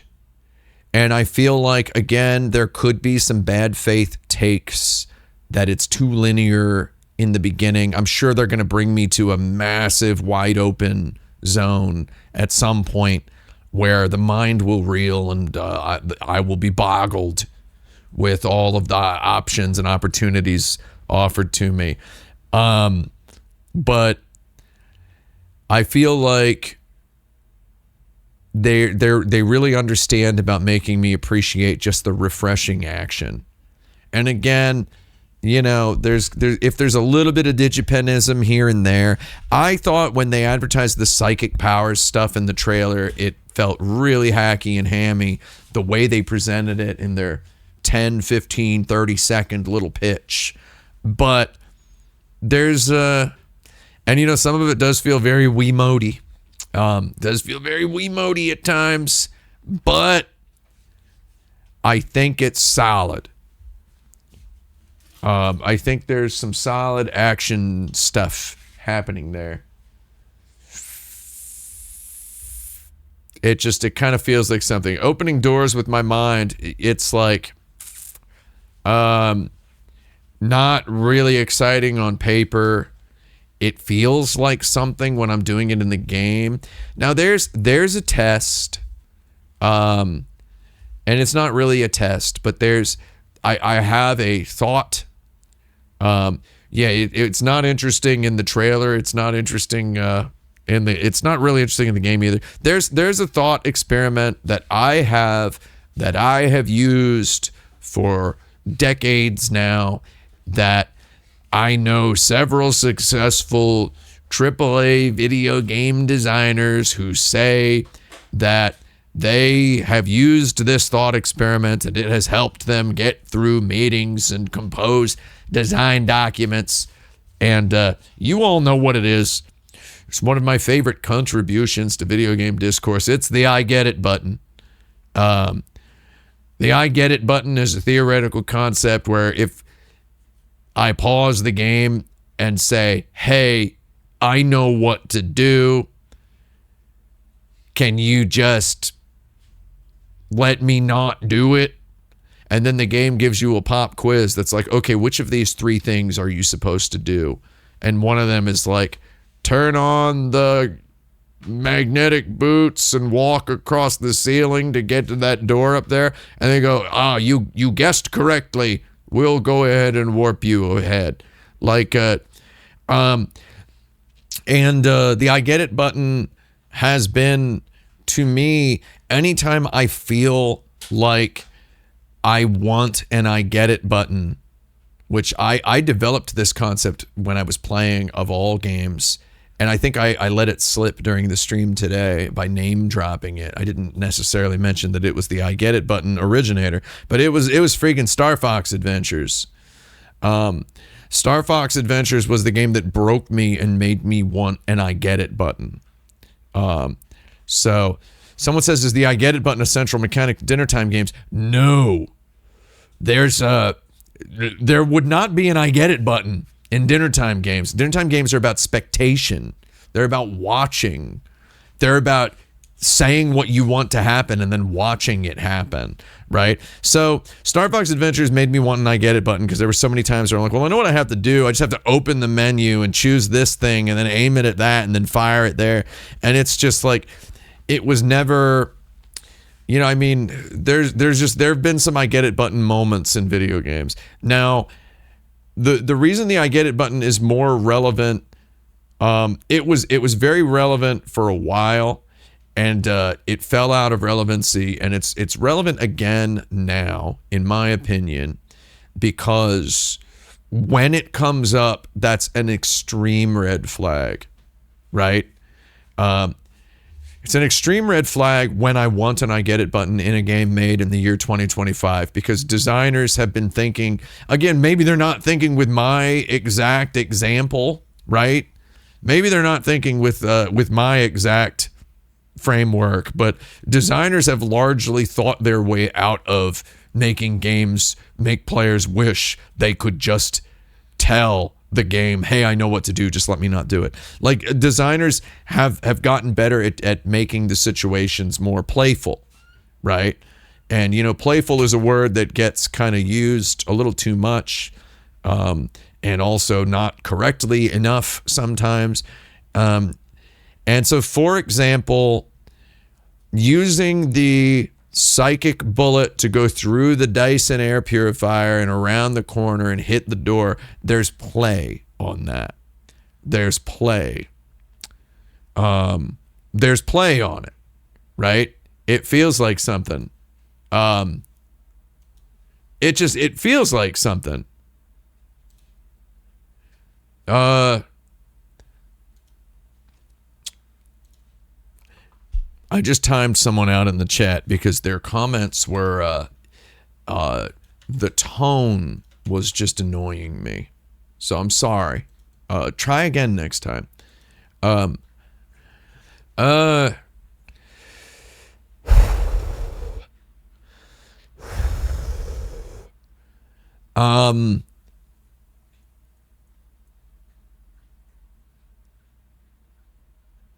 Anyway, so there are games that are completely immune to the I get it button, and we've talked about this before.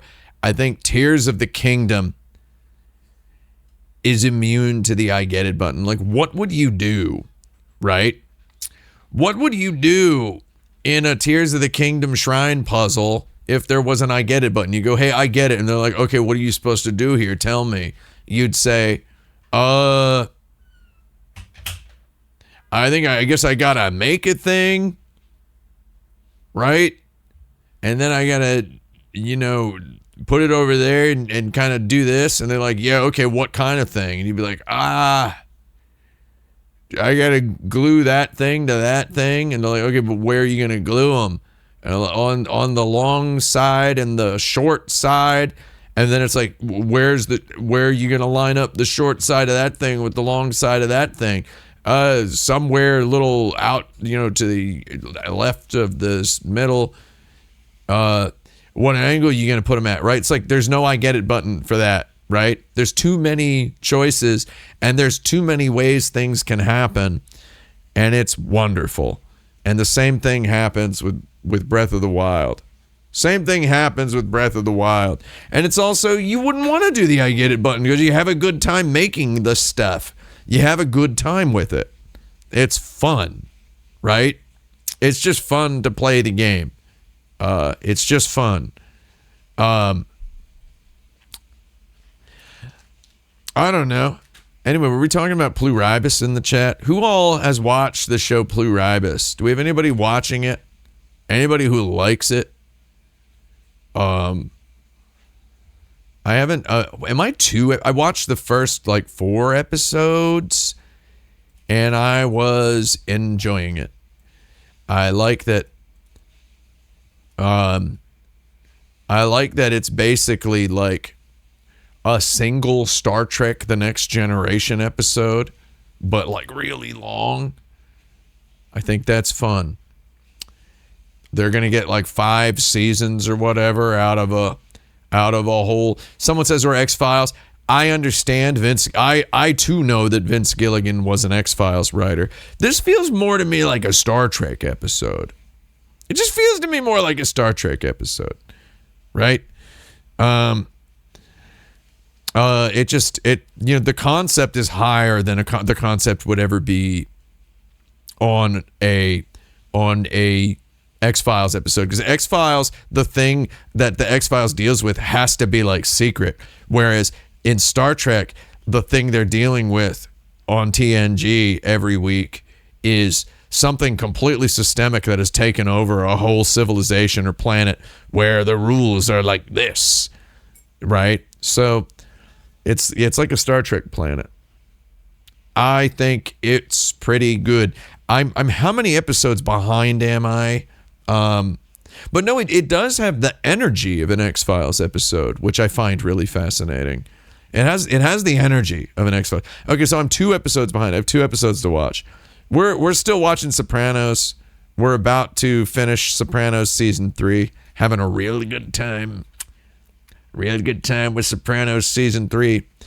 I said earlier in the Goblin Bunker, discord.gg/action button, also known as the Goblin Bunker, the Action Button Discord, which, by the way, Goblin Bunker Public Access Part 5 It's happening on twitch.tv/Goblin Bunker on Sunday, December 14th at 4 p.m. Pacific time.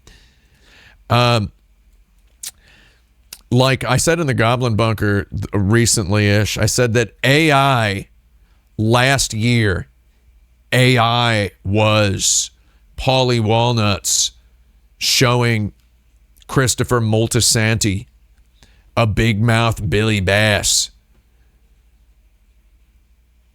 in his car in a motel parking lot. And this year, AI is Meadow Soprano buying a big mouth Billy Bass for Tony Soprano for Christmas, right? And I got no reacts. What are you yelling at? Oh, she's noticed Metroid Prime 4 and is barking at it. Hey, Blasty, sweetie. She yelling at me. You just now noticed it? She was in the bedroom with Jerry, so hey, can you stop it? It's my big old girl. It's my big girl. She's the only baby in the world. You're beautiful, aren't you? You're my baby. You're my baby. I like this little dog. Isn't she beautiful?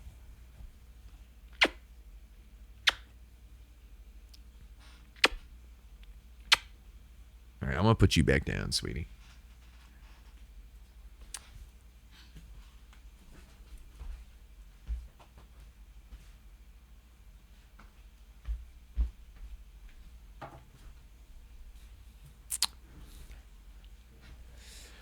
Anyway, yeah, I'm having a real good time. Wait, lowercase J, you're saying best show on TV. You never, wait, I guess we haven't talked about this show. I got to watch the 2 eps, but we're about to finish season 3 of The Sopranos tonight, and then I think we're going to finish the eps. Because then we got to go to the Game Awards next week. My suitcase is packed. That's my my carry-on back there. And then I have a check-in. You see my carry-on? It's that one. That's my carry-on. I got all my stuff in there. I'm gonna have maybe the most comfortable airport experience possible. It's gonna be nice. It's gonna be very nice. I think it's gonna be nice. I really want to see how they develop stuff. So, I mean, the thing about Pluribus that is interesting to me, Pluribus, as I call it, it's not the thing that's interesting about it. I talked about this on the stream a couple weeks back around when the first 2 episodes aired, but I think I did it during playing a video game part, so I don't know how many people heard it, but I can reiterate it if you'd like. There are questions, right? When you're writing fiction, you need to have some questions about the writer asks and answers questions, right? So for example, what does the character want? Why can't they have it? What do they do to try to get it? Why doesn't that work? What do they do next? And how does the story end? Right? Those are the 6 questions in writing a story or writing a character's story. What do they want? Why can't they have it? What do they do to try to get it? Why doesn't that work? What do they do then? How does it end? Okay. It really, really, really behooves the writer of a high concept sort of science fiction story to ask and answer those first 4 questions really, really fast. Right? Like really, really fast. What do they try to do? Why doesn't that work? And then you get stuck in kind of a loop of with a movie or a novel. You might go directly from the why doesn't that work to what do they do then, right? But in a long running TV series, you loop the questions 3 and 4, right? You loop them. What do they do to try to get it? Why doesn't that work? What do they do to try to get it? Why doesn't that work? Right? You loop those around. But also, I mean, that's your question 5. What do they do then? Is just they try something else that doesn't work. This doesn't mean all long running stories have to be about trial and error. The fact is, you ask and answer a ton of questions soon, like early, which is what Pluribus did very well with its character. And I think that's really good. It did it really, really well. I was really impressed at it. It didn't feel textbook or anything. It just really feels like the higher the concept, the more urgent it is to ask, what do they do to try to get what they want? Like the concept is so high that you're like, okay, she has to do something, and what is she going to do to try to get what she wants? What is she going to do?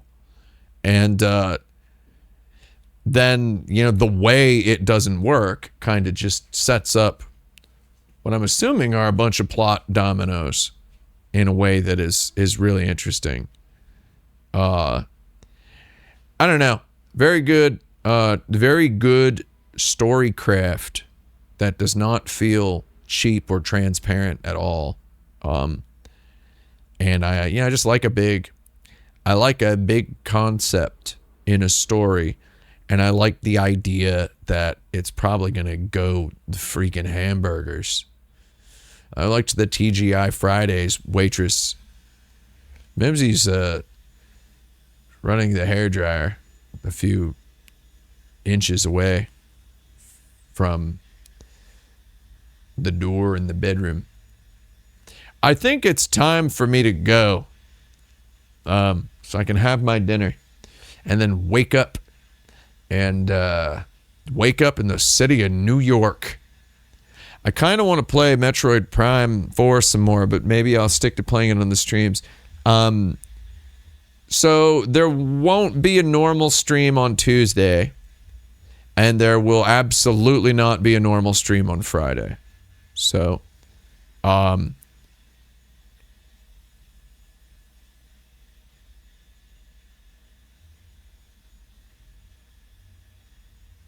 hairdryer is so loud.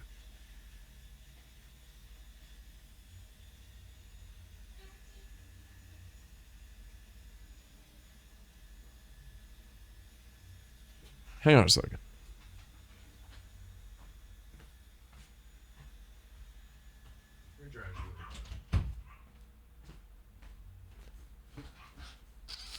There absolutely will not be a normal stream next week at all, but the Tuesday after that.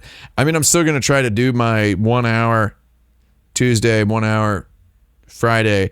I might stream like just sitting at the desk and talking for 1 hour on Tuesday in like the morning, just so I can say I did the Tuesday stream, because we gotta fly out of here Tuesday afternoon.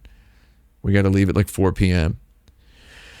So I might just do a morning stream, which could be weird. I'm not gonna do no airport stream. I kind of want to just play Metroid Prime portably, but I don't want to play it portably. I would much rather play it on my TV. It's the kind of game that would be fun to just, I don't know, I feel like a freak. Like, I can't play anything seriously on a Switch portable. I've never done it. It feels so alien to me. Maybe I could figure out. No, I'm not going to do it. I don't want to figure out where to put it in my luggage or any of that, so I'm not going to do that. Anyway, I'll let y'all go, and I'll see you for a little bit on Tuesday and a little bit on Friday. For our post-game awards stream. Anyway, smoke it deep and smoke it sweet. Smoking that weed down Baby Boy Street. Smoke it wild and smoke it grand. They be smoking good ones all over this land. Smoke a good one tonight, smoke a good one tonight, smoke a good one tonight if the feeling is right. Smoke a good one tonight, smoke a good one tonight, smoke a good one. Good night.